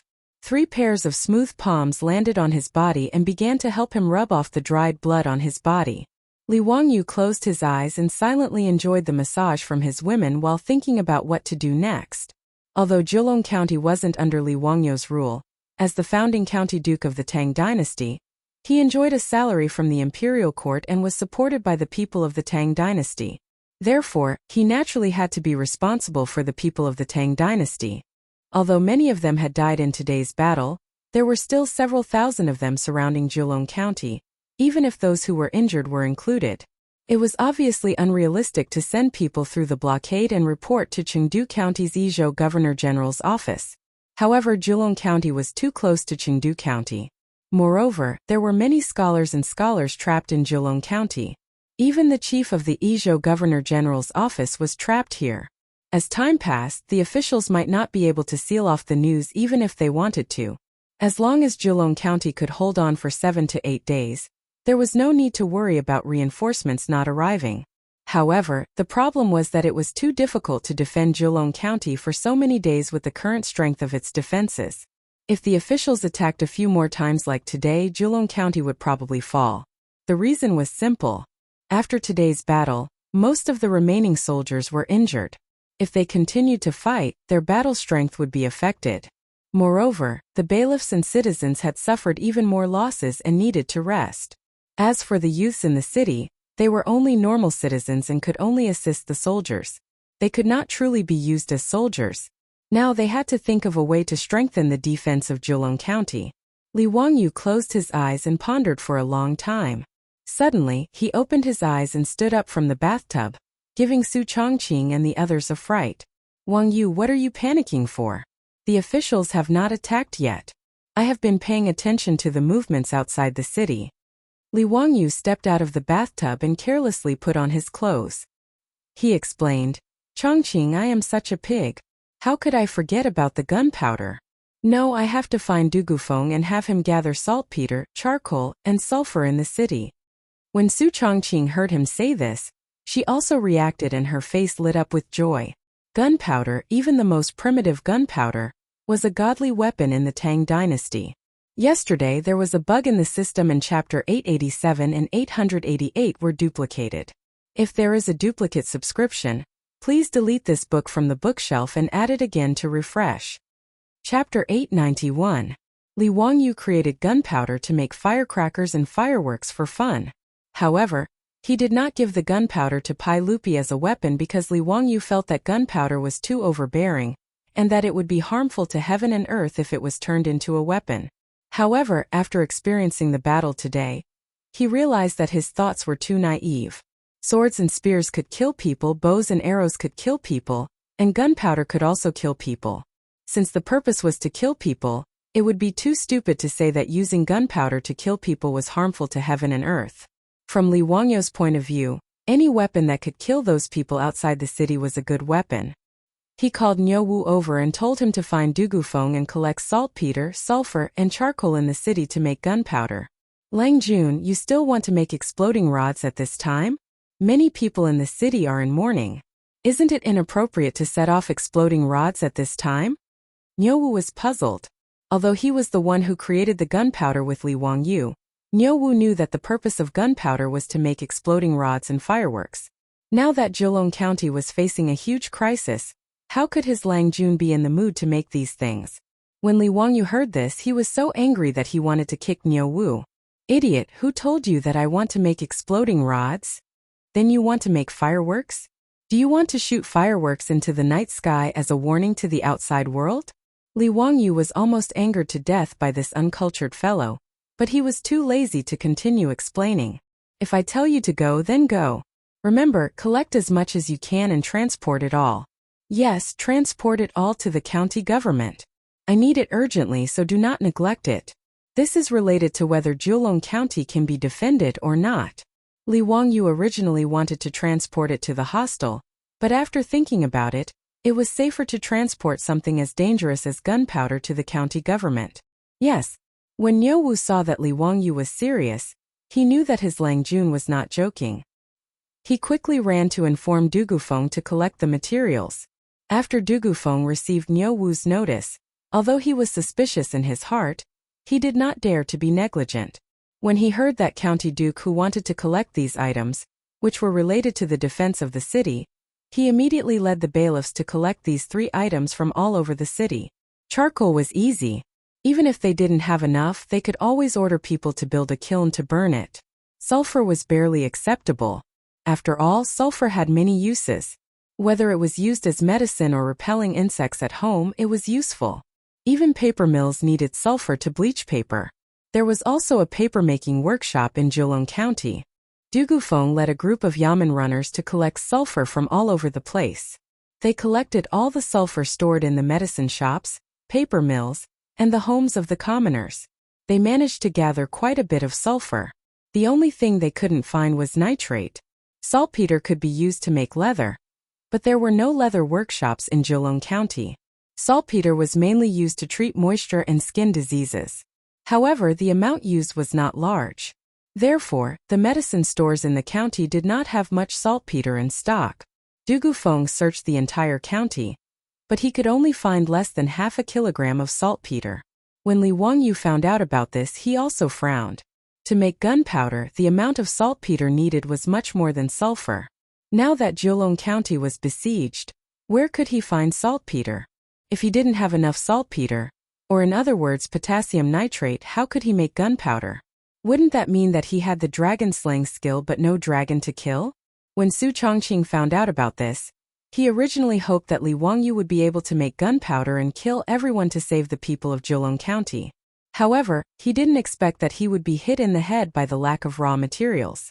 Wangyu, what should we do now?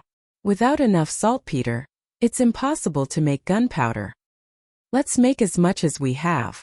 If we really can't, we can only use it as a trump card and use it at a crucial moment. Li Wangyu was also very depressed. With less than half a kilogram of saltpeter, he couldn't make much gunpowder. Moreover, the power of gunpowder wasn't very strong. As a result, its usefulness was even more limited. He could only make gunpowder to catch them off guard and see if he could scare those ignorant officials. After all, when gunpowder exploded, the sound and flames produced would be quite shocking. For the officials who had never seen gunpowder before, it would certainly scare them. Li Wangyu unhappily ordered Niu Wu to grind out the charcoal, sulfur, and saltpeter first. They had to make gunpowder first. When it came to making gunpowder, Niu Wu was even more skilled than Li Wangyu. After all, this guy was very lazy. When he had researched how to make gunpowder, he had thrown it to the two brothers Niu Wu and Niu Yong to manage. After sending Niu Wu to the county yamen to make gunpowder, Li Wangyu stayed in the hostel with waning interest. He continued to ponder about what other methods he could use to win by surprise. While he was thinking hard, he felt a burst of discomfort in his stomach. He quickly got up and went to the outhouse. The outhouse of the hostel was relatively clean.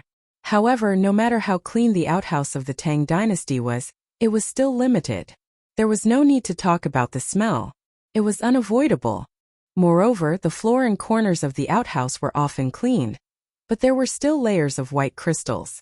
Li Wangyu squatted in the outhouse and looked at the white crystals. Suddenly, a flash of lightning flashed through his mind, causing him to immediately stand up. Immediately, Li Wangyu squatted down again. Damn, I forgot what I was doing and almost stained my pants. Li Wangyu quickly dealt with the aftermath. Like a whirlwind, he lifted his pants and rushed out of the outhouse. Zhang Dalong, Zhang Erlang. Quickly go and find Du Guming house for me. The two brothers of the Zhang family saw that their master was so anxious that he didn't even have time to tie up his pants. They didn't dare to ask anymore and quickly turned to look for Du Gufeng. Not long after, Du Gufeng, who had received the news, rushed to the hostel. However, when he heard Li Wangyu's words, he was dumbfounded. Duke? Are you kidding? At this time you want me to mobilize the people in the city to scrape soil from the outhouse and the pigsty? Why is this so? Li Wangyu squatted in the outhouse. When he saw the white crystals, he thought of scraping soil. When he was young, he heard from the elders in the village that in the old days, there was a popular business in the village called making salt. Every morning, the villagers would carry baskets and scrape soil from the outhouse, pigsty, and walls of the old houses in the village. After processing, they would boil the salt and sell it. Li Wangyu didn't know when this process of scraping soil and boiling salt appeared. It was recorded in the Ming dynasty's Tiangong Kai Wu, but the Tang dynasty definitely didn't have this method of extracting salt. The salt used in the Tang dynasty was extracted from natural saltpeter. In Zhejiang County there were naturally no saltpeter mines, but there were outhouses, pig feet, and old houses everywhere. The main thing was to mobilize people to scrape soil, so the problem of restricting the production of gunpowder was easily solved. However, Su Chongqing could understand this matter, but Du Gufeng found it hard to understand. The dignified county duke who founded the country actually wanted to mobilize the people in the city to scrape white crystals from the outhouse at this time. Wasn't this a waste of time? Could it be that this county duke had some special hobby? Du Gufeng cursed in his heart, but he didn't dare to refuse. He could only brace himself and agree. Chapter 892. As the county magistrate of Zhejiang County, Du Gufeng was clearly a capable official. Even though he did not understand why the citizens were asked to scrape the white crystals, Li Wangyu said that this matter was related to the survival of Zhejiang County, so he carried it out seriously. Thus, everyone in Zhejiang County, from the elderly to the children, carried baskets on their backs and squatted in the latrines, pigsty, and old houses to scrape the white crystals. Regarding this, the commoners in the city complained. Who would be willing to go to such a dirty and smelly place to get these useless things? What's more, the sword of Damocles was still hanging over everyone's heads. At this time they were still asked to do such ridiculous things. Naturally, it would cause the common people in the city to complain. At this time, Li Wangyu did not care about how the citizens complained about him behind his back. He ran to the Jilong County Yamen and ordered people to dig a saltpeter pond in the yard. He was going to extract the saltpeter from the saltpeter soil. This method was heard from the elders in the village. Because they were in a hurry, digging the saltpeter pond turned the perfectly fine yamen into a muddy mess. At this time Dugufeng wanted to cry but had no tears. How could his perfectly fine yamen be ruined by this county magistrate who? The pond was half a meter deep and the four walls were built with bricks. The bottom of the pond was pounded with wheat straw to ensure that it would not leak. At one end of the pond, a hole was dug and a small urn was buried in it. At the bottom of the pond, a small hole was made and a clay pipe connected to the small urn. After everything was ready, Li Wangyu ordered people to mix the saltpeter soil with plant ash and put it into the saltpeter pond. After stepping on it, the pond was filled with water. After the water in the saltpeter pond seeped through the saltpeter soil, it would bring out the saltpeter from the soil and enter the small urn through the clay pipe. The dark red water was the saltpeter water. After that, Li Wangyu ordered people to set up a large stove in the yard of the county yamen. He directly took out several large iron pots from the county yamen kitchen and began to boil the saltpeter. This made Dugufeng's face twitch, but he could only silently endure.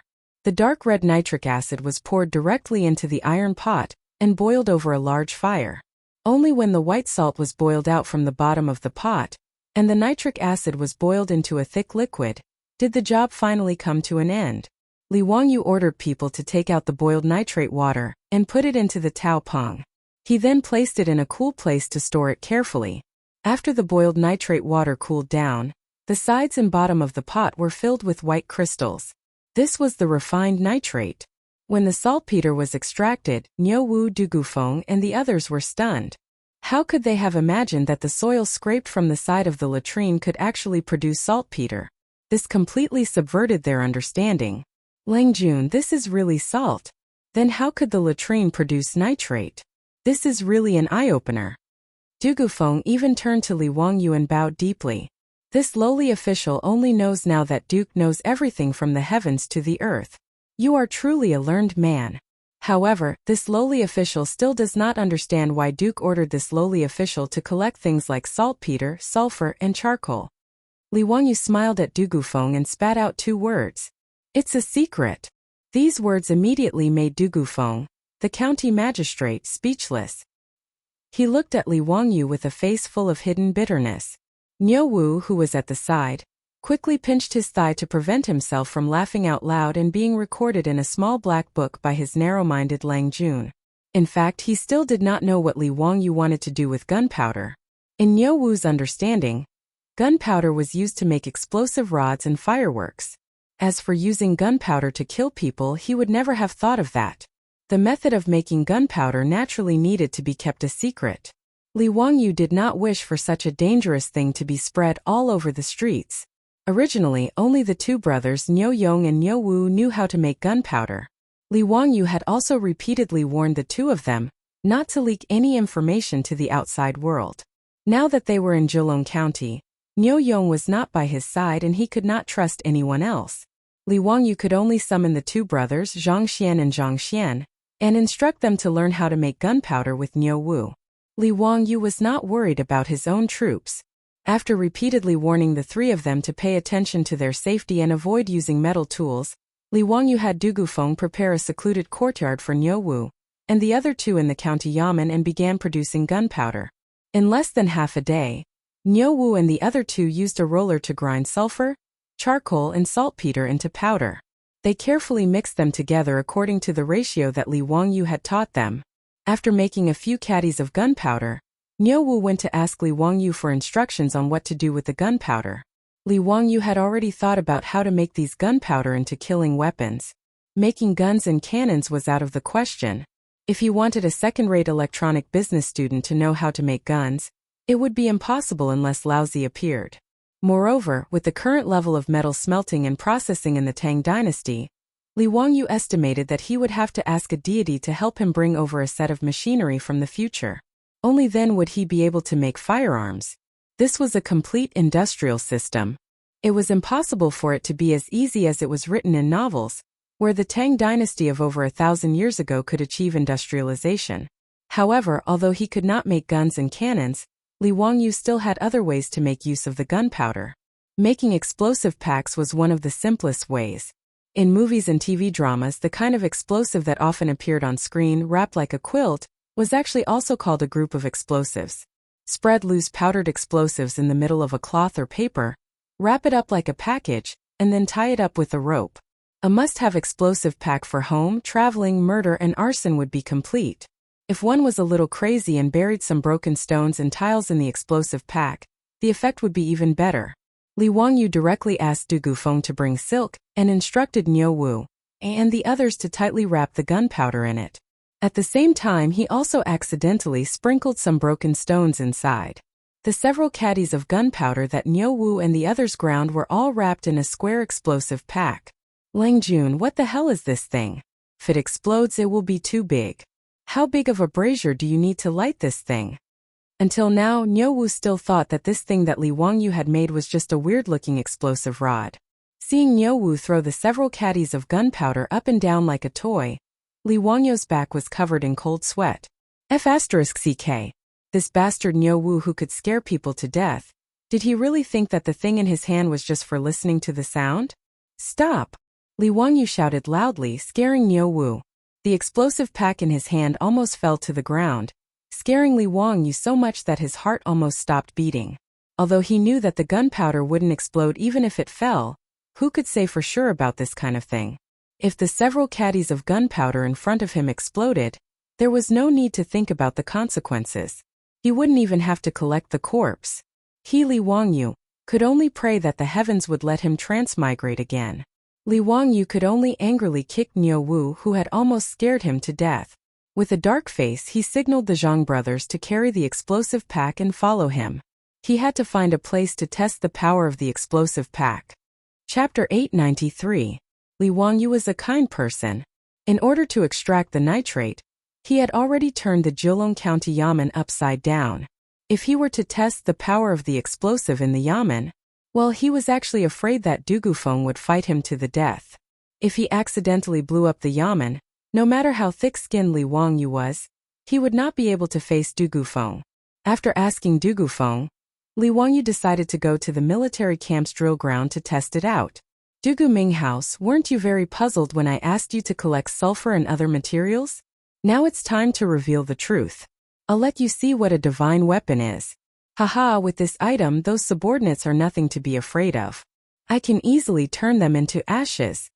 When Li Wangyu said this, he hated that he did not have a feather fan in his hand to show off.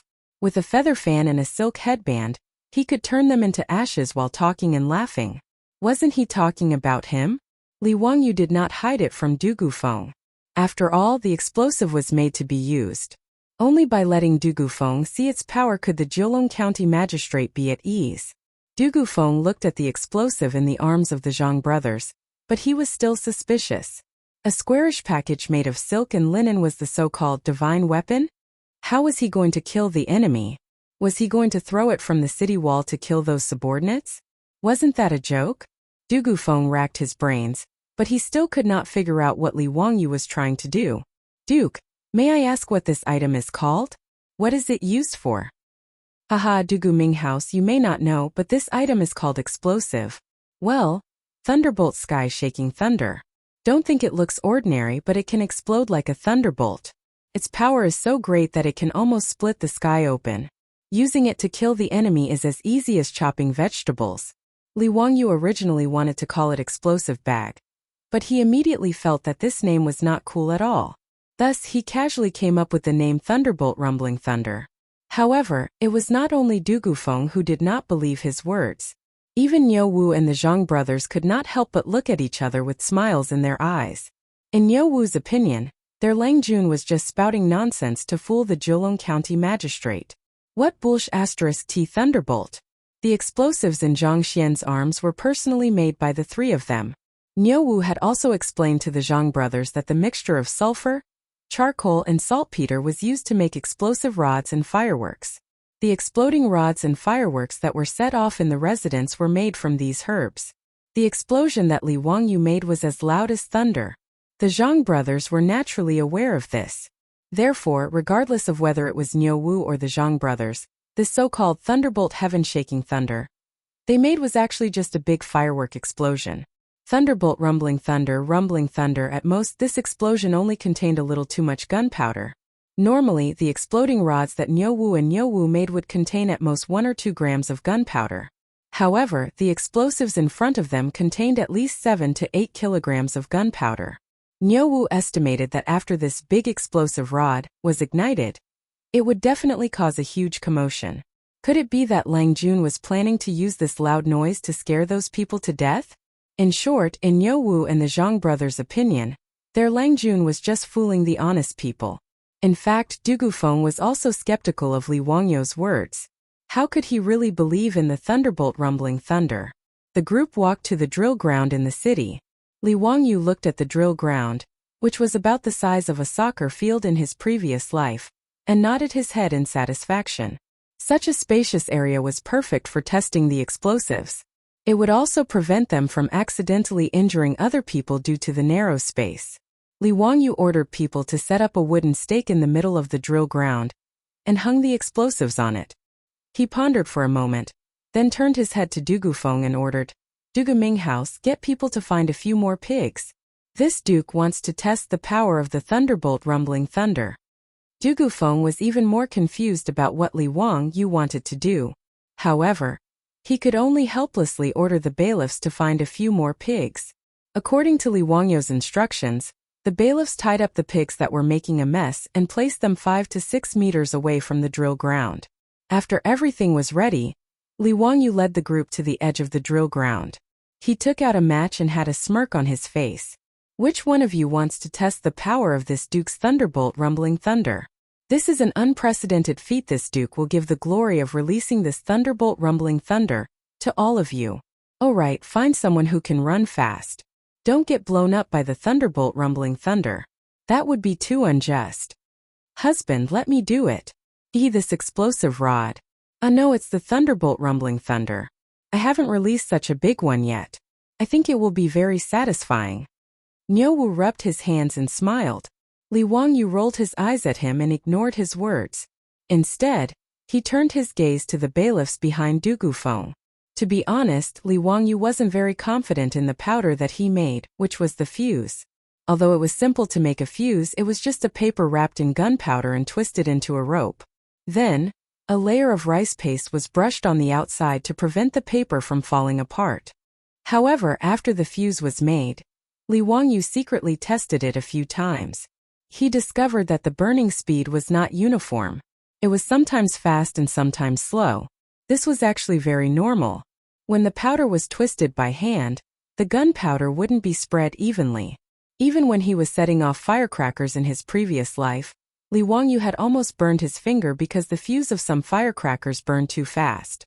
Therefore, Li Wangyu wasn't willing to let Niu Wu and the Zhang brothers do such a dangerous experiment. Although it wasn't very kind, he still decided to give this heavy responsibility to the bailiffs of Julong County. The bailiffs of Julong County looked at each other. Then someone immediately stood out. They did not know the dangers involved, but they were naturally willing to do such a thing to show their faces in front of the founding duke. Li Wangyu handed the match to that person and explained to him how to ignite the powder. He repeatedly told the man to turn around and run as fast as he could once the flame was ignited. Otherwise, if he was killed by the thunderbolt rumbling thunder, it wouldn't be his fault. Niu Wu and the Zhang brothers looked at each other. In their hearts, they felt that Li Wangyu was making a fuss over nothing. Wasn't it just setting off fireworks? Was there a need to be so exaggerated? The bailiff in charge of lighting the fire was frightened by Li Wangyu's words, but he also felt some regret in his heart. However, it was too late to say anything now. He could only grit his teeth and walk towards the powder with the match. Following Li Wangyu's instructions, he found the long powder. His hands trembled as he lit the match.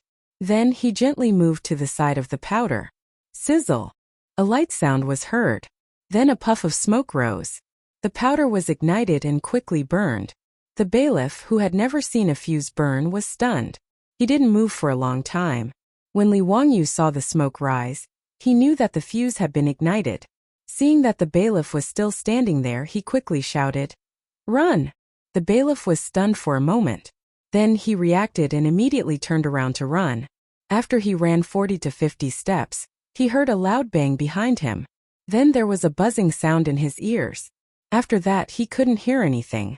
The bailiff, who was still running, felt as if someone had pushed him from behind. He immediately fell to the ground. At the side of the training ground, everyone, including Li Wangyu, was dumbfounded. Niu Wu and the Zhang brothers only had one thought in their minds. This firework explosion was really exciting. I mean, a different kind of firework. Chapter 894. In the history of human firearms, black gunpowder was the beginning of the era of firearms. However, strictly speaking, the power of black gunpowder wasn't that great. In terms of physical data, the explosive speed of black gunpowder was only 500 meters per second. The explosive speed of TNT in the future was 6,920 meters per second. The explosive speed of nitroglycerin was 8,000 meters per second, and the explosive speed of C4 was 8,040 meters per second. All of them could instantly turn black gunpowder into dregs. Therefore, the explosive bag that Niu Wu and the others made wasn't that powerful. At least, it was much less powerful than the explosive bag used by the 8th Route Army during the anti-Japanese war. Even so, when the explosive bag made of 8 to 9 kilograms of black gunpowder showed the power of firearms for the first time in this world, the huge roar and the power of the explosion still shocked everyone present. In the mansion soldiers' drill ground, there was a loud roar and a flash of fire. The shock wave of the explosion blew up the yellow soil on the drill ground, and a huge dust column rose from the ground. After the black gunpowder exploded, a huge cloud of black smoke rose up into the sky. The deafening sound of the explosion caused everyone's ears to ring and hum. Li Wangyu was smart. When the Yamen runner lit the fuse, he had already covered his ears with his hands and opened his mouth to offset the shock wave of the explosion. Therefore, when the explosive bag was detonated, he was the first to recover. In fact, the explosion of the explosive bag also shocked Li Wangyu. After all, in the future, other than seeing explosive scenes in movies and TV shows, he didn't have the chance to experience the shock of an explosion at close range. As for Niu Wu and the Zhang brothers at this time, their mouths were wide open and their faces were full of horror. In their eyes, the explosive bag was just a large explosive rod. After it was ignited, it caused such a violent explosion. Naturally, the three of them didn't expect it. The shock of the explosion, which was like a thunderbolt, made the three of them finally believe that what their Langjun asked them to make wasn't a toy explosive rod, but a thunderbolt shocking thunder that could be used to kill people. Du Gufeng, the county magistrate of Zhejiang County, was also stunned. He stared blankly at the column of smoke rising from the explosion, unable to speak for a long time. The few bailiffs behind Du Gufeng felt their legs go weak. They all knelt down and kowtowed to the location of the explosion. From their point of view, there was no other explanation for this thunderous fury other than the legendary magic of the immortals. The bailiffs looked at Li Wangyu with fear and reverence. After Li Wangyu came back to his senses, he couldn't help but laugh. The power of the explosives was completely in line with his imagination. As such, as long as they had the explosives in their hands, would they still have to worry about being surrounded? He was afraid that when those subordinates attacked the city again, they would throw down a few packs of explosives. After killing a group of people, they would be so scared that they would piss their pants and directly run back to the mountains. Who knows, maybe that would happen. Haha. Du Geminghaus, what do you think? Are you satisfied with the power of my thunderbolt shocking thunder? Li Wangyu smiled pretentiously at Du Gufeng, waiting for the county magistrate of Zhejiang County to worship and respect him.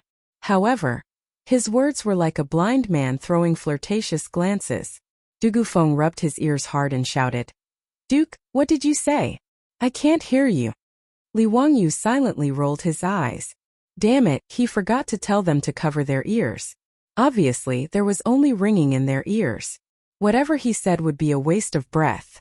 After waiting for a while, when everyone's ears had recovered, Li Wangyu signaled for Du Gufeng to come with him to see the effect of the explosion.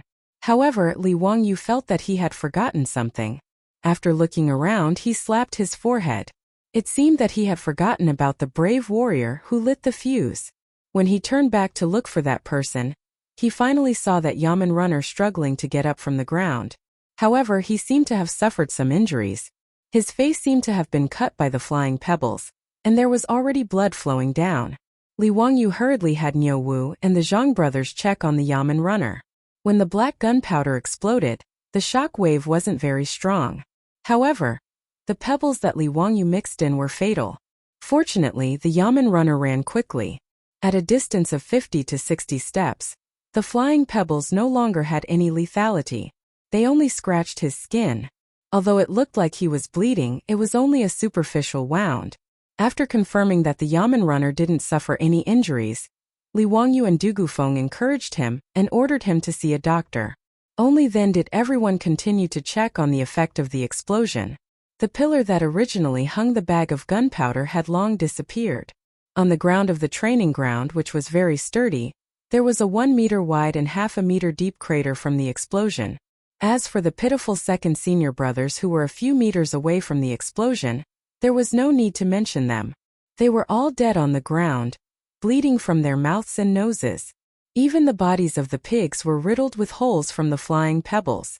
Blood flowed out from the holes. They looked very pitiful. Tistis, these pigs are so pitiful, Li Wangyu said hypocritically. He turned his head to look at Du Gufeng. Du Gaming House, get someone to kill these pigs. After today's fierce battle with the officials, use these pigs to reward the government soldiers and Yamen runners. Ah? Oh yes. I will immediately send someone to do it. Du Gufeng looked at the dead pigs and was already shocked to the point of losing his soul. Only when he heard Li Wangyu talking to him did he come back to his senses. Duke, this heaven-shaking thunderbolt was made from the saltpeter, sulfur, and charcoal that you had me collect? This is too frightening. Could it be that the Duke used some kind of immortal magic? Li Wangyu naturally wouldn't reveal the truth to Du Gufeng. Gunpowder was the top secret of this era. Even though some monks, Taoists, and alchemists knew about gunpowder, no one had truly grasped the correct formula of gunpowder. The different ratios of sulfur, saltpeter, and charcoal determined the explosive power of gunpowder. In history, it wasn't until the 13th century, during the Southern Song dynasty, that gunpowder was used in large quantities on the battlefield and became something that could be fatal. It was now the 4th year of Kaizhenguan, the year 630 AD. There were still 500 to 600 years before gunpowder was used on the battlefield. Li Wangyu pretended to be mysterious and nodded at Du Gufeng. He spat out 2 words in a very pretentious manner. Yes. Worried that Du Gufeng would misunderstand, he added, of course, the main thing is the sulfur, charcoal, and other materials that the Du Guming house painstakingly collected from the city. Otherwise, this duke would be like a clever housewife who can't cook a meal without rice. I wouldn't be able to make this heaven-shaking thunderbolt. Du Gufeng was slightly stunned. He didn't even have time to greet Li Wangyu before he turned around and ran out with his official robes. Li Wangyu was stunned by his reaction and couldn't help but shout, Du Guming house, what are you doing in such a hurry? This official is going to supervise the people and continue to scrape the saltpeter from the city. Du Gufeng left these words and ran out of sight. Li Wangyu, Niu Wu, and the others were stunned for a moment before they burst into laughter. Chapter 895. After testing the power of the explosives, Li Wangyu was finally able to relax after the incident of his subordinates surrounding the city. As long as he had the explosives in his hands, no matter how many people there were outside the city, he was not afraid. Zhejiang County currently lacked charcoal and saltpeter. Although there was not much sulfur, the amount of sulfur used in the gunpowder formula was the least. Therefore, Li Wangyu estimated that with the sulfur that they had collected, Niu Wu and the others would be able to make almost 100 explosives. Li Wangyu did not believe that with so many explosives, those people would be able to overturn the situation. How could a body of flesh and blood be able to compete with explosives?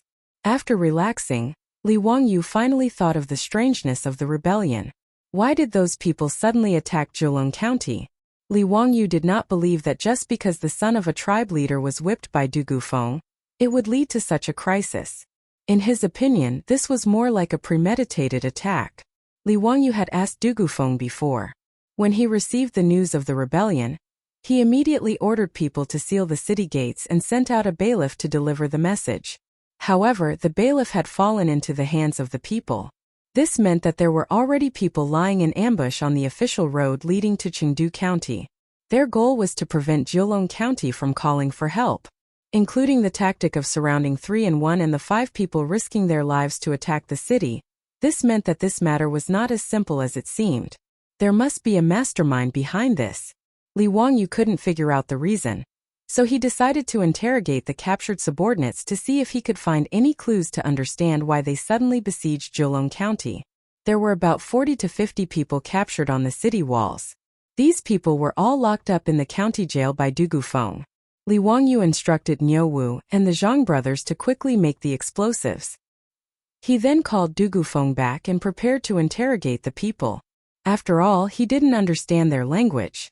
Without Du Gufeng's translation, it would be like a chicken speaking with a duck, and both parties would have no way of communicating. Duke, this lowly official, understands those subordinates very well. They are a group of stubborn people. It is very difficult to get them to confess. The helpers' living environment was terrible, which made them fearless of death. They were very hard to deal with. Furthermore, this lowly official suspects that the subordinates that we have captured might not know what their leaders are trying to do. Du Gufeng first gave Li Wangyu a heads up. In his view, it would be difficult to get these subordinates to confess. Li Wangyu was naturally aware of this, but he didn't know if he could get any useful information from his subordinates. However, since he had nothing to do, he might as well interrogate him first. When the Tang dynasty interrogated criminals, they used all kinds of torture to extort confessions. They used all kinds of cruel methods to torture the person being interrogated. Things like flogging, whipping, pinching fingers with bamboo sticks, burning with hot iron. Li Wangyu, on the other hand, looked down on these interrogation methods. Beating people until they were badly mutilated and using pure pain to extort confessions was too low end. Li Wangyu couldn't bear to do it. He wanted to try out a few interrogation methods that he had seen when he was browsing the internet in his previous life. In his previous life, extorting confessions through torture had become the target of scorn. However, there were interrogation methods that didn't harm the body but could torture the mind.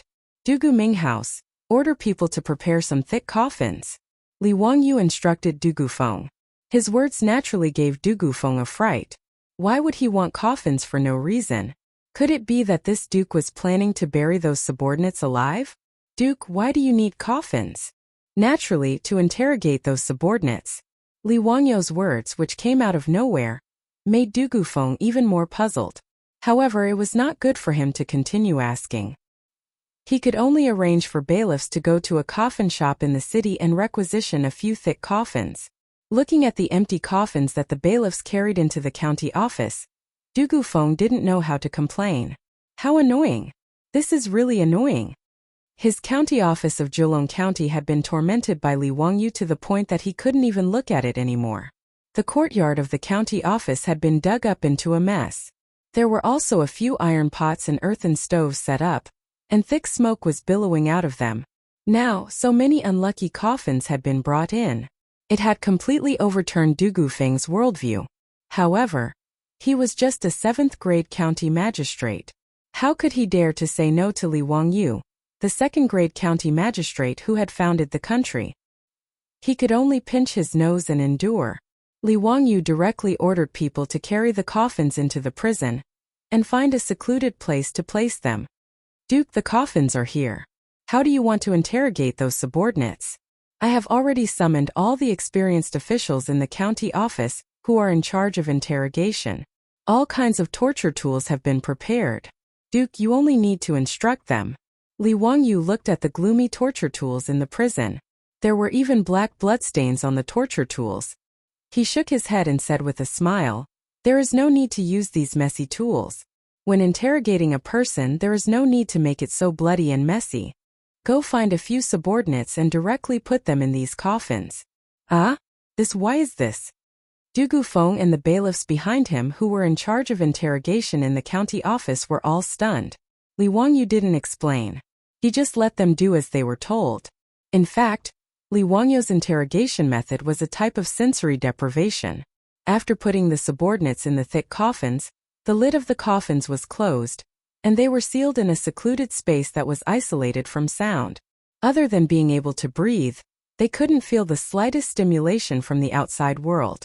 What seemed like an unremarkable punishment was actually quite terrifying. In the past, there was a research organization that did an experiment. They invited 17 people who volunteered to participate in the experiment and sealed them in a box. Almost no one was able to endure for long. Most people felt deep anxiety and panic when they were in the box.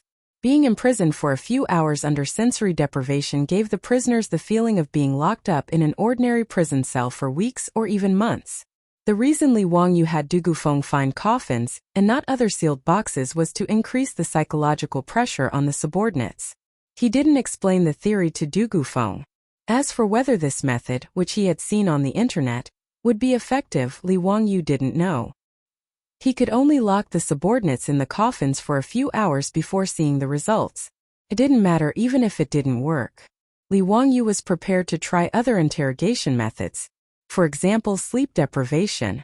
He wouldn't let the interviewee sleep for a few days. He would use fatigue to make the interviewee confess. This was a method often used by countries all over the world. Although this method was good, it was time-consuming. Li Wangyu didn't have the patience to spend a few days interrogating these subordinates. Li Wangyu felt that sensory deprivation, stress positions, and extreme temperatures were too cumbersome. Now, he wanted to try the quickest interrogation method on these subordinates. It was the CIA's infamous water torture. Chapter 896. The so-called water torture was a torture method that made the person being interrogated feel drowned. The person being tortured would not suffer any obvious physical injuries, but the pain would be unbearable. In the future, water torture was recognized as a form of torture. It was cruel, inhumane, and damaging to one's dignity, and was banned by many countries.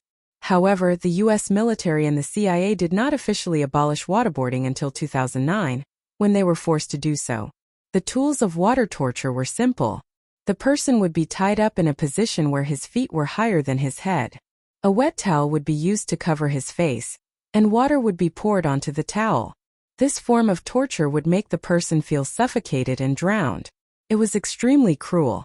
Li Wangyu said that he could not bear to see his subordinates being tortured, but in reality, he did not want to see a bloody scene. He did not think that there was anything wrong with torturing his subordinates. After all, if these subordinates conquered Zhejiang County, they would not be merciful and let the civilians, Su Chongqing, and the others go. Li Wangyu ordered his men to drag out one of the subordinates from the prison and prepare to water torture him. The subordinate was very strong. His hands were tied behind his back by 2 yamen runners, but he did not stop struggling. His expression was ferocious and he was cursing. Even though Li Wangyu did not understand the language of the subordinates, he knew that this person did not have anything good to say. After ordering the yamen runners to tie the subordinate up, Li Wangyu ordered his men to bring a towel and a bucket of water. He was ready to torture the subordinate. However, Li Wangyu's water torture was seen as cruel by Dugufeng and the other yamen runners. They did not think much of it. When Li Wangyu ordered them to lock the subordinate in a coffin, they did not understand what he meant. Now that they saw that the so-called tools of torture Li Wangyu ordered his men to prepare were just a bucket of water and a towel, they thought that Li Wangyu, the county duke who founded the country, was just messing around. The yamen runners, who had been torturing prisoners for years, looked at each other and saw a hint of amusement in each other's eyes. Obviously, they thought that Li Wangyu's so-called interrogation was just child's play. It was simply a fantasy to expect these stubborn subordinates to confess with a bucket of cold water that didn't hurt them at all. Of course, they did not dare to say this in front of Li Wangyu. They also did not dare to show any strange expressions on their faces. After all, Li Wangyu was a god that no one dared to offend. Therefore, even though the yamen runners did not think much of it, they were still very happy. They followed Li Wangyu's instructions and prepared to torture of the subordinates. After tying him up from head to toe, they covered his face with a towel. Then, a few yamen runners lifted a bucket of water and slowly poured it on his face. Originally, the yamen runners thought that this kind of punishment was no different from washing the subordinates' faces. But they did not expect that when the bucket of water was only half poured, the subordinates who were fixed to the platform suddenly started to struggle violently. They seemed to be in great pain. Some sharp-eyed yamen runners even noticed that the subordinates' pants were wet. There was a foul smell. The subordinates actually lost control of their bowels. The yamen runners were stunned. They were all veterans who had been torturing prisoners for a long time. They knew that it was not easy to beat the prisoners until they lost control of their bowels. Moreover, these subordinates were known for their stubbornness. In the past, torturing them was a difficult task. Don't think that beating people would not be tiring. But now, did the subordinate see a ghost? Just half a bucket of water was poured on his face and he could not help but struggle in pain. He even lost control of his bowels. Could it be that this punishment was really that terrifying? Li Wangyu did not know what the yamen runners were thinking. Otherwise, he would definitely laugh out loud. Water torture did not seem like much, but it was actually quite painful. He had seen a piece of information on a military forum in his previous life. A CIA official had once revealed that water torture was very efficient. 80% of the people who were interrogated by water torture would confess. As for the remaining 20%, it was not because they were heroes who would rather die than surrender, but because they were tortured to death. Perhaps the only people who could survive water torture were those who had the halo of a main character in a Hollywood movie. The reason why water torture was so cruel was that it was impossible to breathe during the process. This caused the person being interrogated to subconsciously open their mouth and swallow. This caused a large amount of water to be sucked into their stomach, lungs, and trachea. This would cause the person being interrogated to vomit, cough, lose control of their bowels, and experience indescribable pain. They would be tortured to the point of death. According to the information disclosed by the CIA official, if an ordinary person was subjected to water torture, they would confess within 16 seconds to 2 minutes. The efficiency was very high. The yamen runners of Julong County naturally did not know about this, and Dugufeng did not know either. Everyone looked at the subordinate's painful appearance in horror, but they did not understand why. That's enough. Be careful not to drown him if you continue to water him. Stop.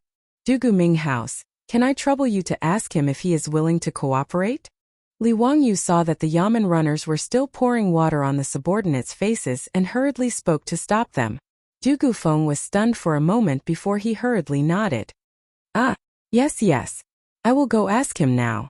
The yamen runners hurriedly put down the buckets of water and removed the wet towel covering the subordinates' faces. At this time, the subordinates could finally breathe again. He opened his mouth and greedily took in large mouthfuls of the not-so-fresh air in the prison. At the same time, he violently coughed, causing his face to be covered in snot and tears. He looked very miserable. Dugufeng and the other subordinates' coughing subsided a little. They then used the subordinates' language to ask a few questions.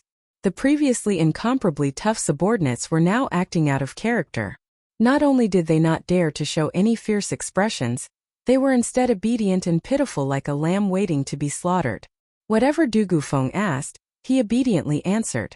This made the yamen runners to the side all dumbfounded. The old officials in the prison finally realized that they had eyes but failed to recognize Mount Tai. They had originally thought that Li Wangyu was fooling around with his interrogation methods, but now these old hands had opened their eyes. Compared to this efficient and easy interrogation method, the methods that they had originally used were indeed weak. What the county duke was doing was called interrogation. What he was doing was called an expert. If it weren't for the fact that the yamen runner's status was too low compared to Li Wangyu's, these old torturers in the county yamen would have wanted to kneel down and kowtow to Li Wangyu to become his disciple. They would have wanted to learn some of these magical interrogation methods. Disregarding the shock in the yamen runners' hearts, the subordinates that Dugufeng had questioned for a long time shook his head regretfully at Li Wangyu.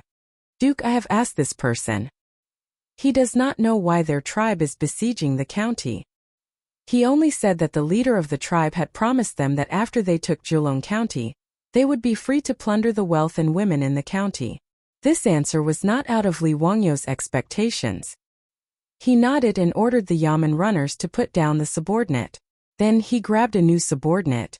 Chapter 897. After using water torture on several of them, the result was the same. No one could withstand such a cruel punishment. All of them began to beg for mercy. The county Yaman's torture veterans were like children who had just gotten a new toy. They were all in high spirits and couldn't wait to use the consummate skill they had just learned on these officials. In an instant, the county Yaman's prison, which was already gloomy and cold, was filled with endless screams. Of course, Li Wang, you wouldn't sympathize with these officials. According to the laws of the Tang Empire, these captured officials would be exiled for 3,000 miles even if they weren't beheaded. In short, their fate wouldn't be pleasant. However, he was a little disappointed. After interrogating several officials, no one knew why the 5 major tribes of officials had joined forces to attack Jolong County. This was actually very normal. Thinking about it, only the leaders of the tribes of officials and those close to them would know the details. It was normal that these ordinary officials didn't know. Since he had nothing to do, Li Wangyu still ordered the Yamen runners to torture all the officials in the prison. However, they still didn't get anything. After spending 2 to 4 hours, it was all for naught. Li Wangyu felt very helpless about this result. He stood up and dusted his clothes, preparing to return to the hostel. Du Gufeng naturally led a group of Yamen runners to respectfully escort Li Wangyu out of the prison. However, one of the Yamen runners hesitated and said, "Reporting to the Duke, you forgot about those coffins." Li Wangyu was reminded by him and suddenly remembered. Damn it, I completely forgot. Previously, he had ordered people to capture a few officials and lock them in the coffins. Their senses were cut off and they were confined. Now that a few hours had passed, he didn't know if those officials had broken down or not. He quickly ordered the Yamen runners to release those officials and check on the situation. If these officials were still unwilling to confess, Li Wangyu might have to ask the Yamen runners to torture them with water again for the sake of his reputation. Contrary to everyone's expectations, when the bailiffs opened the coffin lids and released them, the eyes of the people locked in the coffin were all lifeless, as if they had received a terrible shock. Li Wangyu's heart couldn't help but thump. These officials couldn't have been locked in the coffins for a few hours, right? Before Li Wangyu could say anything, the Yamen runners saw the muddle-headed appearance of these officials and directly raised their arms and slapped them a few times to wake them up. The unruly officials cried and knelt down. They kowtowed to Du Gufeng, who was wearing an official's robe. They were mumbling something that no one knew what they were talking about. Li Wangyu couldn't understand what the officials were saying, but the Yamen runners and Du Gufeng could. After listening to the officials' words, the Yamen runners looked at Li Wangyu as if they were looking at their ancestor. They were full of worship.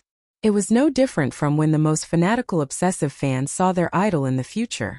This group of experienced torturers felt that their worldview had been turned upside down. If it was water torture, then it would be fine. After a few attempts, everyone roughly understood why pouring water on the faces of the subordinates would cause such pain. But why were these people who were locked in the coffins so terrified? At this moment, the officials who were kneeling on the ground and kowtowing like they were pounding garlic were begging for mercy. As long as they weren't locked in the coffins, they would be willing to do anything. The Yamen runners even suspected that if they were thrown a knife at this moment and asked to kill themselves, these officials might immediately use the knife to slit their own throats. Strange, this was too strange.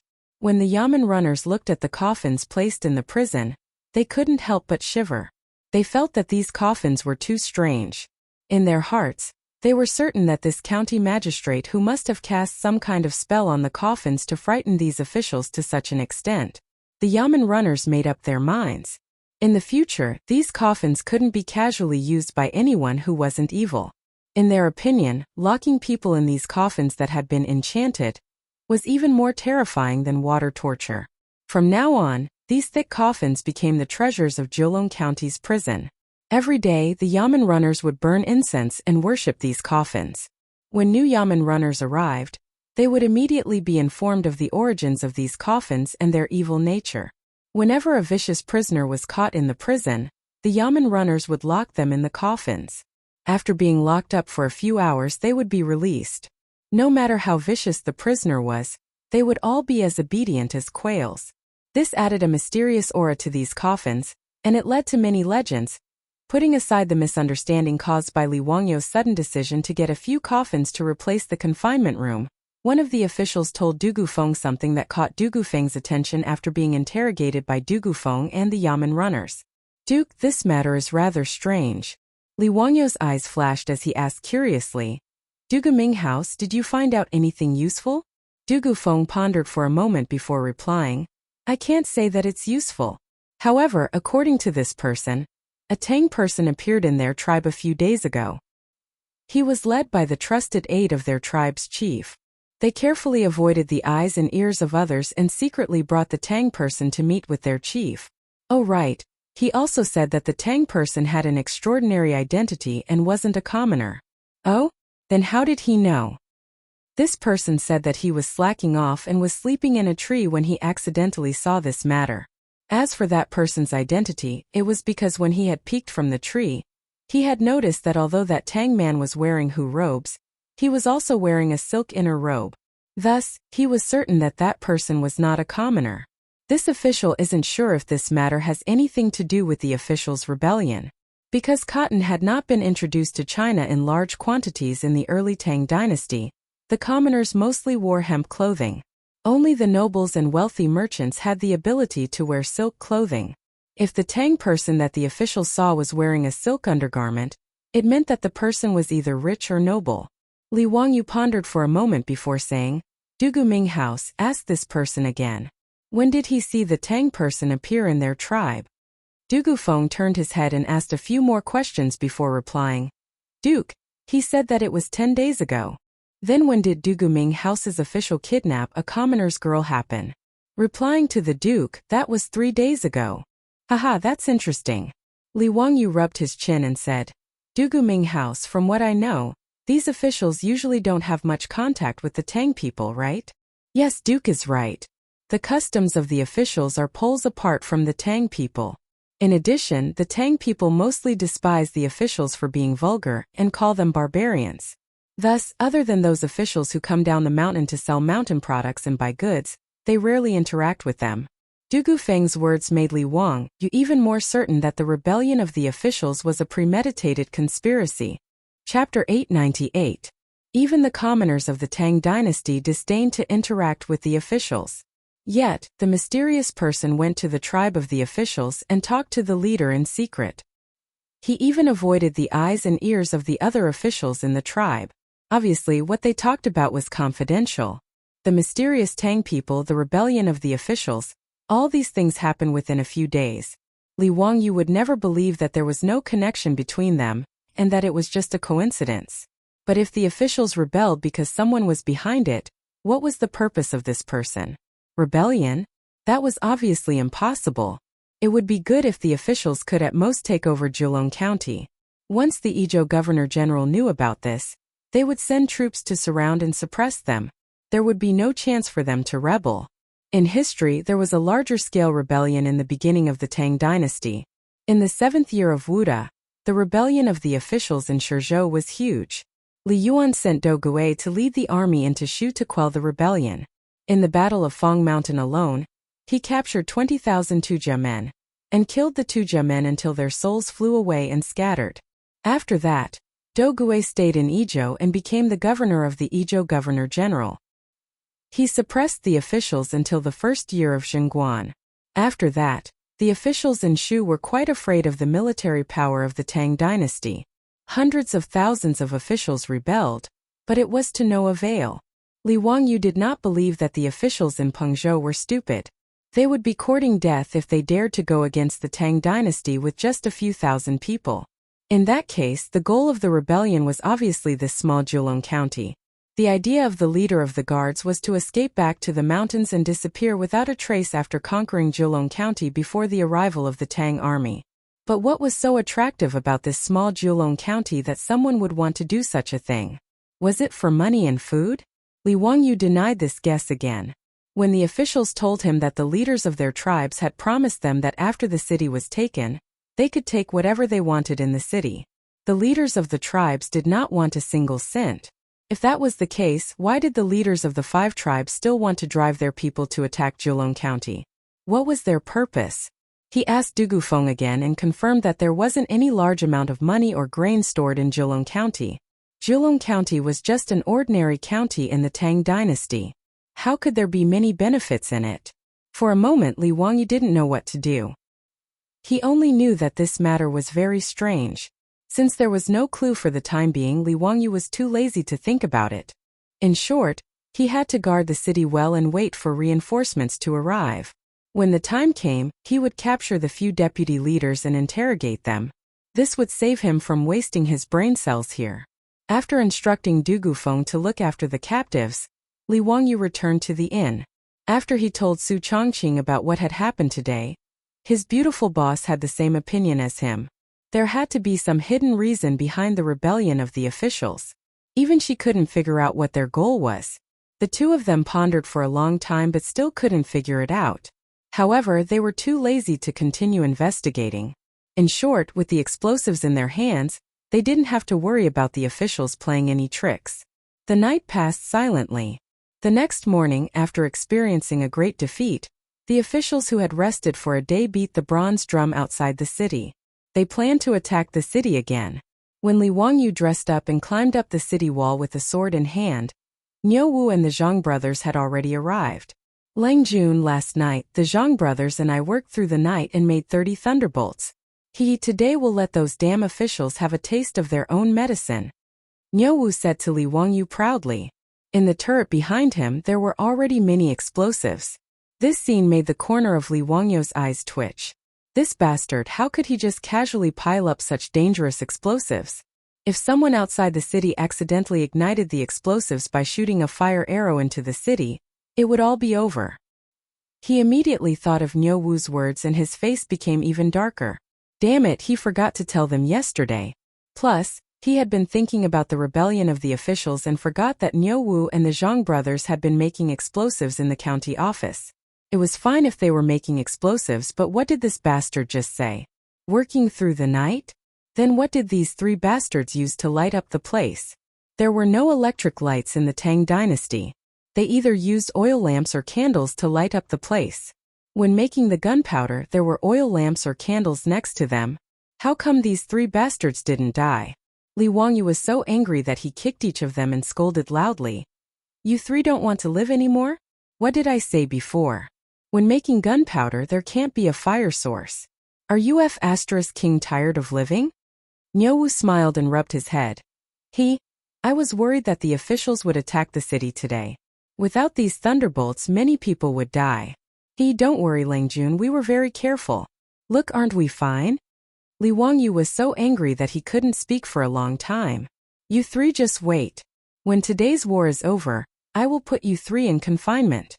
Now go find someone to move these thunderbolts further away, and store them separately. Remember, don't get close to the fire source. He made up his mind to throw these three lucky bastards into the county office's prison, and lock them in the coffins for an hour. Let's see if they still dare to act so recklessly in the future. Today he could still see the three of them alive and kicking.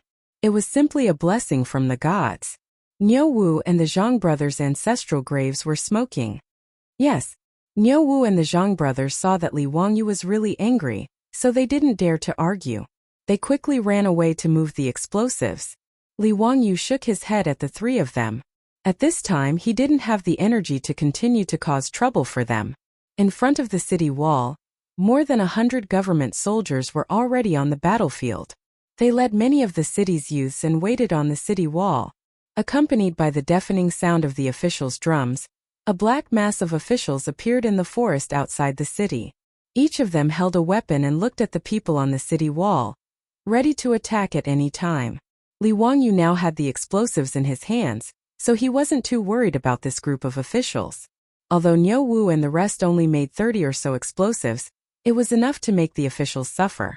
Li Wangyu wasn't at ease with the others using the explosives, so he simply let Niu Wu and the Zhang brothers each take 7 to 8 explosives to guard one side of the city wall, and support the government soldiers in battle. He personally led a few yamen runners with the remaining explosives to guard one side of the city wall. As for the one responsible for igniting the explosives, it was a familiar person. It was the yamen runner who was used as a guinea pig by Li Wangyu yesterday. The yamen runner's face was only scratched by the gravel yesterday. After treatment by the doctor, it wasn't a big problem. At this moment, this bailiff was bragging to the bailiffs beside him about his glorious achievements yesterday. He was extremely proud that Li Wangyu had once again given him these quaking thunders, and his chest was puffed up high.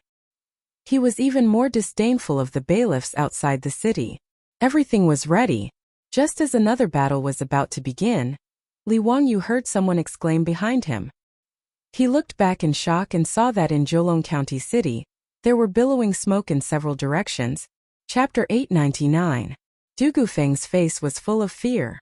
Duke, looking at the direction of the fire, it's my county hall and the granary in the city. This must be the work of a spy in the city. Li Wangyu's face was gloomy as he nodded silently. Needless to say, it would be strange if the county hall and granary in the city were on fire during such a big battle. As for Du Gufeng's claim that it was a spy, Li Wangyu could only sneer. It might not be a spy. He thought of what the spy said in the prison yesterday. That mysterious Tang person. Dugu Minghouse, immediately take the bailiffs and mobilize the people in the city to put out the fire, Li Wangyu ordered. Dugu Feng looked at the people outside the city who were ready to attack at any time and hesitated. Duke, why don't I stay here? Li Wangyu waved his hand. That's enough, I'm here. You don't know how to use the quaking thunder, so it's useless for you to stay on the city wall. Don't worry, with my quaking thunder, those people won't be able to reach the city wall. Dugu Minghouse, just put out the fire. Yes. Then I'll leave the safety of Zheolong County to you, Duke.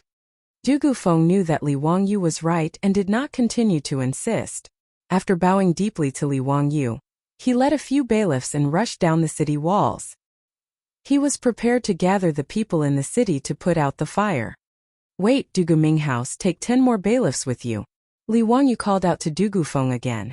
Since someone has set fire to the county hall, their target might be the captured subordinates. Be careful that they don't act rashly. Dugu Feng immediately nodded and led a group of bailiffs to leave. The fire in Zheolong County was naturally seen by the bailiffs and the young men on the city wall. Since they were the young men who came to help, their families were all in the city. When they saw the city on fire, it naturally caused an uproar. They were worried about the safety of their families in the city. There were even some impulsive young men who wanted to turn around and run down the city wall. The people on the city walls, who had been nervously guarding against the people outside the city, were in a state of chaos. Seeing this, Li Wangyu hurriedly shouted, "Stop! If anyone runs around and disturbs the morale of the troops, they will be charged with the crime of disobeying orders and executed." The group of yamen runners behind him quickly followed and shouted, "If anyone runs around and disturbs the morale of the army, kill them." Once their voices spread, the squad leaders and dekarches on the wall knew very well that they must not let the young men run amok. They yelled one after another, "Anyone who runs around and disrupts the army's morale will be killed." In the blink of an eye, Li Wangyu's order was spread to all 4 sides of the city wall through the mouths of the bailiffs and soldiers on the city wall. The cold words calmed the young men who had been panicking a little. The military orders of the Tang dynasty were strict. Although these young men were not soldiers, they knew this very well.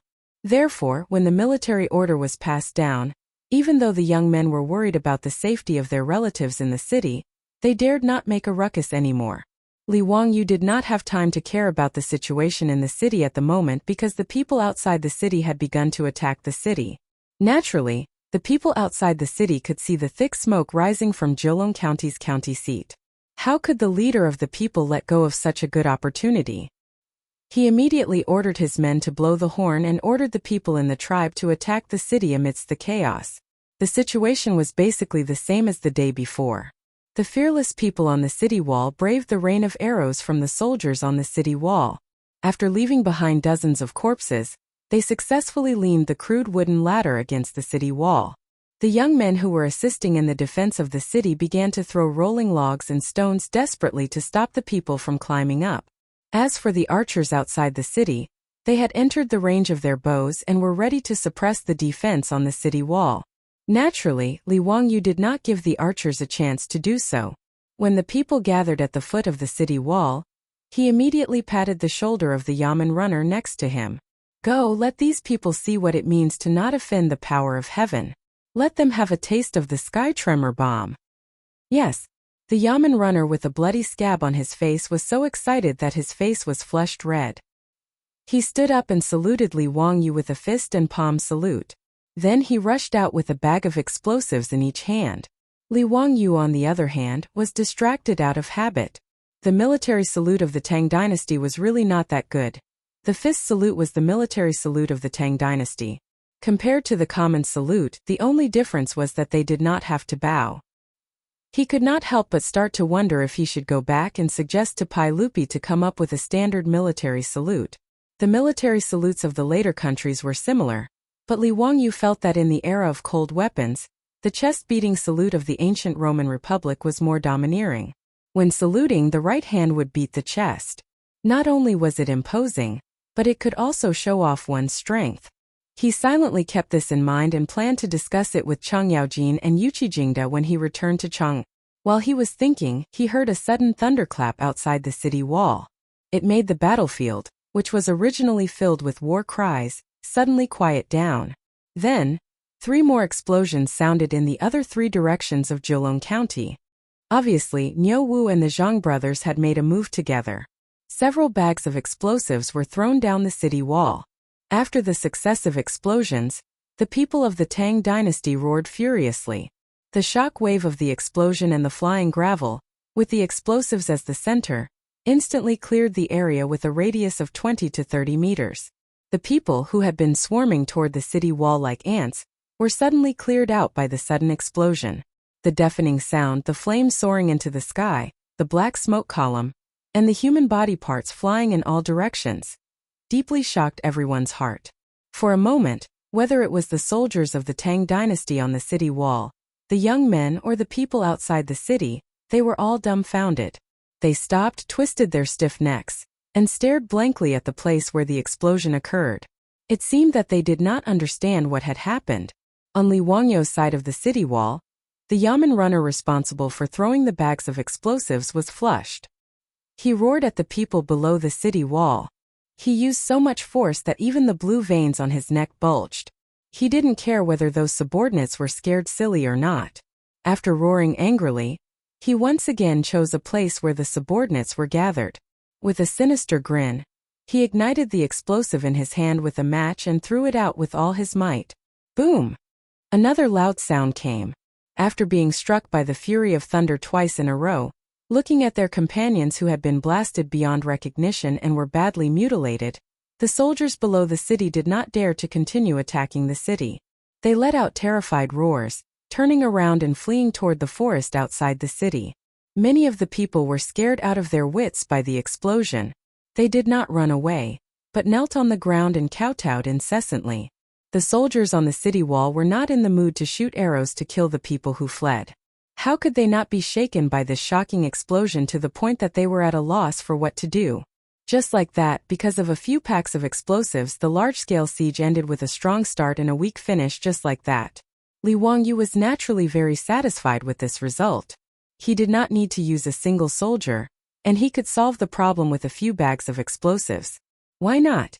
After the people outside the city retreated, the fire in the city was slowly extinguished due to the efforts of Du Gufeng and the people in the city.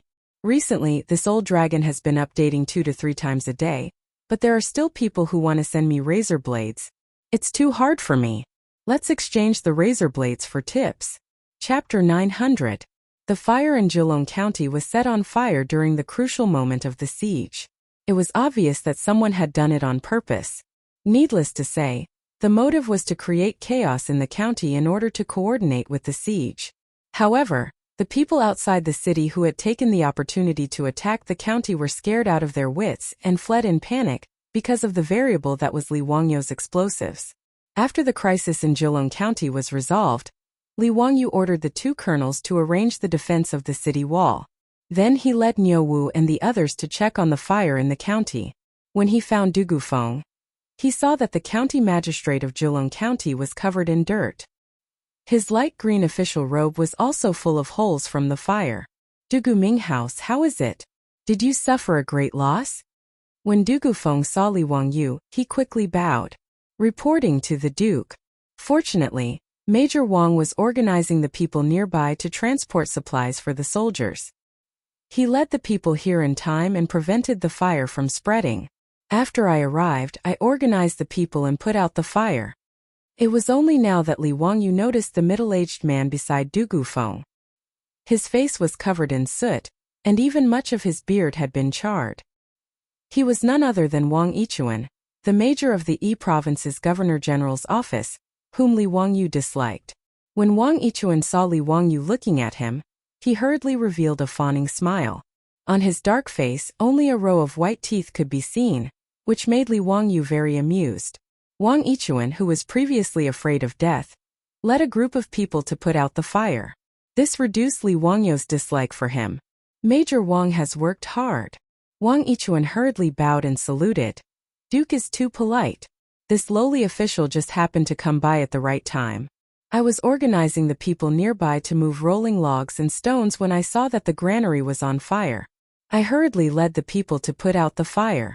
I am ashamed to say that as a major, I did not dare to go to the city wall to supervise the battle. I could only do some small things within my ability. Li Wangyu smiled and nodded.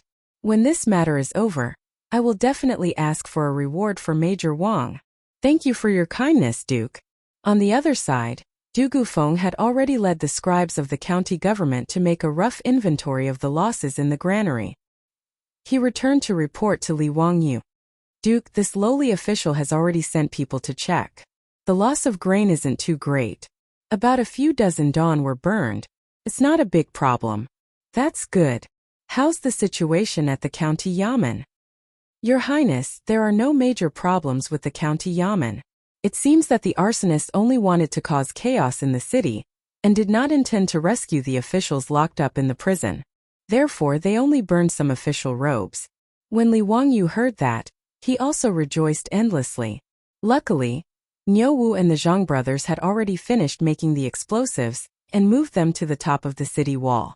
Otherwise, if the explosives were stored in the county yamen, it would be difficult to deal with them.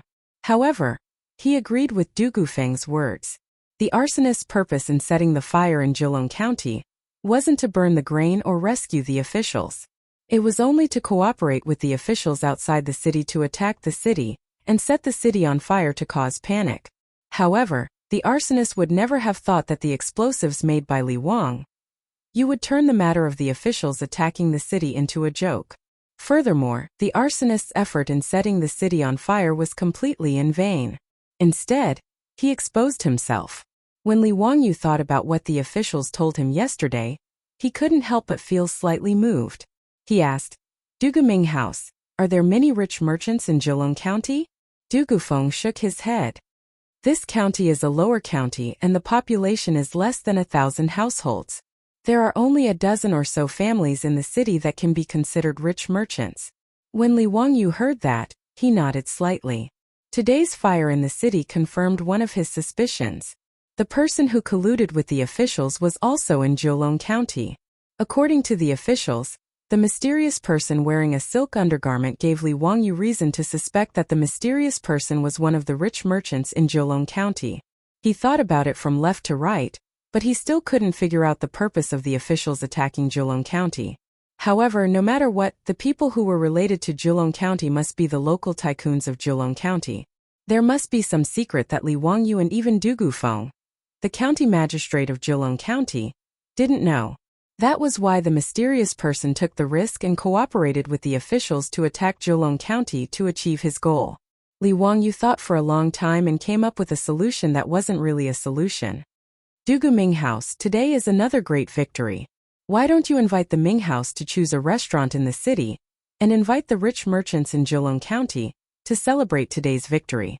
What do you think? When Du Gufeng heard that, he was slightly stunned. He didn't quite understand Li Wangyu's words. Now that there were thousands of officials surrounding the city, how could they invite the rich merchants in the city to a banquet? Then he suddenly understood. Duke, are you thinking of? Before he could finish, Li Wangyu nodded, indicating that he didn't need to continue. Yes, this official understands. This official will order someone to send invitations to those country gentlemen. Du Gufeng and Li Wangyu looked at each other. They could tell what the other was thinking from the look in the other's eyes. Li Wangyu's idea was simple. The mysterious person probably didn't expect that his whereabouts would be discovered by one of the officials. He also didn't expect that the official would be captured by Jilong County. As such, the most direct method was to capture the assistant and have him recognize the person in person. As long as the official could identify the rich merchants in Julong County as the Tang person he saw that day, he would be able to easily capture the mastermind. Du Gufeng, the county magistrate of Julong County, was also a clever person. He immediately understood Li Wangyou's idea. Wang Yichuan naturally didn't understand the conversation between the two, but he didn't care about it. After Du Gufeng left to arrange these matters, Wang Yichuan also cupped his hands and bid farewell to Li Wangyu. He returned to the hostel to wash up and change his clothes. This major of the Izhou Governor-General's manor was trapped in Julong County. He was also staying in the hostel in the city. Li Wangyu saw that the situation in the city had stabilized. The mastermind's plot had failed, so he led Niu Wu and the others back to the city wall. He needed to properly store the remaining bags of explosives. If they weren't stored properly and accidentally detonated, it would be very troublesome. These bags of explosives were dangerous items. Li Wangyu naturally couldn't bring them back to the hostel. After thinking it over, he decided that it was more appropriate to entrust the bags of explosives to the prefectural soldiers. After ordering people to find the 2 colonels of the prefectural soldiers, Li Wangyu explained to them how to store the bags of explosives. These 2 colonels had already been convinced by the power of the bags of explosives on the city wall today. When they heard that Li Wangyu wanted to entrust these divine items to them for safekeeping, they naturally patted their chests and promised that they would send the most elite prefectural soldiers to look after the bags of thunderbolt shaking thunder. There wouldn't be any mistakes. Li Wangyu also trusted the 2 of them. If even the prefectural soldiers couldn't protect the bags of explosives, then he didn't have anyone else to trust.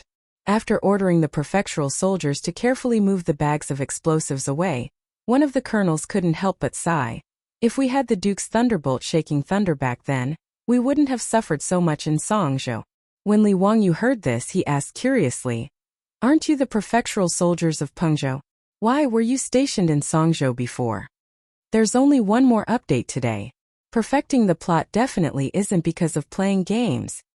Chapter 901. In response to Li Wangyou's question, the colonel nodded and replied, "Duke, you may not know this, but all of us, including Pengzhou and Songzhou, are under the control of the Izhou Governor-General. Therefore, every year we have the opportunity to be sent to Songzhou to train." Hearing this, Li Wangyu understood a little. The Izhou Governor-General's office actually had the military and political power of Izhou, Mian, Jian, Jia, Ling, Ya Mei, Meng, Jian, Chong, and Songzhou. Although the government soldiers were not professional soldiers like the imperial army, the Tang dynasty would still give them intensive military training every year to maintain their combat strength. Songzhou was an important city on the border with the Tuyuhan. In addition, the Tang dynasty and the Tuyuhan had small conflicts on the border from time to time. As such, the Yi Province Governor-General's manor took turns transferring these soldiers from the various provinces to Song Province for a period of time in order to achieve the effect of actual combat training. Li Wangyu asked curiously, "Based on what you said, did you fight with the Tuyuhan in Songzhou? And you suffered a big loss?" The 2 colonels looked at each other with a sad expression and nodded with a bitter smile. "Duke, to be honest, we were originally 3 brigades of government soldiers. A month ago, when we were stationed in Songzhou, one of the brigades was out on patrol and was ambushed by the Tuyuhan. The entire brigade died in battle." The colonel's words made Li Wangyu very surprised. There was actually such a thing happening? Immediately, he thought of the government soldiers he saw rushing to Songzhou when he departed from Mianzhou. It must have something to do with this. Is the Tuyuhan so arrogant? Aren't they afraid of the Tang dynasty's revenge? The colonel shook his head. "Duke, you may not know, but it is normal for the Tang dynasty and the Tuyuhan to attack each other. It's just that it's rare to see an entire brigade like us die in battle without even a messenger escaping." The colonel continued, "After this happened, we originally wanted to avenge our comrades, but we didn't expect to be immediately sent back to Pengzhou." Sigh. As he spoke, he angrily punched his own palm, his face filled with grief and indignation. Li Wangyu had never been in the army before, but he could immediately understand the mood of the 2 colonels. He sighed and comforted the 2 colonels. After the regiment commander left, Li Wangyu also returned to the hostel to prepare for the feast at Hongmen that night. After receiving Du Gufeng's invitation, The 10 or so wealthy merchants of Julong County were somewhat surprised, but none of them refused. They all arrived at the restaurant as scheduled. Du Gufeng had already ordered someone to bring the assistant out of the prison. After washing up and dressing up, he got him a set of restaurant doctor's clothes and had him follow the bailiffs to receive the rich merchants in front of the restaurant. His goal was naturally to find out who that mysterious Tang was. However, to Li Wangyu and Du Gufeng's surprise, even after all the guests had arrived, the guard was still unable to identify the mysterious Tang from the crowd. Regardless of whether it was the rich merchants themselves or their servants, none of them matched the description. After receiving Du Gufeng's report, Li Wangyu frowned. Could it be that his previous thoughts were wrong? The people who were spying on Julong County were not the rich merchants in the city. However, other than these people, Li Wangyu could not think of anyone else who would benefit if Julong County was taken over by the guards. What was the motive? Needless to say, the people outside the city must have been promised great benefits, which was why they were tempted. However, what was the motive of the mastermind behind the scenes? Who would benefit if Julong County was taken over by the guards? Li Wangyu thought until his head was about to explode, but he could not think of anyone who would benefit from it. This matter was too king illogical. He even suspected Wang Yichuan, the major of the Izhou Governor-General's office. He ordered Du Gufeng to investigate in private to see if Wang Yichuan had any connection with Julong County. However, after Du Gufeng ordered the bailiffs to investigate, they confirmed that Wang Yichuan had no relationship with the rich merchants of Julong County. He did not have any relatives or old friends, nor did he have any family members. Wang Yichuan only liked Pengzhou's peonies. Whenever Pengzhou's peonies bloomed, he would come to Julong County to admire the flowers. This time he was trapped in Julong County, just like Li Wangyu and company. Seeing the situation, Li Wangyu no longer suspected Wang Yichuan. Since he could not catch the mastermind behind the scenes, Li Wangyu could not be bothered to continue being a detective to solve the case. In the past few days, the guards outside the city did not continue to attack the city. It was as if they were completely scared out of their wits by the explosives. In fact, it was not just the guards. Even the soldiers and youths on the city walls were frightened by the power of the explosives. Even the commoners of Julong County took out their incense burners, burned incense, and kowtowed to thank the god of thunder for his protection. In the eyes of the commoners, the sound of the explosives exploding was the god of thunder's wrath, striking those damned guards to death.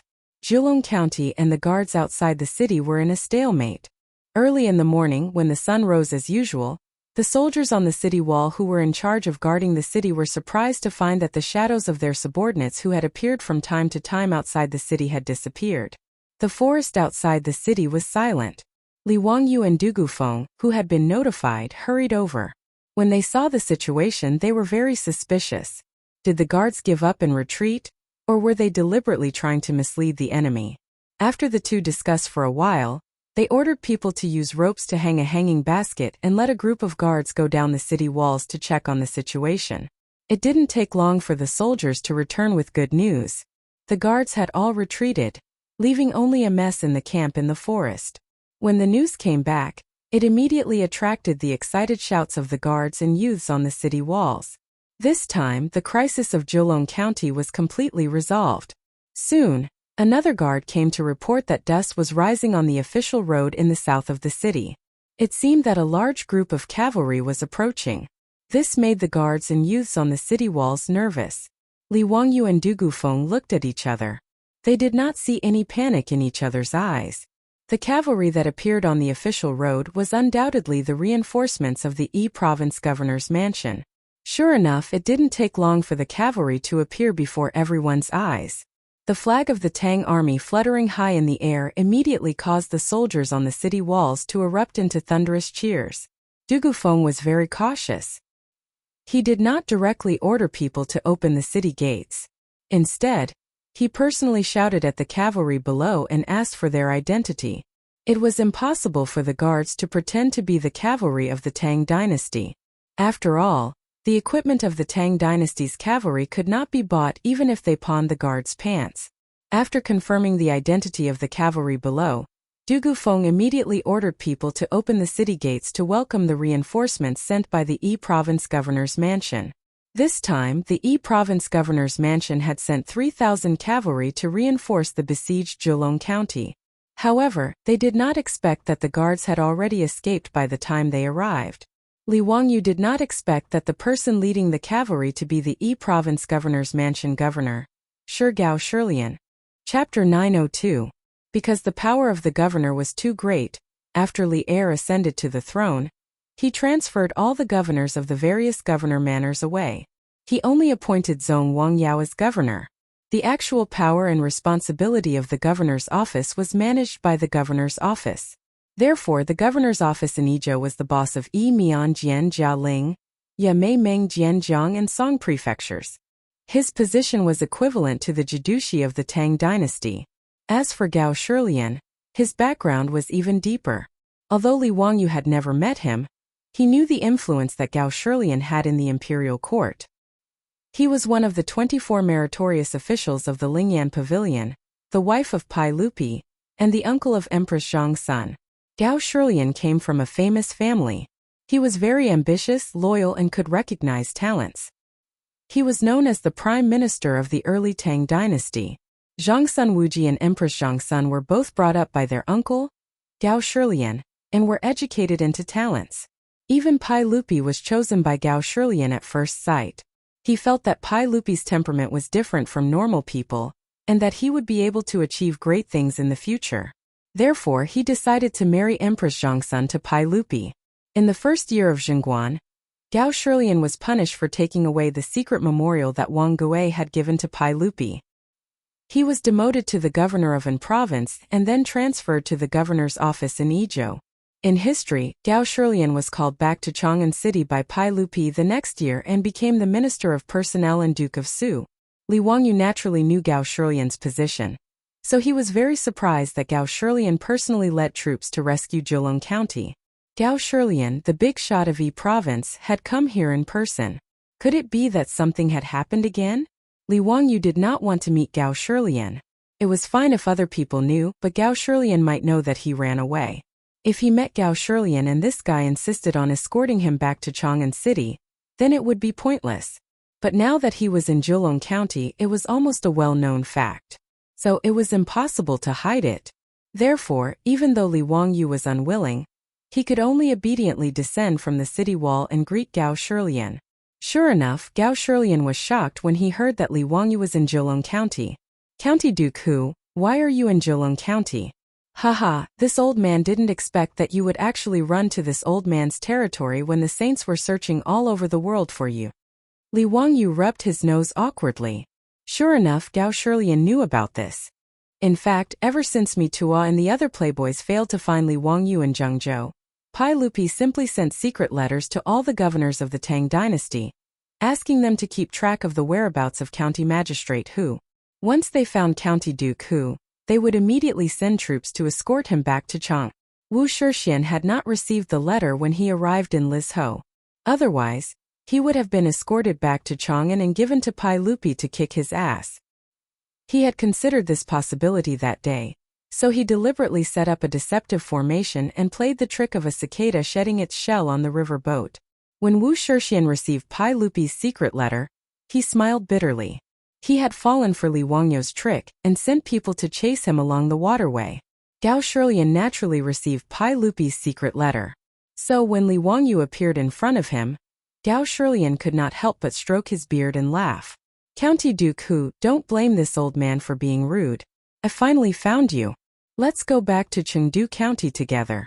Later, this old man will arrange for people to escort County Duke Hu back to Chang'an. County Duke Hu, please don't make things difficult for this old man. Gao Shilian was only a secondary grade 3 official, slightly lower than Li Wangyu, a secondary grade 2 official who had founded the country. However, with Gao Shilian's experience, he did not need to call himself a lower official. He was on the same level as Li Wangyu. In terms of seniority, Li Wangyu could even be considered Gao Shilian's grandson. After all, Pai Lupi was Li Wangyu's uncle, and Gao Shilian was Pai Lupi's wife's uncle. Li Wangyu could only bitterly smile and shake his head at Gao Shilian's words. Duke Gao can just call me Zio. When this matter is over, I will return to Chang'an and will not make things difficult for Duke Gao. Haha, then this old man will not be polite. Zio, you have been away for several months. His Majesty and Maid Guanyin have missed you a lot. Right, is Marquis Yanling also in Zhejiang County? Marquis Yanling. Li Wangyu was slightly stunned, and then his face was filled with surprise. Duke Gao, did His Majesty give my Lady Su a title? Gao Shirlian twisted his mustache and smiled. That's right. His Majesty has already given her the title of Marquis Yanling, and announced it to the world. Speaking of which, Marquis Yanling is really amazing. The 3 female marquises in the former Han did not have any achievements. They were only given titles because they were close to Han Emperor Gaozu and Empress Lu. As for Marquis Yanling, she relied on her own merits to be given a title. She is a heroine, a woman amongst women. I really respect her. Li Wangyu was naturally overjoyed. He laughed and said, "You're exaggerating, Duke Gao." Haha. Since Pai Lupi had already given Su Chongqing a title, Li Wangyu's goal had been achieved. In this way, returning to Chang'an City would not be a difficult task. Although he would definitely be taught a lesson by Pai Lupi when he returned, Li Wangyu felt that it was worth it to run away. Knowing that Su Chongqing had already been given a title, Li Wangyu no longer held any grudges and chatted happily with Gao Shirlian. After the army entered the city, Li Wangyu and Gao Shirlian were carefully invited to the county office by Du Gufeng.